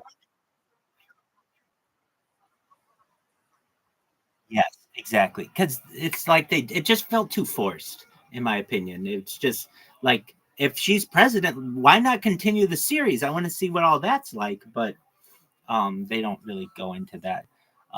But yeah, I think overall it's just a phenomenal show, and I'm in the Parks and Rec subreddit as with the Office ones, just like super diehard fans. I love all that stuff. Um, oh, and then well, let's see if I even get his name. Jim O'Hare is his real name, but uh, they always get his name wrong. Jerry or Gary. Well, they call him Jerry Gergich, and I love his family. He has this beautiful family. Exactly, and they all love him, and he's just he like that's just a beautiful, beautiful family that he has. I mean, obviously they're all very attractive people, but just how they treat him, like everybody in the office treats him like garbage, or not in the office, but in the Parks and Recreation treats him like garbage, but yet he is very much loved by his whole family, and I just think that's really good. And then they make this joke that's absolutely hilarious, where that doctor, after doing like prostate exams or something, is like, "That is the largest penis I've ever seen."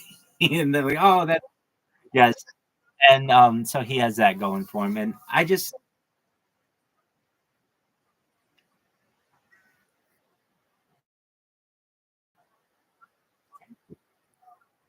exactly, exactly. And I love that element of the show that it shows that like he doesn't let it get to him and all the other things. So okay, there's Parks and Rec, which is an amazing show. Now there's The Office, the OG. Well, firstly, did you watch the British Office? Okay, have you ever seen it? Okay, it is okay. It is very interesting that many of the jokes and the bits in the American Office are word for word from the British Office. Some things are, and I like the British Office version. I used to not. but I watched the regular Office version. I mean, it got to like times of my life where when it was on DVD, I would just watch it all the time. Or streaming, I would just literally just constantly in the background as background noises. I know a lot of people do. So once I'd seen it so many times, I would go back and watch the British version, and the British version is more serious, and there's something cool about that, I think. And I don't know, for anyone who's worked in an office, all of the little things, all of the little nuances that they get are amazing. Have you ever listened to the Office Ladies podcast? Okay, perfect. Excellent. So you're familiar. It's an excellent podcast, and then you get a lot of the inside stuff. So I won't be teaching you very much, if anything, if you know all about that. Okay, so The Office. It's like, in my opinion, you know how there's like Hulu and Netflix and Peacock and all of, Paramount and all of these. In my opinion, I think that NBC should make The Office available on Peacock for free. You could just watch them all at any time, because so many people connect with them and just watch them all the time. It's almost like it's it becomes like a like part of people's lives. And they go on they'll go to they'll go to, I mean, I've done it. I've visited the places where they shot the show and all kinds of other things, and people just connect to that show, unlike some other shows that I've seen. I mean, there are major fans of some shows, but that one in particular, and it could be perhaps just I saw it as an adult, and I've known about, or I should say, like, I've been able to connect with like, I grew up with it basically. Um, okay, so do you know the seasons? What's your favorite season? What's your least favorite season?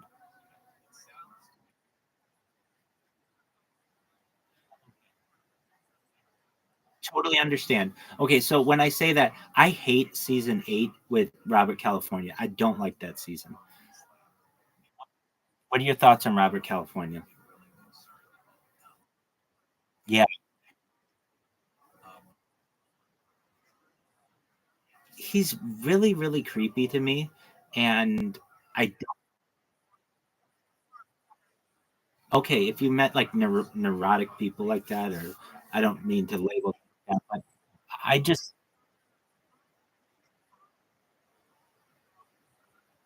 okay, okay, okay. So with that said, I love the first 5 episodes. That's season 1, where it's really like an office, like more so than it gets later on. Um, I mean, where they're like talking about sales, and I think that it's really interesting. Yeah, exactly. Um, and like, just even from the first episode, um, like I said previously, some of the skits are word for word the same that they are in the British Office, but it's just the way that the actors portray these characters. You really, you connect with them, and I very much enjoyed it.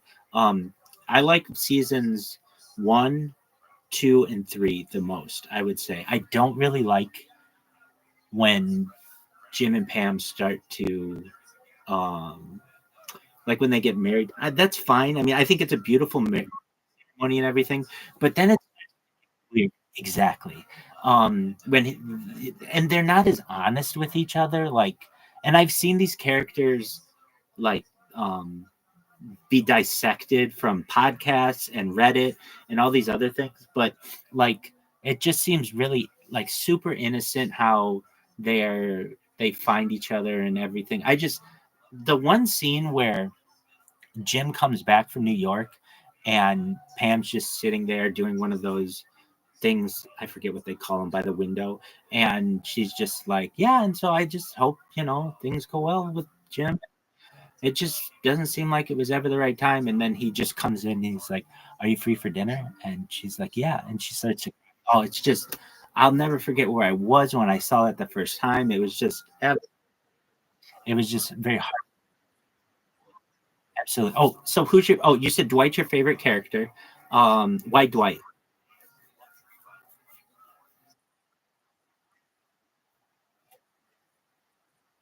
Okay. Okay.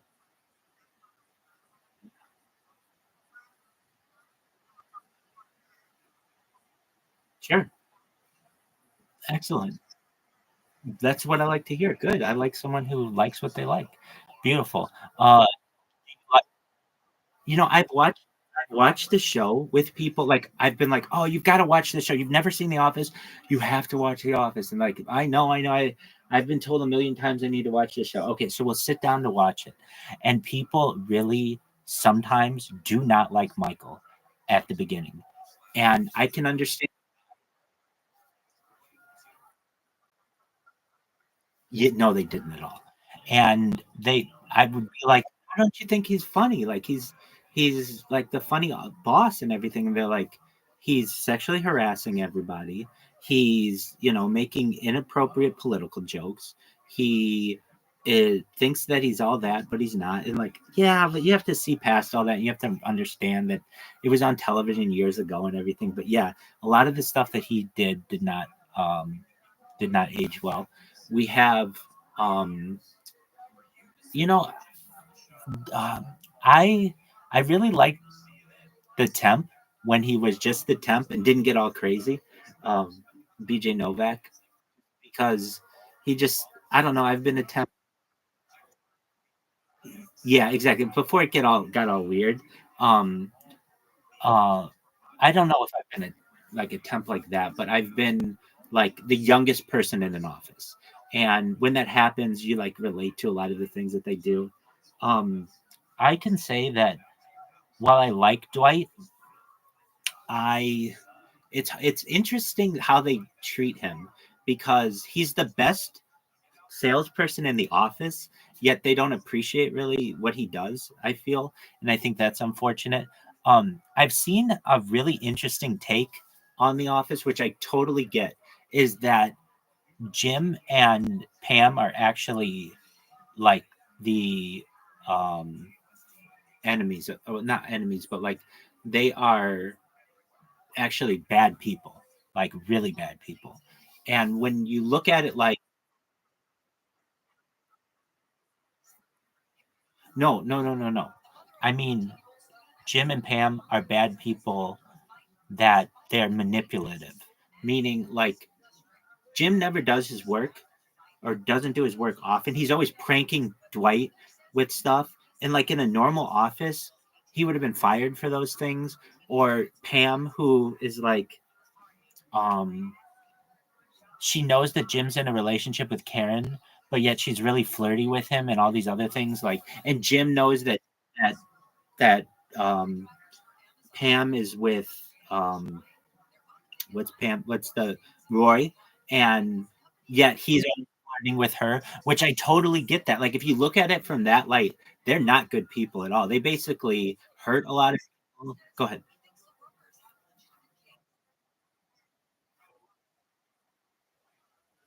Oh, she's terrible. I'm not saying no, no, no, no. I'm not saying she's the moral compass of the agreed. No, no, no. I mean, Dwight shoots off a gun in the office, and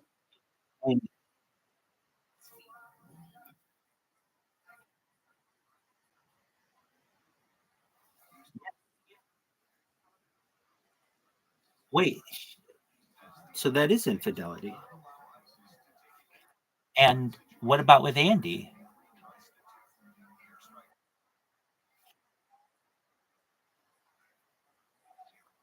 And they so there's at least they have to have that camaraderie, the friendship at least.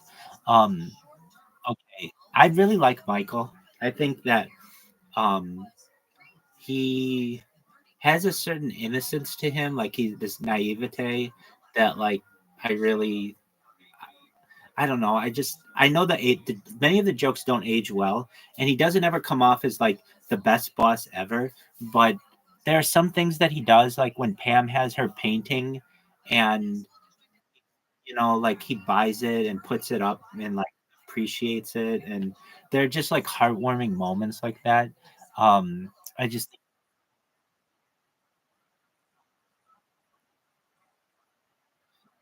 yeah, I mean he ends up, like getting in relationships, and well, at least at the end he does develop into that. He gets kind of crazy though.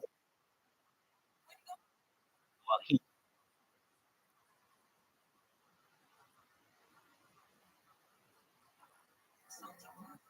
yeah, I would say so. Or he improves. Um, I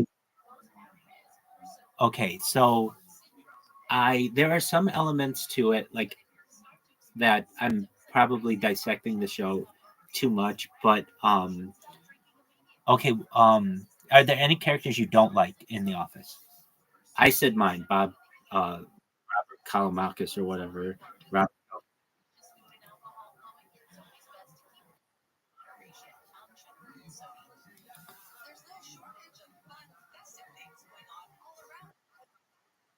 okay, so you like everybody in the show generally.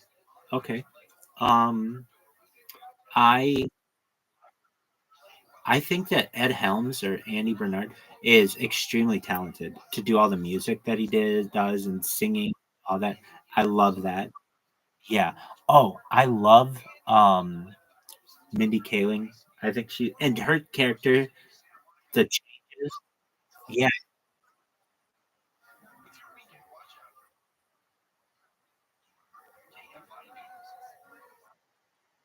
Okay.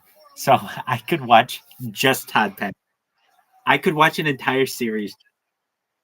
Right. It's the John Ralphio kind of part of me that's like, the guy's a huge sexual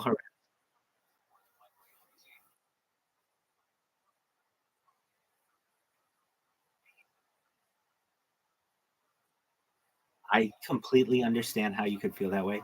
Um, I think Jan is extremely good looking and have.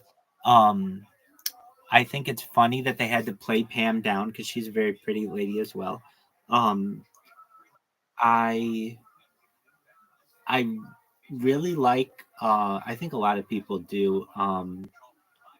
What's his David Wallace, like being kind of like the but and then he gets all messed up with suck it and everything, and then comes back and saves everybody. Do you have a favorite episode?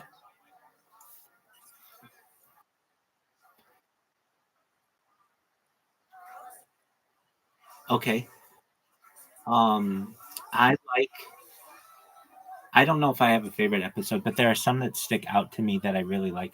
One that I really like is the Michael Scott Paper Company. I love that episode. If you recall, it's not that realistic, which normally I like the realism of it, but it's just it's funny to me when like um they I there's actually some like brilliance in the show, absolute brilliance, which is from that I forget his name. He's since passed, but the man who works at the call center with Michael, and they talk they talk about his name is like Vikram. Vikram, that's his name. And Vikram has this saying that is like brilliant to me, which is confidence. It's the food of the wise and the liquor of the fool.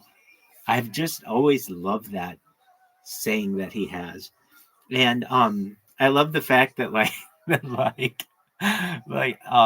when they go and pick up Ryan, he's like working at a bowling alley and like Pam is just like what did I get myself into? But then you see the development of her character where she goes from like receptionist to office manager and all those other things.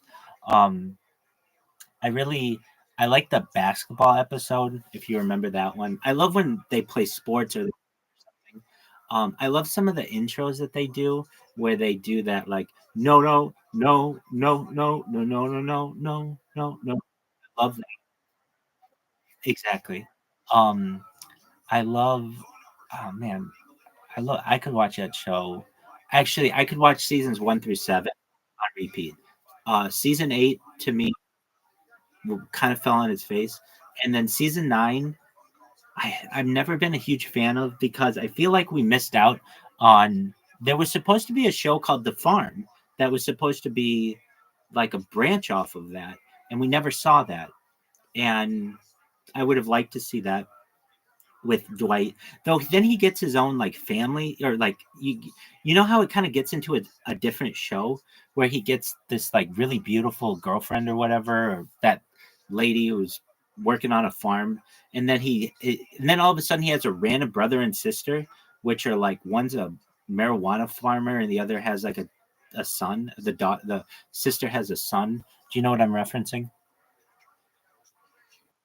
Okay, that's fine. It's the last season, so I understand why a lot of people don't watch it, but it was supposed to be its own show called The Farm, and that was like testing of it, and it just didn't ever work out really well.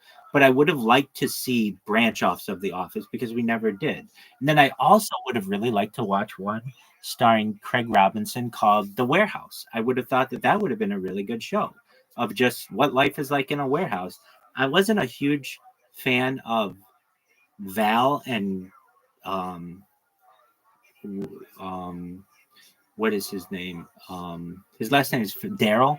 I didn't like some of the things that happened there, but I did just think that the warehouse was just kind of like a fun place that they were doing some interesting stuff. And usually with shows, or in many shows, they do have um, shows that branch off and have their own thing. But The Office kind of became its own closed thing. But I could watch seasons 1 through 7 all day, and I'd watch any episode. Oh, okay. So there's at least popularly, people have these cringe episodes. What are your thoughts on Scott's Tots? Okay, I don't think it's that bad. Okay, what do you think of the dinner party? I know, I do too. I do too. But people call that one cringe, and I don't think that that one's that bad at all. That's why, yes, I think so. I think that the episode, the dinner episode, is one of my favorite ones. Where, I mean, I don't dislike it more than any other episode, but there are like fans who, if you ever look, they, at least in like forums and stuff for The Office, I know I'm a super fan. They will be like, oh, anything but the dinner party, or anything but Scott's Tots, and it's like my thing is anything but season 8. Um, uh, Robert California, and one of the reasons why I really didn't like Robert California is like, he's creepy, but also it's just that's not how an organization would work. Where the CEO would come in and put like CEOs have like an overarching knowledge of a company, but they don't go into individual branches, and they don't like live in like small town Pennsylvania. It just wasn't very realistic to me. And then this guy was supposed to have all this money, and then at the end you find out that he's none of those things. It's one of those things that okay. I really like Ellie Kemper. I think she's very attractive, but also really sweet in that show. And so that would be um on what's a no on a Nobo.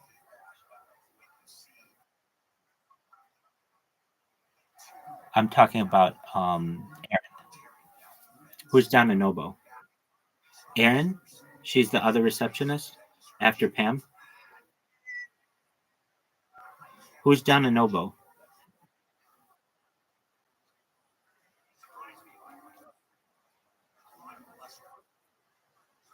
Oh, I can't stand that character. Do you like Catherine? Yeah,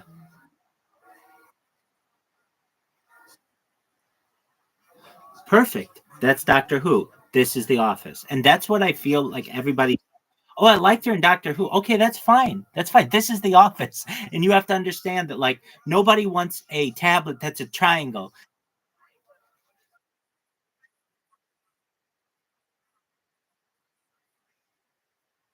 Right. Exactly. and I get that. Um, okay, so that's her name, Donna Noble. Oh, Doctor Who. Okay.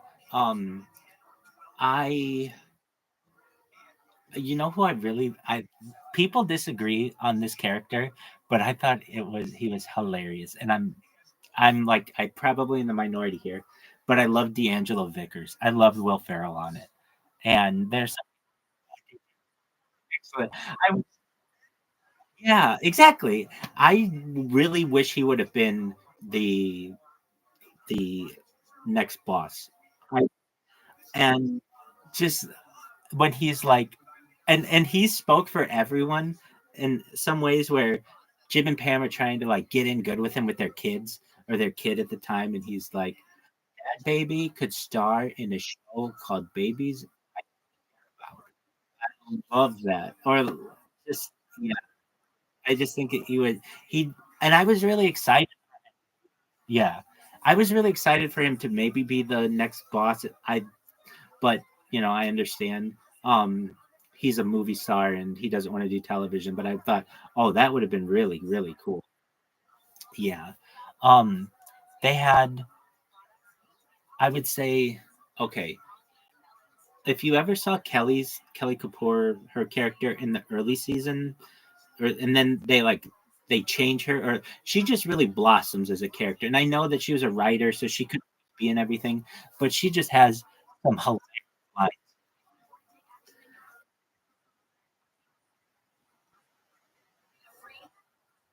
Mindy Kaling,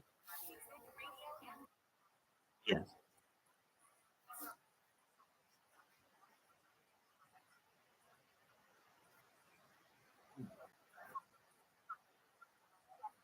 right. And that's what I love because it seemed much more realistic than just this really quiet person who they had in the office in the early like season one. She just like slaps Michael. That's like her only thing that she does of real relevance that I recall. She doesn't really. She's not dating anyone or anything like that. But then they get into oh, me too, where she's the entire customer service department and they're just they're just oh how can I help you blah, blah, blah, blah, blah. Or like when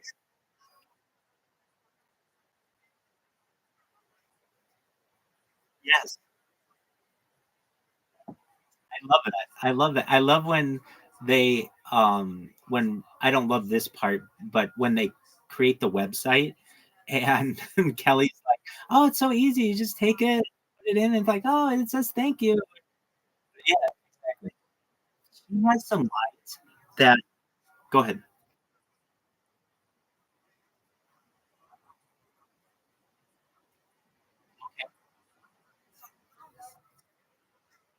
yeah I could see her absolutely doing that, so I get that. I love her relationship with Ryan. It's so toxic, but yet, like, well, like there are elements of it. Yeah, exactly. Like, there's this one phrase, like, oh, what is it? I don't. Well, I'll slaughter the line, but like, um, oh, I think it's like, um,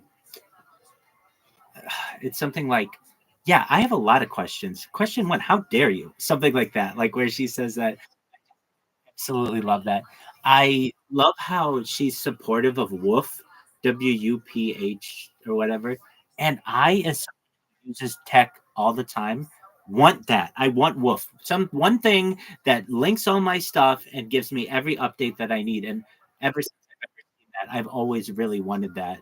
Um, what you know, the final season, they get into those two new guys, the interns or whatever, and I don't really ever love those guys. I don't bond enough with them. Plop and I don't even know the other guy's name. They just seemed unnecessary. Um, I've known people who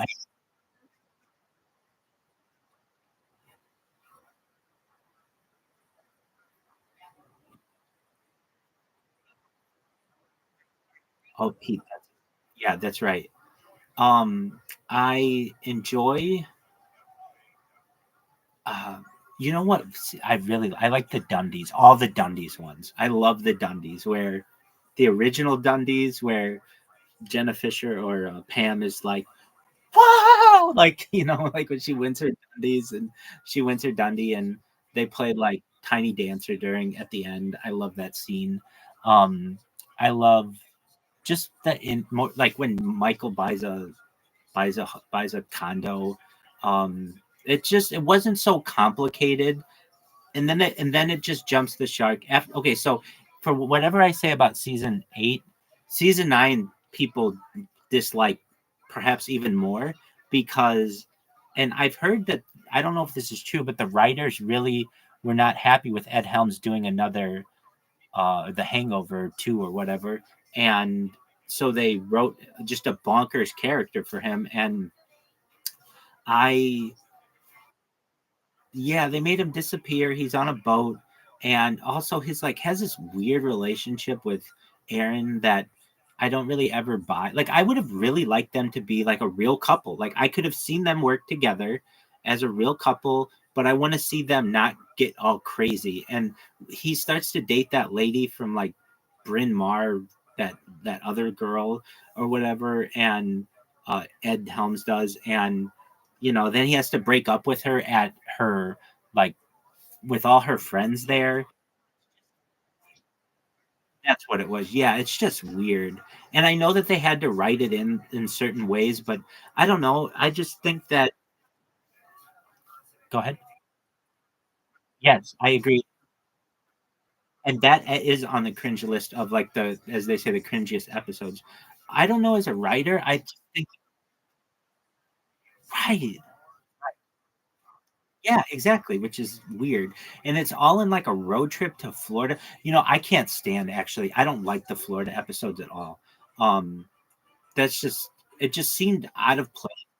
And why would you have these like they work in Scranton, which is not Tallahassee, and why they chose Tallahassee, I have no idea. And it was just strange to me all of that. I think that I didn't like Joe Bennett as the um like when she comes in and well, I like her character, but I just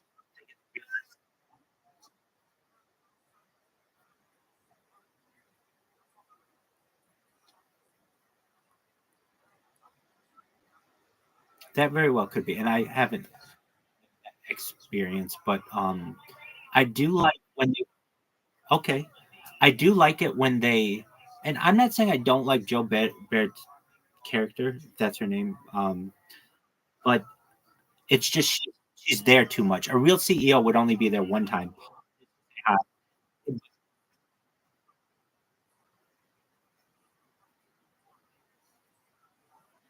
Dwight, isn't it?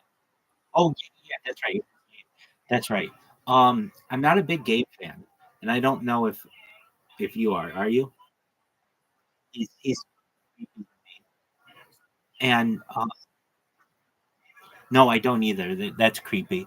Um, I I don't really think that I know that they needed more characters, but frankly, like if they had, I don't know how everything in television world works, but and I know they had a writer strike, but I wouldn't have wanted to add all these new characters. I think that it would have been fine if they just condensed the office a little bit and we got more to learn about Stanley and more to learn about Phyllis and Creed's crazy world and all of those things. I mean, that would have been fine. Meredith, I mean, she was doing a whole bunch, but we never got to see it, which I get is part of the joke. But yeah, exactly.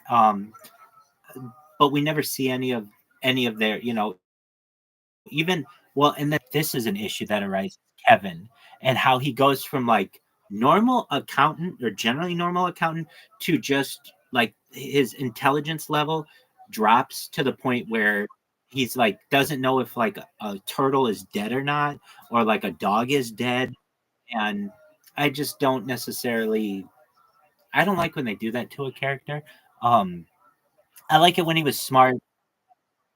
Exactly. He wasn't necessarily exactly. Absolutely, and that would have been cool. Like he did fantasy football. So it means it's like he was one of the guys, kind of a deal. Like he, you have to be somewhat intelligent to have these parts. They were more normal parts of his life, and then it's just this degradation. Exactly, and I did not like that, but I do like his character. Um, I I love Creed. Do you like Creed? Okay, excellent. Um, I Yeah, I love that. That's so funny. Um, when they have just things like that, when he's like, I'm 30. Well, I'll be 30 in November. That's so funny. Can we get Red Bulls in this thing, brah? like, like, kind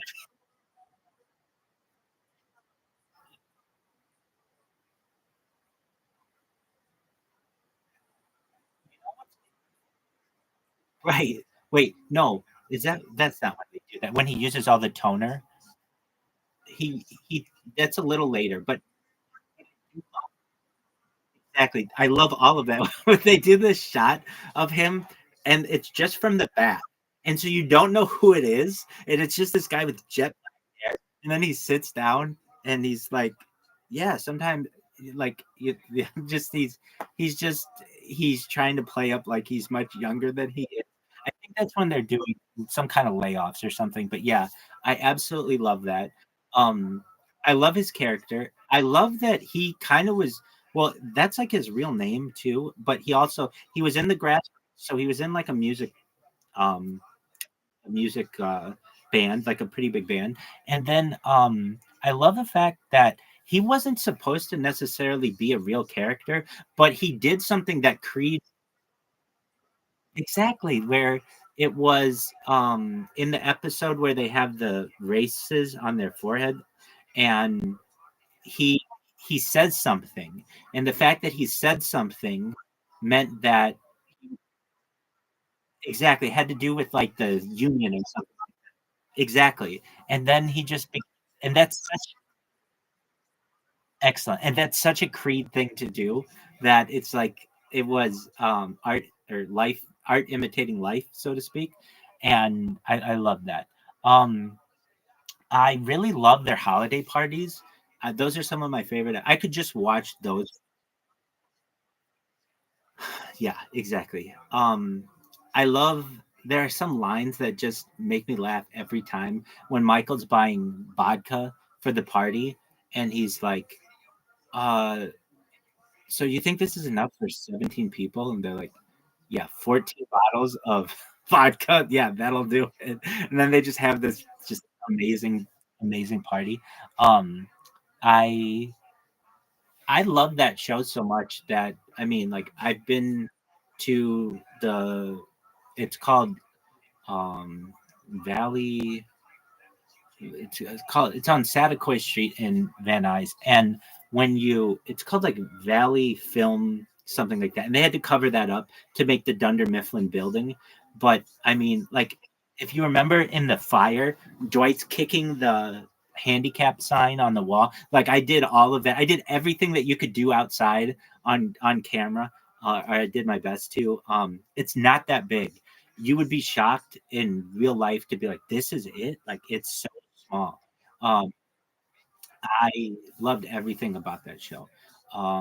What did you think of Idris Elba's character? What is his name on it? Do you know who I'm talking about? Idris Elba. Okay, he's how. What was his name in the show? Um, he is the guy who Kelly and Angela really think is hot, and he has glasses and basically he comes in working for David Wallace, and he came from Steel. He worked for Satakoy Steel. He is like really put together, and Jim, like the he comes in. Charles Minor is his name. That's it. Um, yeah, I think that I thought he did an excellent job. I would have never known he was British. when I first saw it. I would have never known that I think he did a really good job of just playing like a really the straight man, but like a real business person who's trying to make this branch do better, and all of those things. I thought his character was really good. Um, I think it's really cool that Michael and Carol in the show were really married, and so they got to like have her in the show. I think that was really cool. Yeah, exactly. I mean, that's kind of how it works sometimes. Um, I did not like the Pam's mom.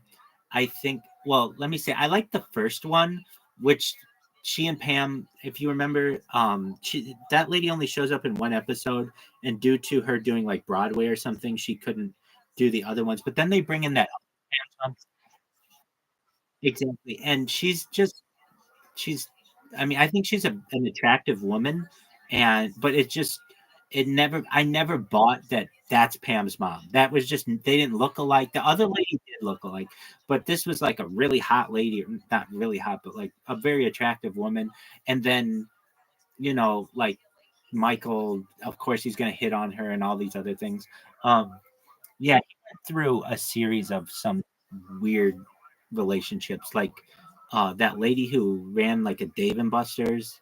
I forget her name, but that lady. He dated some really attractive women, but that's where she's like, get off my table. We just had that felted, or you know who I'm talking. And she was cheating on her husband. That's a weird one. That's kind of a cringe moment for me, where they have to go to the baseball game, if you recall that. Um, I I really another cringe moment that people say, and I agree, is Pam's um like the lady who owns Pam's building, when she's trying to set Michael up with her, and Michael just like, because she's overtly pretty.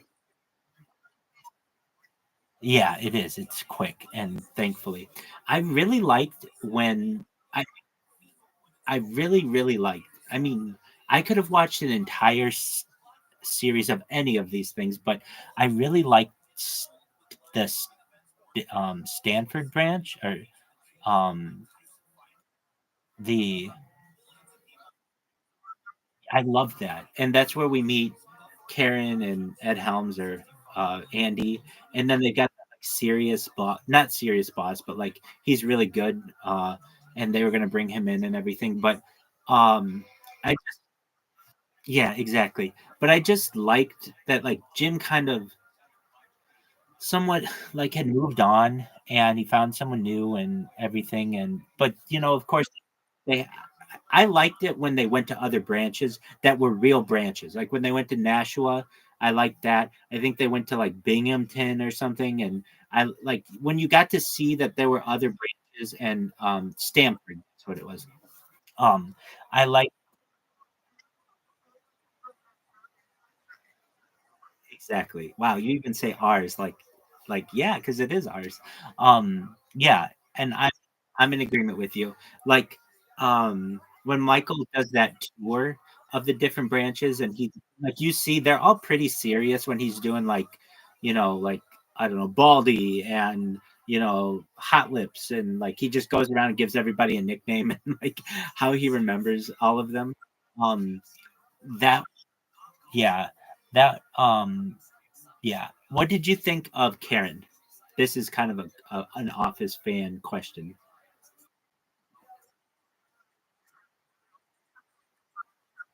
Sure, I understand that. And a lot of people think that Karen got the raw end of the deal.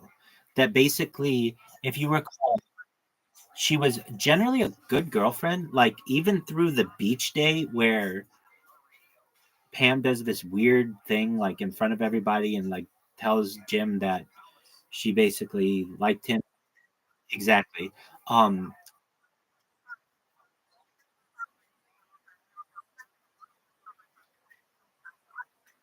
right?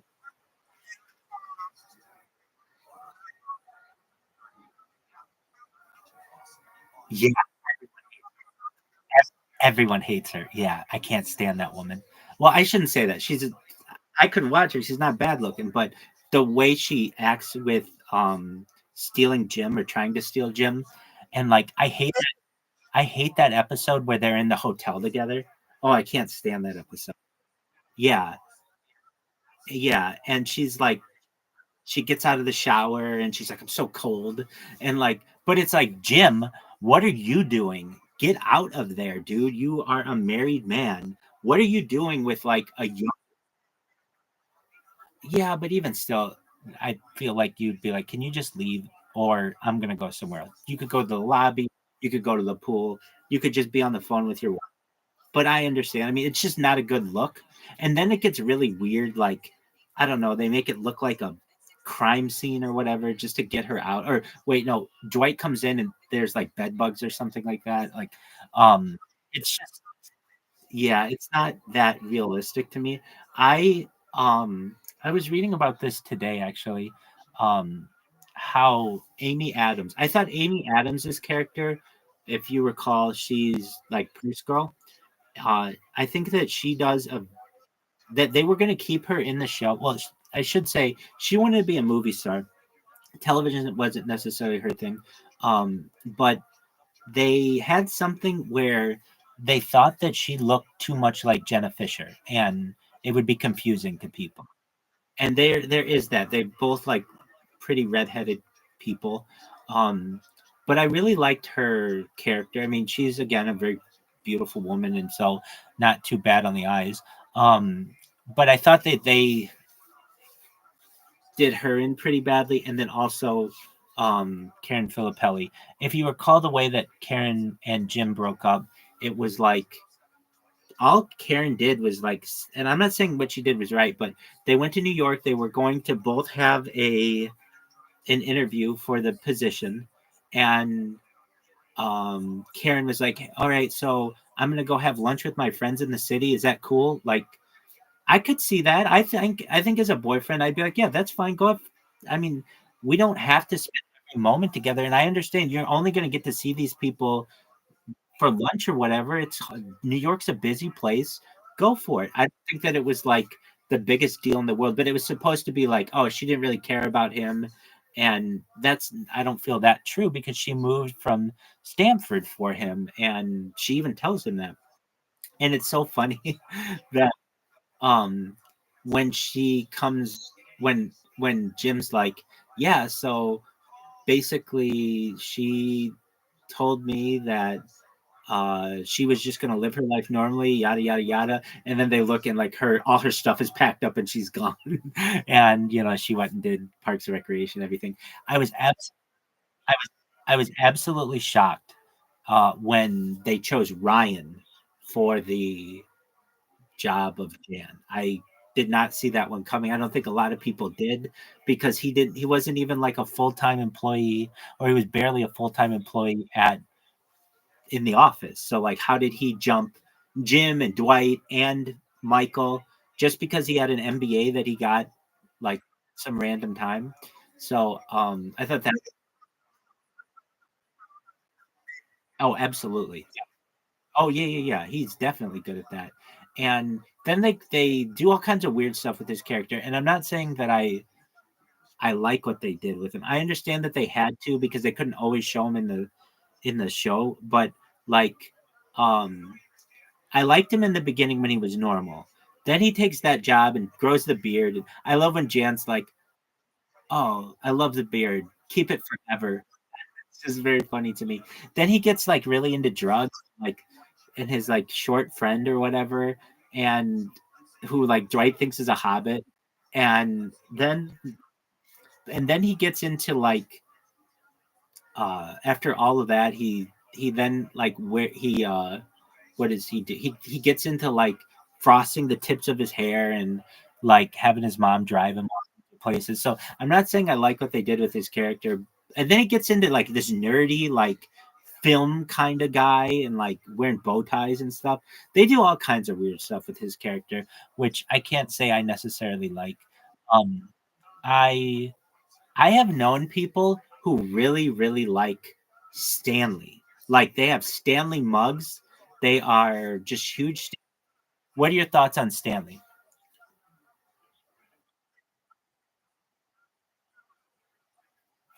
I No. I completely understand that. What I don't like about him is his infidelity. I did not like that.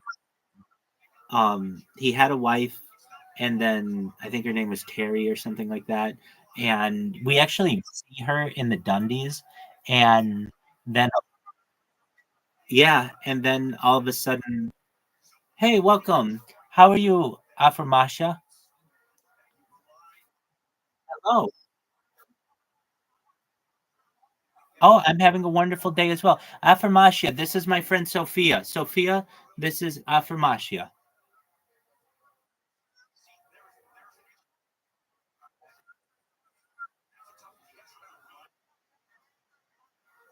Excellent. Well, Sophia, I could probably talk your ear off on this, but I know you've got bread to make. You've got milk and honey bread, aka Jerusalem bread, which I think is a beautiful thing. So I'll let you get to that. I could, but come back because I could talk to you about other shows as well. But I could still talk to you about The Office and Parks and Recreation all day long. As you can tell, I'm a diehard fan as well. So, but I don't want to take up any more time if it's unnecessary. Okay, well then we'll continue to talk. Okay, I what else do I really love about this show? So Aframasia, we are talking about a television show from the United States called The Office. Aframasia, have you ever heard of The Office?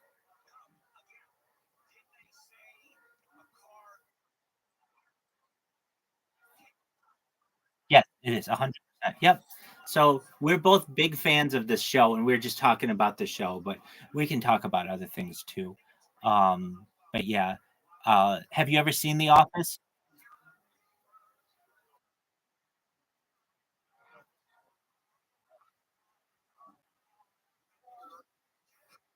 Oh, excellent. Your brother likes it? Your brother has good taste. Excellent. Absolutely. Absolutely. Wonderful. We were just talking about parts of the show that we like, and I can tell Sophia's a really big fan, as am I. Sophia, what are your thoughts on Phyllis?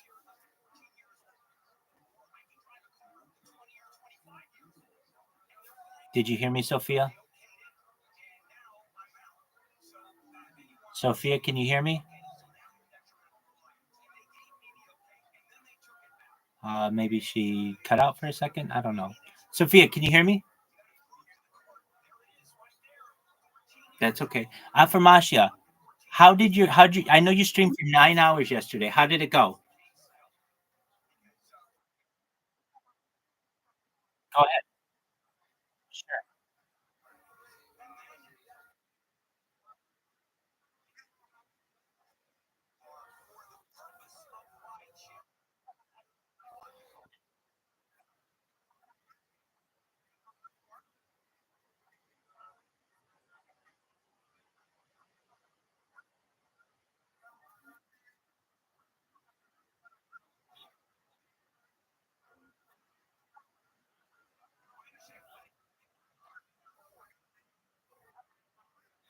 Oh, peace. Yes, absolutely.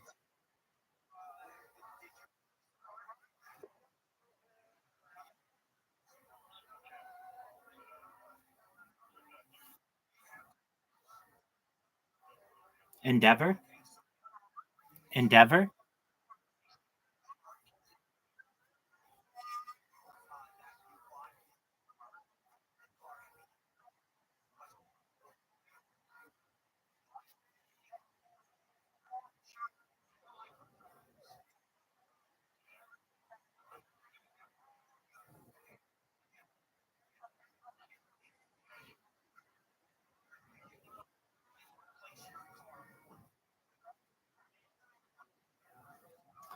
Sure. Yes. Yes. I deal with this every day. Negative people. People who, especially when it comes to world peace, they don't believe or they don't even want it. They like war. I deal with that all the time. And one of the first things that I do and let me know if you need me to translate this, but I'll speak as easily as I can. I say to them, have you ever been impacted by war? Have you ever had someone knock your house down? Have you ever had someone steal your things? Have you ever had somebody hurt you? And normally they haven't. And so I say to them, then you don't even know what you're talking about. You don't even have an idea of what the pain of war can be. You haven't lost a loved one in it. And usually, if you talk to soldiers, they don't want war either. One of the reasons why they became soldiers is because they wanted to stop war forever. And those people who like war, or those people who like the negativity, many times I feel they are just trying to be trying to get a reaction out of you. So they're bored. They have nothing to do on the internet. And so, hey, I'm going to bother you and I'm going to try to make your life a little worse so that my life is a little better. Do you find that people are doing that?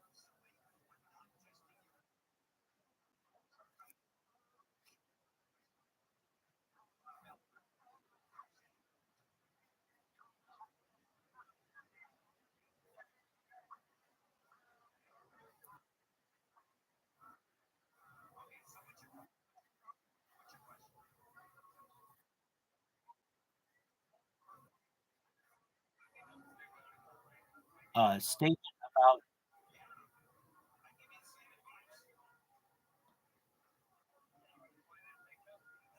a statement about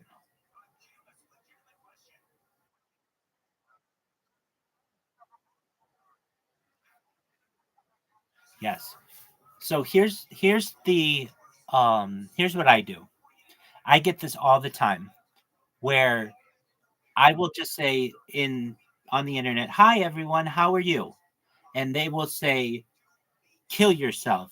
We don't like you." Just immediately. I haven't even had a chance to say anything aside from, "I hope you have a good day." They'll be very mean to me.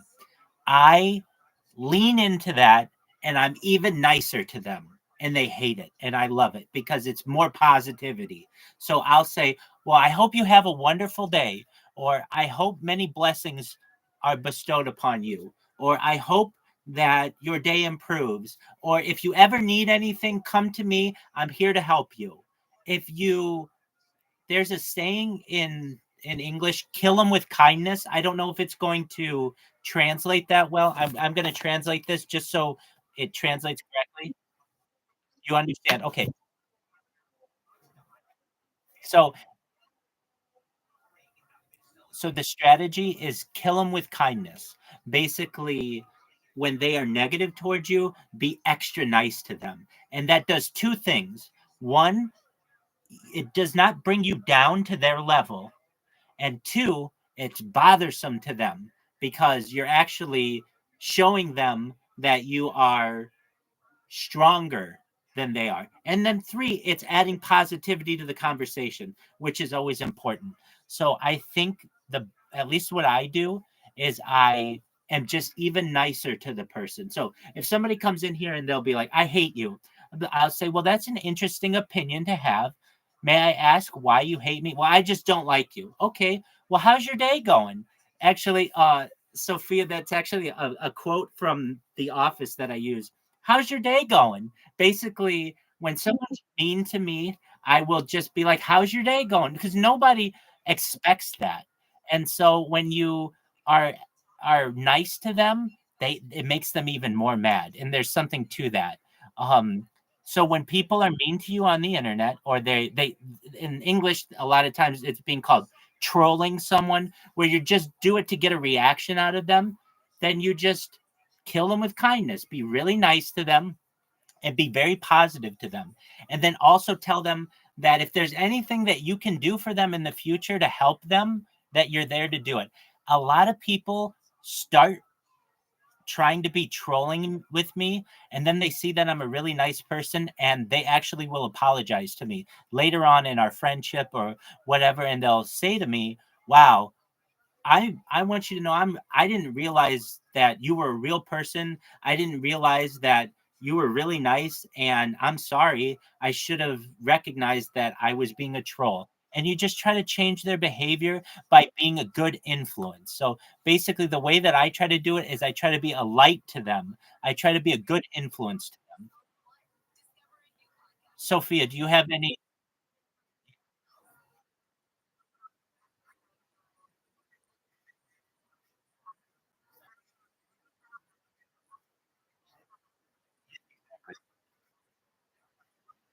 Yeah, absolutely. Yeah, exactly. But I get those kinds of people. Somebody said that to me within 48 hours. They came in here. A lot of people try to bring in really negative things of into my life, and I do my best to not allow that to get to me and to be positive back to them.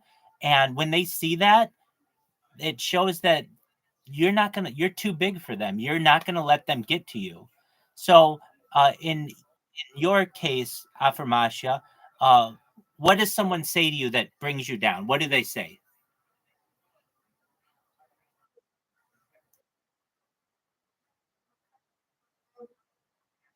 Sure.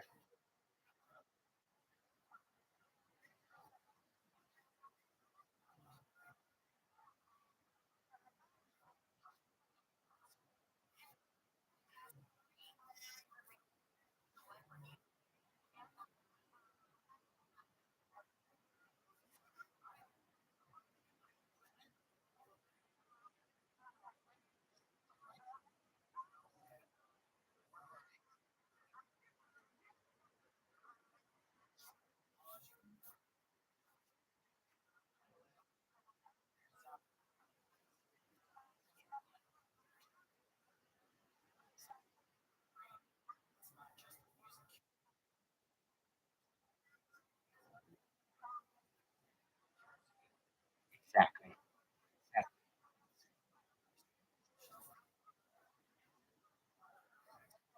Wish him well. Exactly.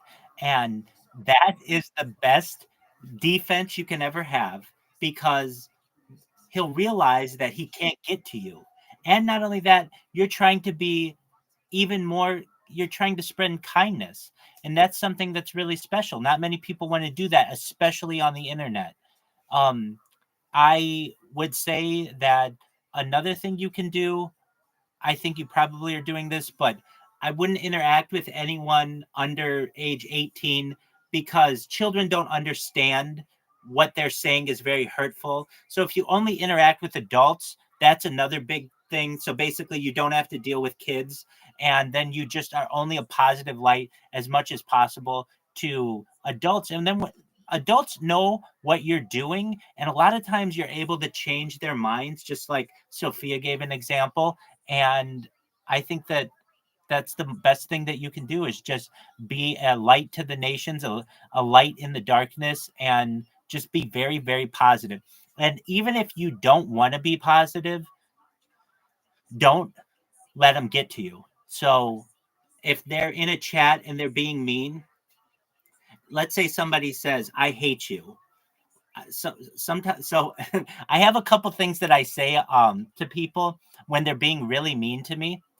I There's a saying in, I don't know if it's going to translate, but in English, it's kind of a newer saying, but it's cool story, bro. So somebody will be like, "Oh, I don't like you. I think that you're XYZ. I think that you're this and that and that, and I don't like this and I don't like this and I don't like this and I don't like this." So it's like all this negativity, and I just sometimes will just be like, cool story, bro. And what does that mean? It means like, I don't have enough time to read through all of your stuff. Thank you for the information. Thank you for your story. We're moving on. There was a previous generation, like grandmas would say um, something like, um, that's okay, honey, or something like that. There's like, there are ways to just basically dismiss people. These are dismissive statements, but they work very well if going above and beyond to be really mean to you and you don't want to deal with them in that way. So you just say, cool story, bro. And then I also use a lot of positive emojis. I just do that in my life generally. I didn't always. I for many years never ever used emojis or emoticons or anything like that. But because so many people use them in on online conversations, I do my best to use them. So I might say, and you can use these too. When somebody says, I hate you, you can say, I appreciate your opinion. Thank you so much. And then give them a thumbs up or like a smiley face or something like that, which shows that you're being very positive to their negativity as well. And if anything, it shows that you didn't let them get to you. So you can use emojis to your advantage and also get across positive messages as well. Does that make sense?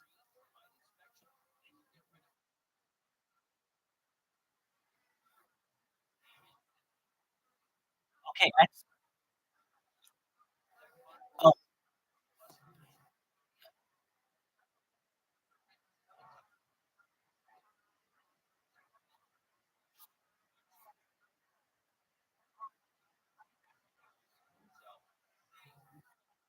absolutely. And when you, Sophia, do you have any advice?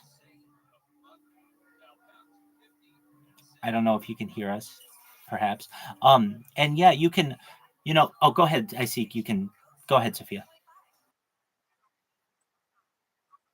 That's okay. Um,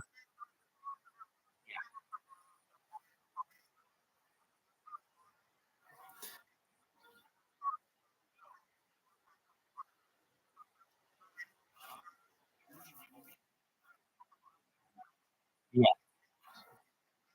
yeah, it does. Um, I sometimes get people who will give me long paragraphs. It's just too much to read, or it's just very hateful, and so I'll use a phrase that grandmas would use years ago. That's nice, dear. Just like that's nice, dear. Like, okay, fine. Whatever you want to say, it's there you go. Yeah, exactly. Yeah. Um there are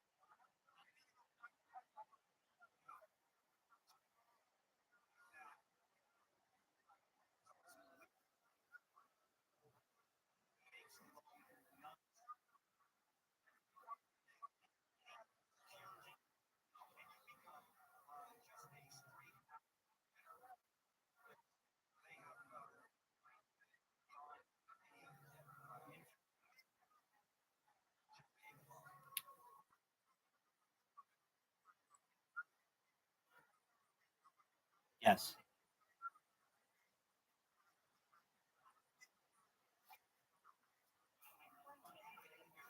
that's right. I get people who will many times they will come at me with many different questions and I'll answer sometimes 20, 30 questions for people, sometimes 60 questions from people. But eventually I recognize that sometimes these people don't even care about my answers and they're asking the question before I even have a chance to answer. And so I have other ways to deflect these things.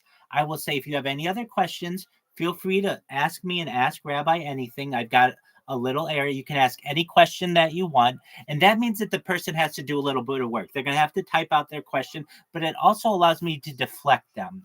I get people who will, in a message to me, they'll just write a huge paragraph of something. And so sometimes I will just give them a thumbs up or an okay or some kind of emoji, not even give them words. Now, I do that sometimes to people, and I really do mean thumbs up, or I really do mean okay, or whatever. But I find if sometimes I don't even give them any words back, just an emoji, it deflects them as well. It shows that I maybe I'm not ignoring you, but I'm not going to read all of your stuff. Whatever you're cool, good job, whatever. Okay, I get what you're saying, but I'm not going to give you any of my time. You have to recognize affirmatia, especially as you're becoming more of a streamer and more of a public figure. Your time is very valuable, and if you take time for all of these individuals, it's going to take away from you. There is a philosophy in that I've heard in the business world, but it works in this as well. When you awake every day, you get, let's say, 100 coins. Okay. And let's say everybody's taking from you. And at the end of the day, you have 0 coins. You want to be very careful of who you give coins to, basically, who you give your attention, who you give your time to. So if you have all these people who are taking coins from you, you're not going to be able to have any coins at the end of the day. And you want to make sure that you have your time, that you have your effort, that you have your coins by the end of the day. So if you just give them a little something and hopefully they'll run away with it, or you can just ignore them, but don't let them take anything from you. It's very important. I have this mentality, and I've always had this, that basically haters gonna hate is a saying in English. Haters gonna hate. So basically, there are some people out there who are just gonna hate all the time, and that's fine. There's nothing that I can do about it. I can't necessarily change you. I can just be a good example to you.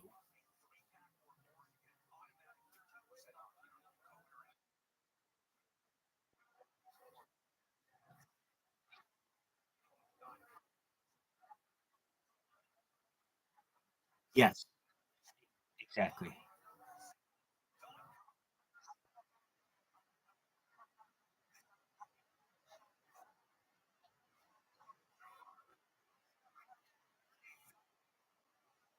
Sure.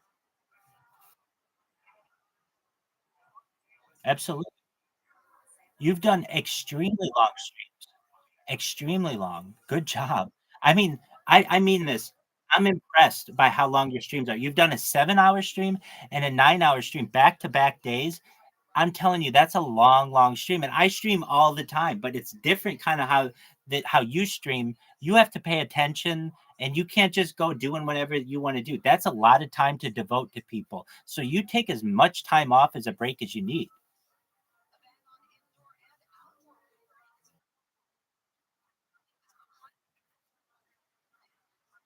Oh, absolutely.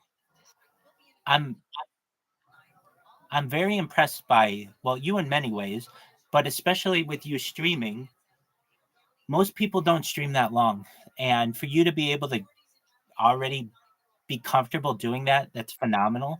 And when you stream that long, you're gonna have people who come in and are grabbing at your attention and trying to steal your positivity. And if you don't let them do that, if you kill them with kindness, you smile, you make sure that they're aware that it doesn't get to you.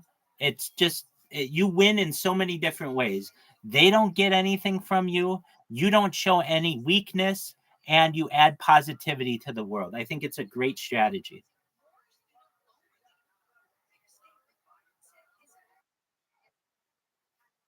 Excellent. Well, very well. Do you have any other questions? We have Sophia here, so we have other people who can perhaps help, and she has a lot of experience just in life. So, what other issues do you run into?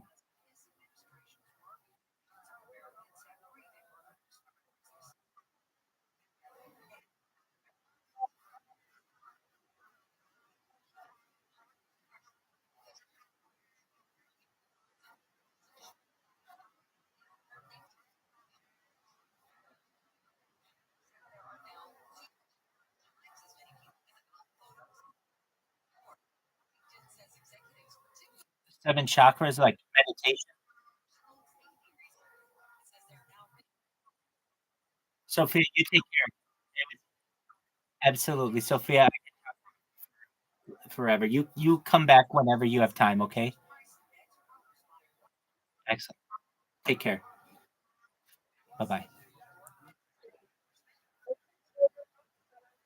Oh, she's wonderful. Yeah, she's a really nice person. I think you will. Yeah, yeah. She I was gonna say she likes to listen to me sing karaoke. So maybe one of these nights I'll do that and I'll make sure she's here for it. But yeah, she's a wonderful person. She has a very good heart. She's very smart. She's just a good friend.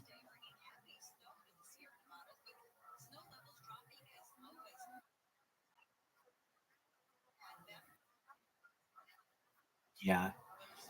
I don't go ahead. I don't like people. Thank you. I don't like people who, if you're going to be here for a long time, I want you to be positive. And I recognize not everybody can be, and we'll get little people who come in and they're negative and they'll be blah blah blah blah blah blah. Okay, that's fine. But if you're going to be here for a long time, we want to be positive to each other. We want people to come here and have optimistic thoughts and positive vibrations. And I do my best to be a good example to everybody.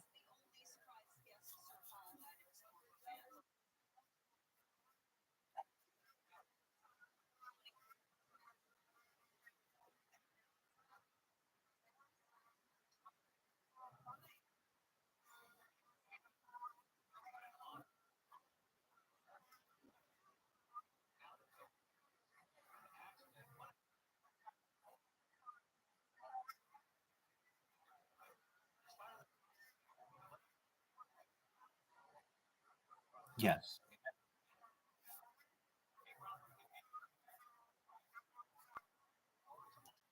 Exactly. So you've got it. Like 100 coins in the morning. Your dog needs 5 or 10 coins because they're going to take your time. Your family's going to need 20 or 30 or 40 or 50 coins for whatever they have to do. And you have a certain amount that you can give out towards the day, but you don't want to give too many out to one individual person or they'll start to pull your energy. And that's not what you want.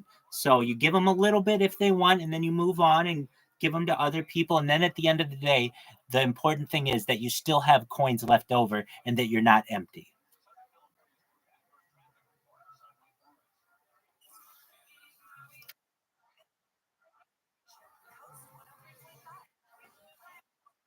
Excellent, excellent. So, Afirmasha, there's something we can do to practice what we just learned, if you want. So, it's called role playing. Basically, I'm gonna be a mean person, okay, and you just will test you, okay, to see how you would react. I'm not gonna be really mean, but I'll be like this.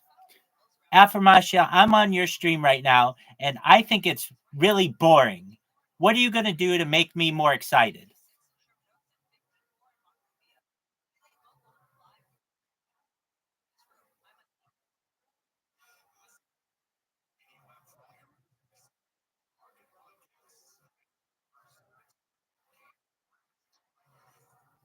Perfect.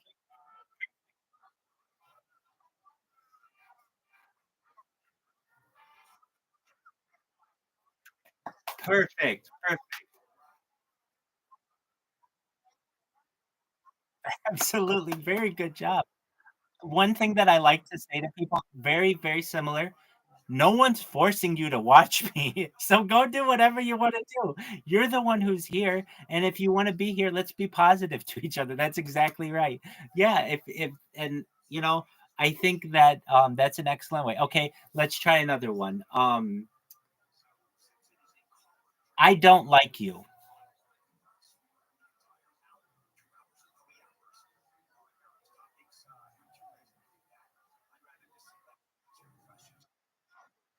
I can help you. Yeah.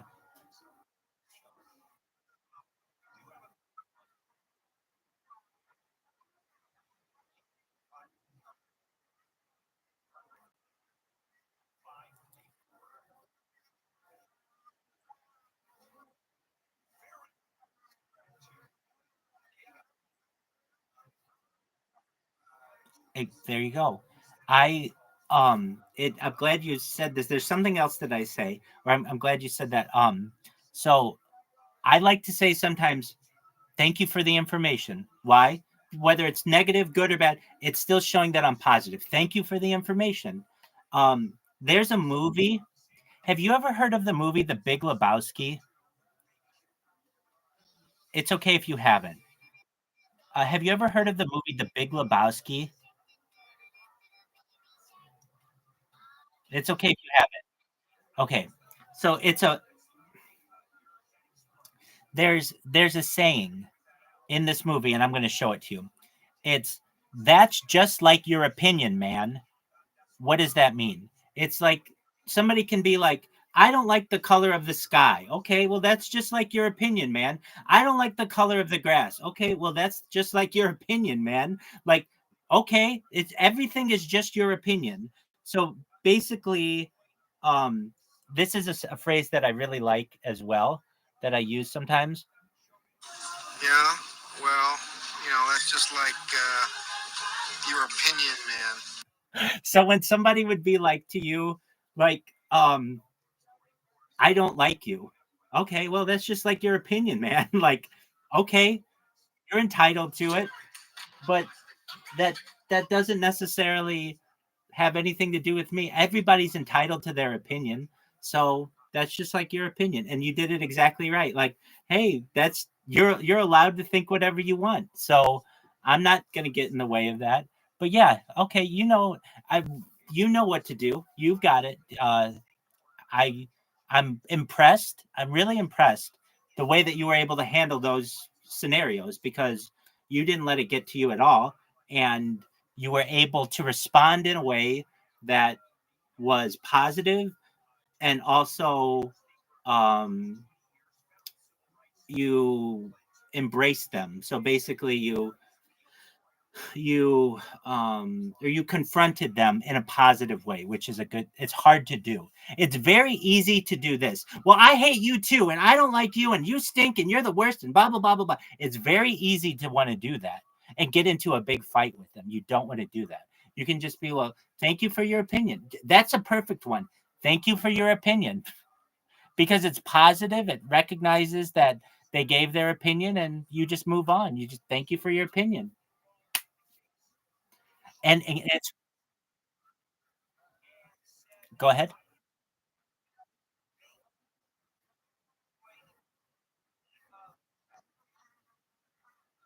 Yes, you remembered. Yes, exactly.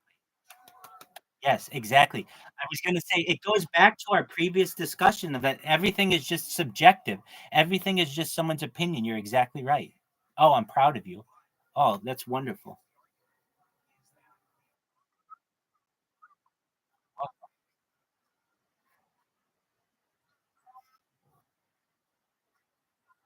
okay.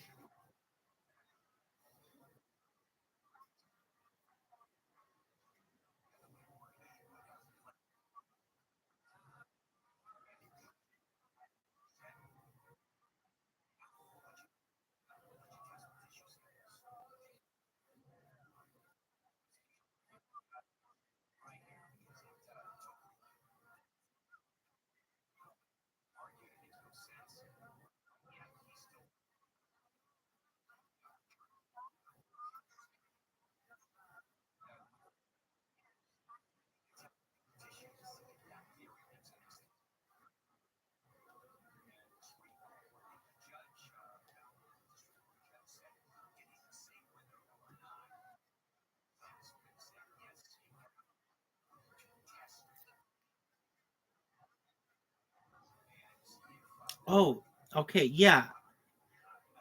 Hold on a second. Hold on. Did you send me this? Did you send me this earlier, or did I see this from someone?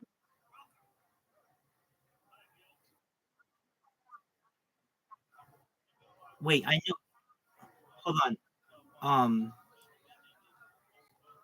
I thought I saw. Did I? Hold on. I thought I saw this.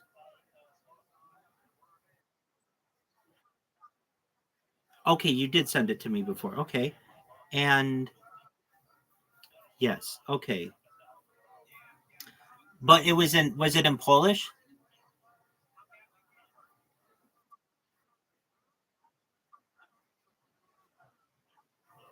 No, no, no. No, no, I see it. I see it's right here. And it's in English. I can read it. I got it. Yes. Okay. Do you want to discuss it?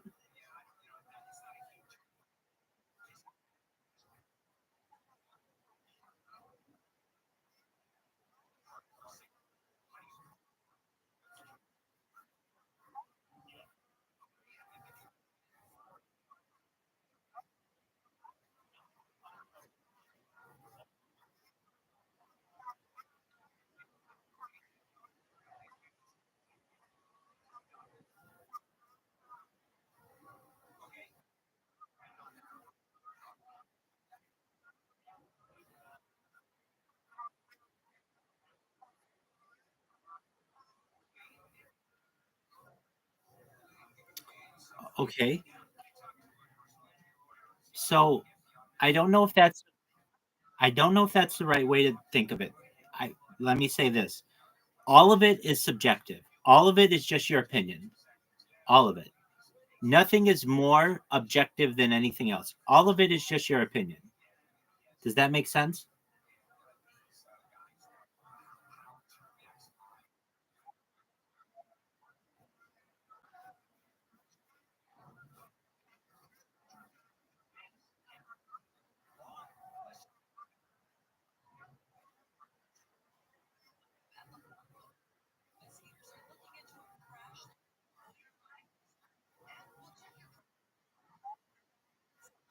Okay. Yeah.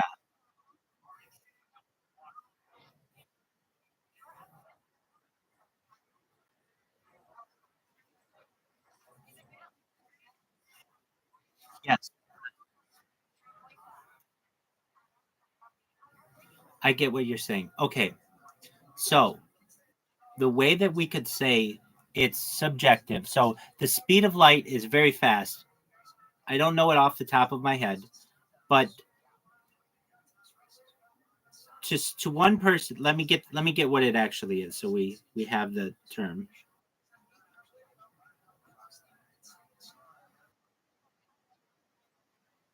Okay. So you go Pete. Okay. What is the speed of light and how is that just subjective?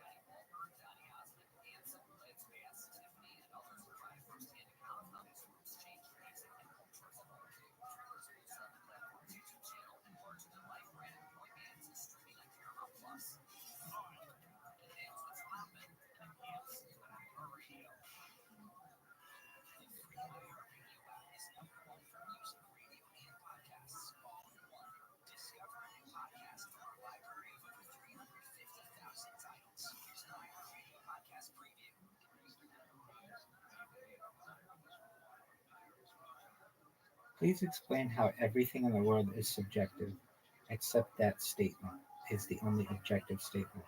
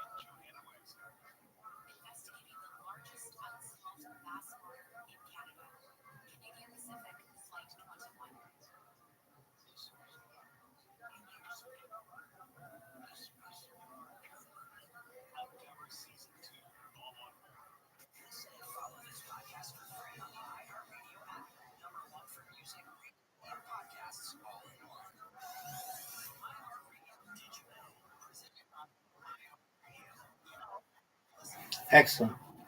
Okay. So, firstly, this is an excellent point. It's mind blowing. Okay. So when I say the speed of light is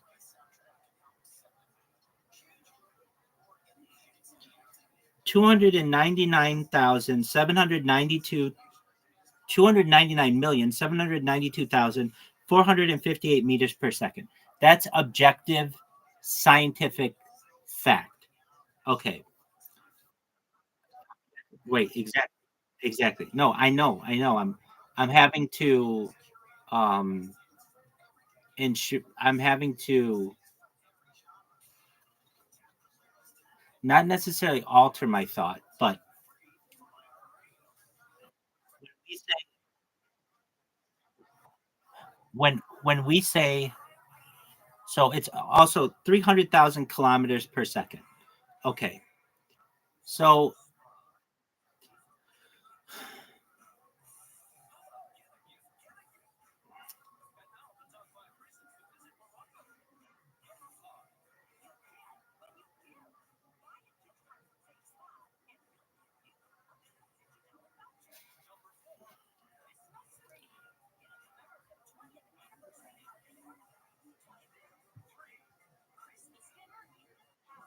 some aspects of science are seen in objective ways. The speed of light, acceleration of gravity, these kinds of things are seen objectively. When I say that everything is subjective, that's just like your opinion. The speed of light is not. It is a constant. I get that. The idea that when I say that, I mean it as this. To one person, it affirmatia, I don't want to say I'm stumped. I'm not. I need to work through this because you've created you've created an excellent problem for me, and I have to think through it. So just give me a second to think through it.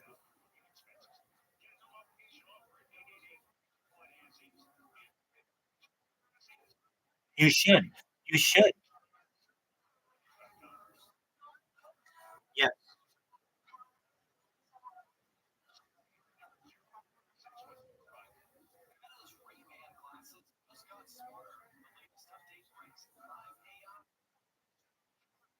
Yes, I understand.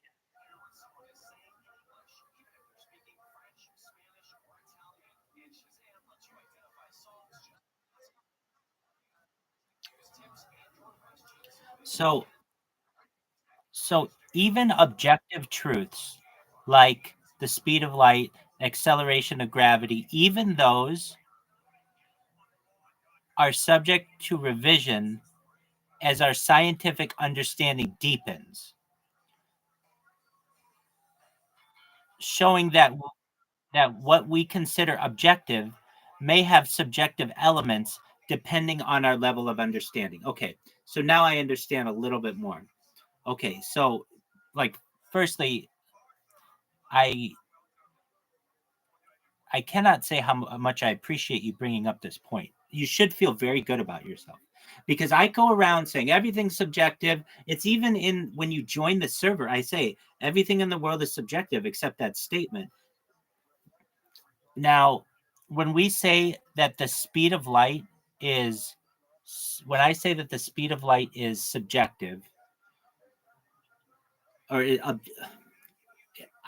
you're saying it's objective, which it is, but it's objective to how you view physics.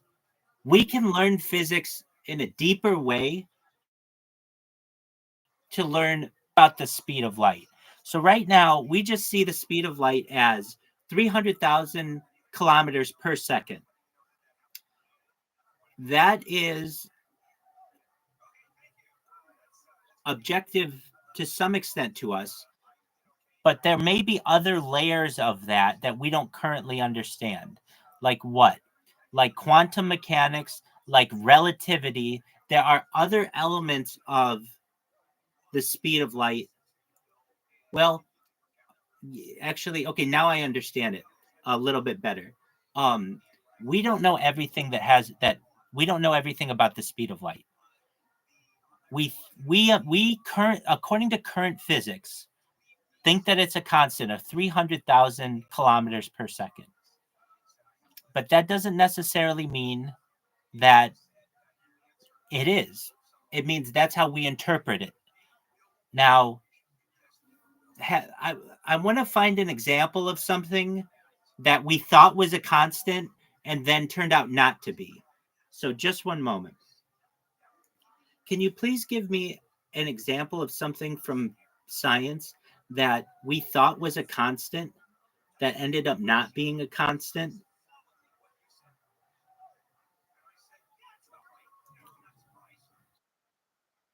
Okay, what is it?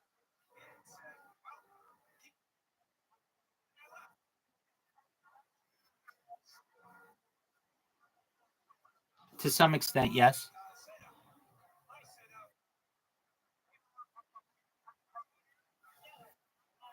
I know a little bit about it, but please tell me what you know.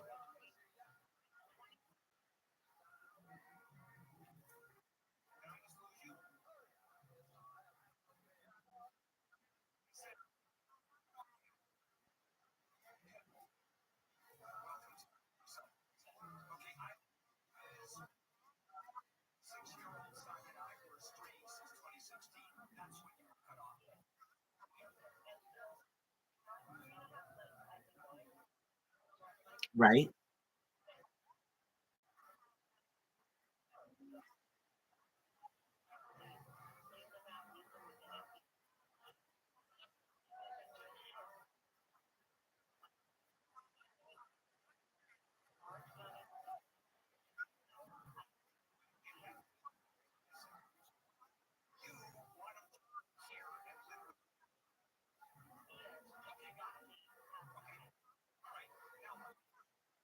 Okay.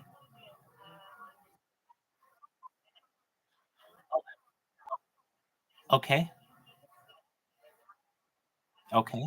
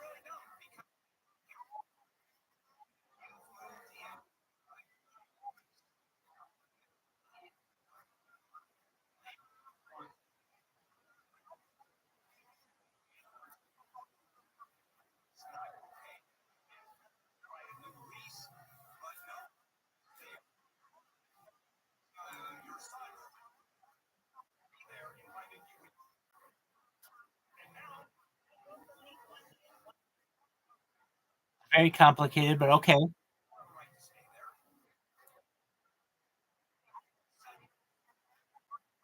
Okay.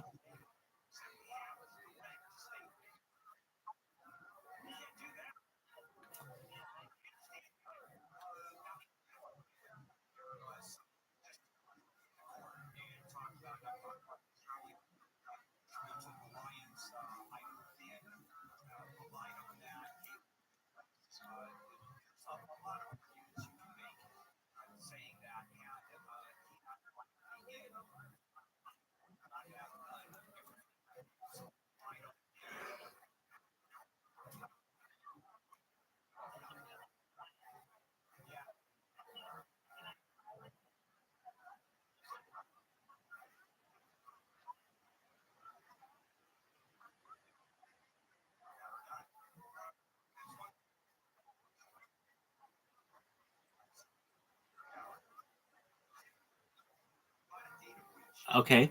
I understand that.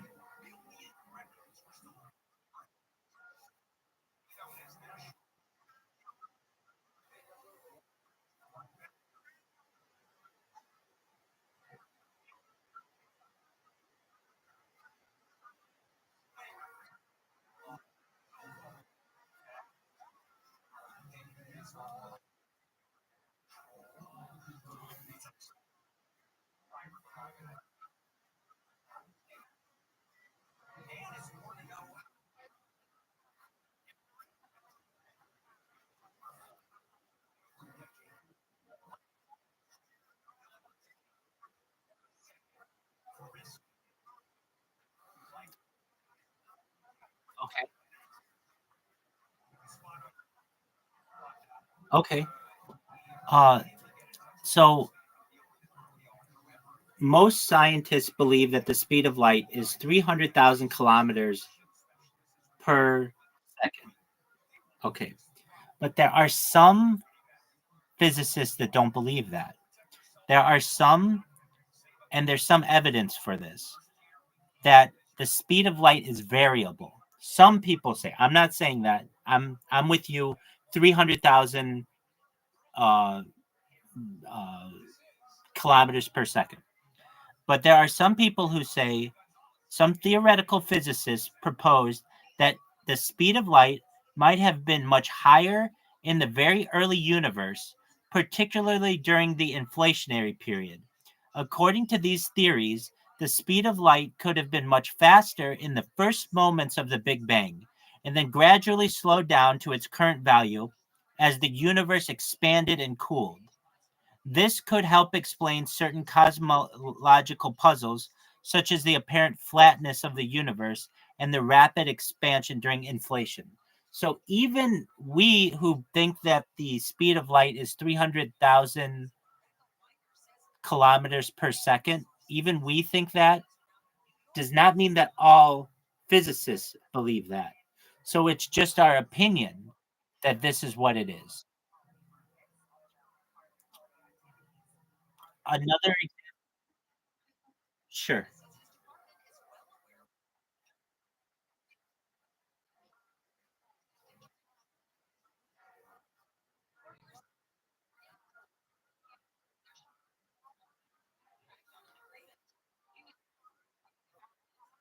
Everything is relative. Exactly.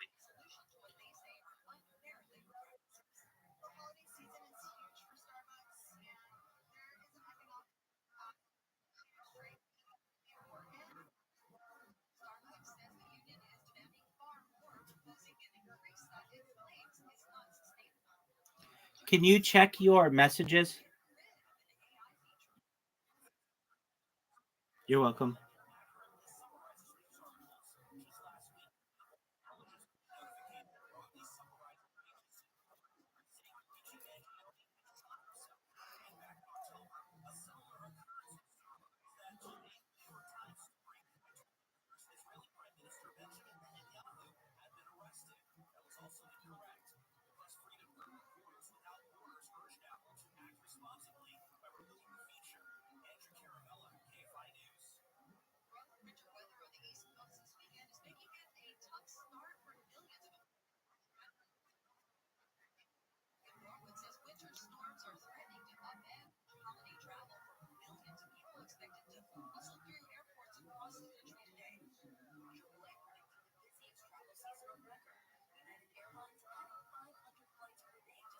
I made a mistake.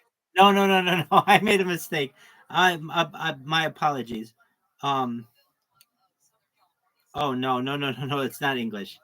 It's Filipino. Sorry. Just one moment. Apologies.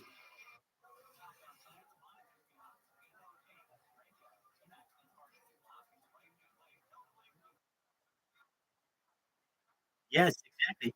I thought. Oh yeah, yeah. It's English. Yeah, right. Polish. Here we go.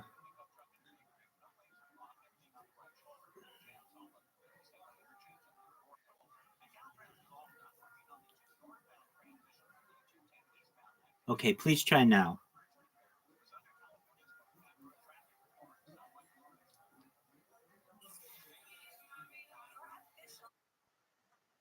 Yes. Oh, okay. I could go back. Do you want the Filipino version? You got it. Yep.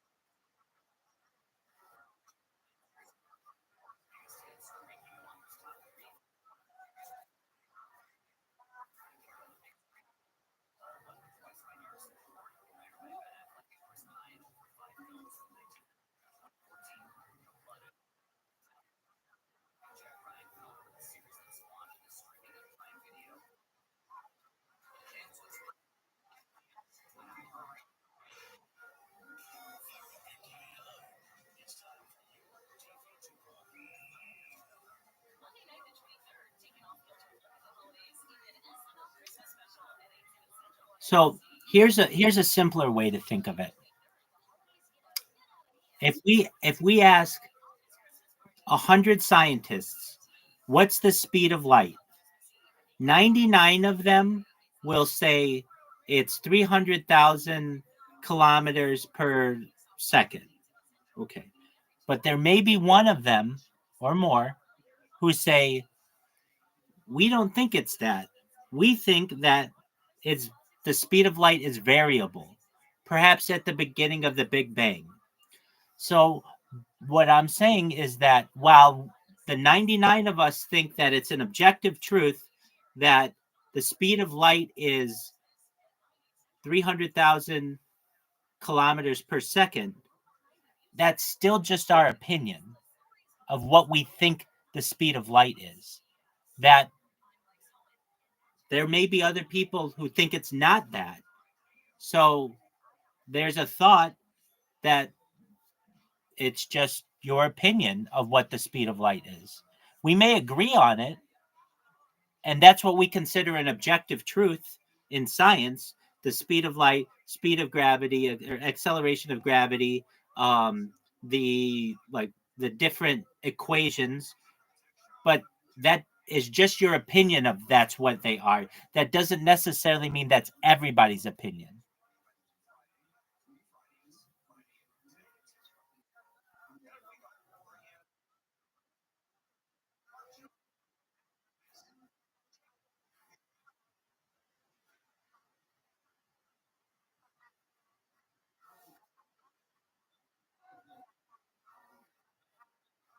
Decreased?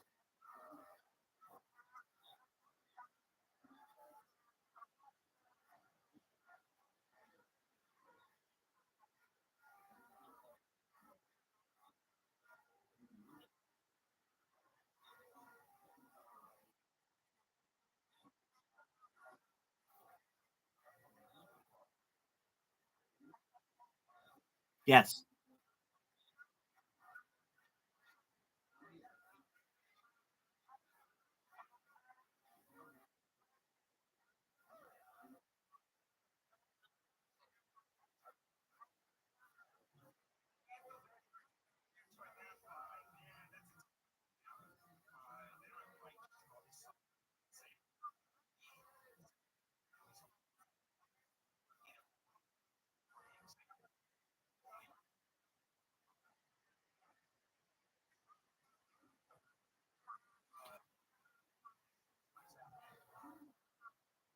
That's absolutely true. And on top of that, there's the thought that, okay, so we had the Big Bang goes and then slows, and then eventually it may reverse and the big crunch. So the Big Bang happened approximately like 12 billion years ago. And in another 48 billion years, we may have the big crunch, if that makes sense. So the chaos, exactly. Exactly. Perhaps we don't know. That's the big question. That's the big question. No one knows.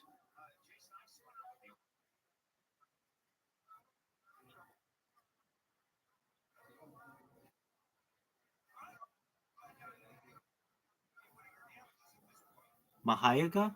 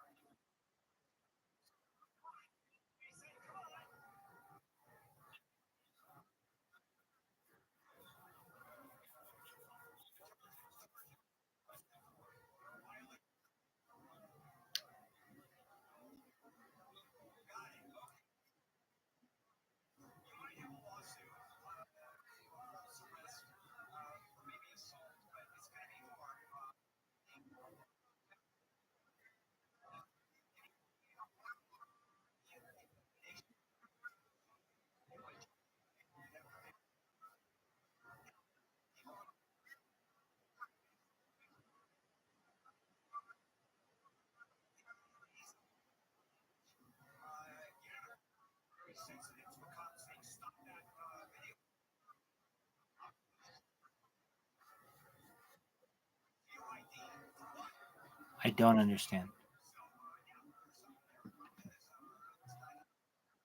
I don't understand.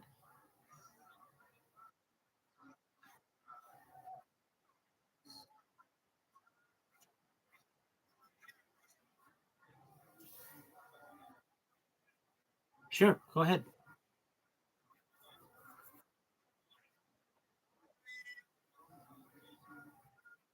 Yes, okay, so I'm on that. Yes.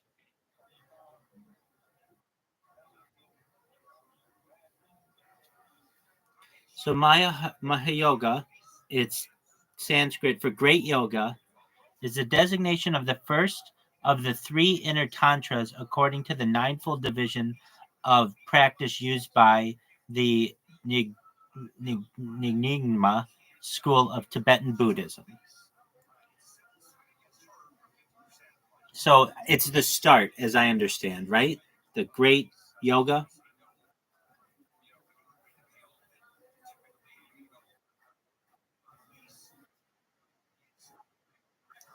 I get that it's a cycle, and this is the first cycle. That's the start. Okay.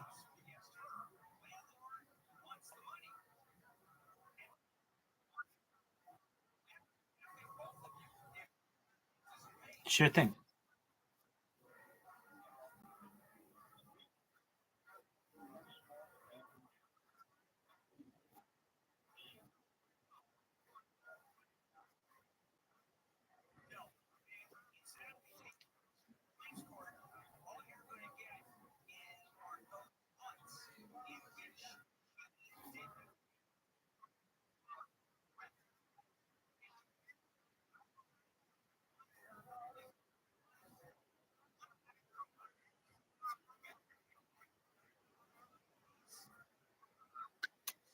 Bravo. Excellent. I'll probably be sleeping because I haven't slept, but when I awake, we will talk about it, okay?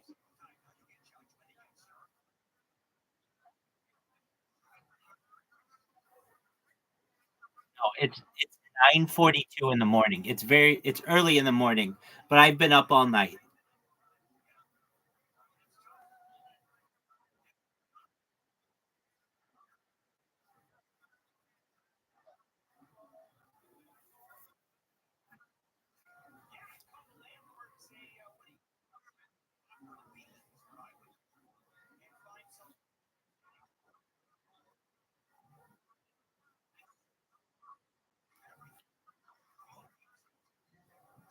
I'll find it. I'll find it out right now.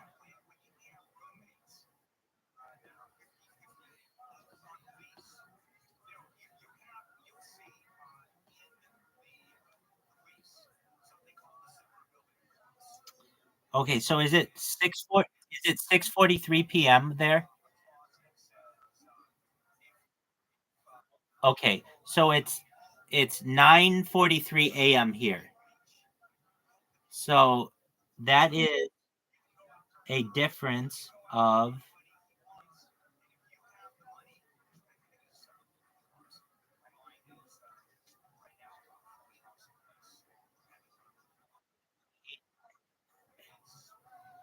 it's it's gonna be 7, it's gonna be 10. So it's 9 hours. You're 9 hours ahead of me.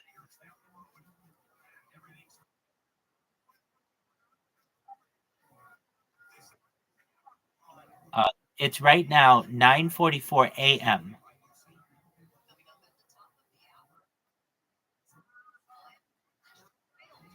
Yes, but I've been up all night.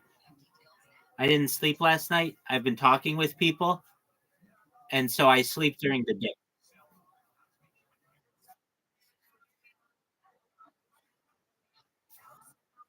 I will do so. I will do so. You take care. Enjoy your friend, and when you're back, if I'm awake, we'll talk about this more. I want to tell you this, and I mean this, for Masha. I don't think I will ever forget this conversation that we had about objectivity and subjectivity because it really, really made me work. Good job. Good job. Thank you. Excellent. Excellent. Enjoy. Take care. Bye. Was the rhetoric. Wow, we got somebody to challenge us on that.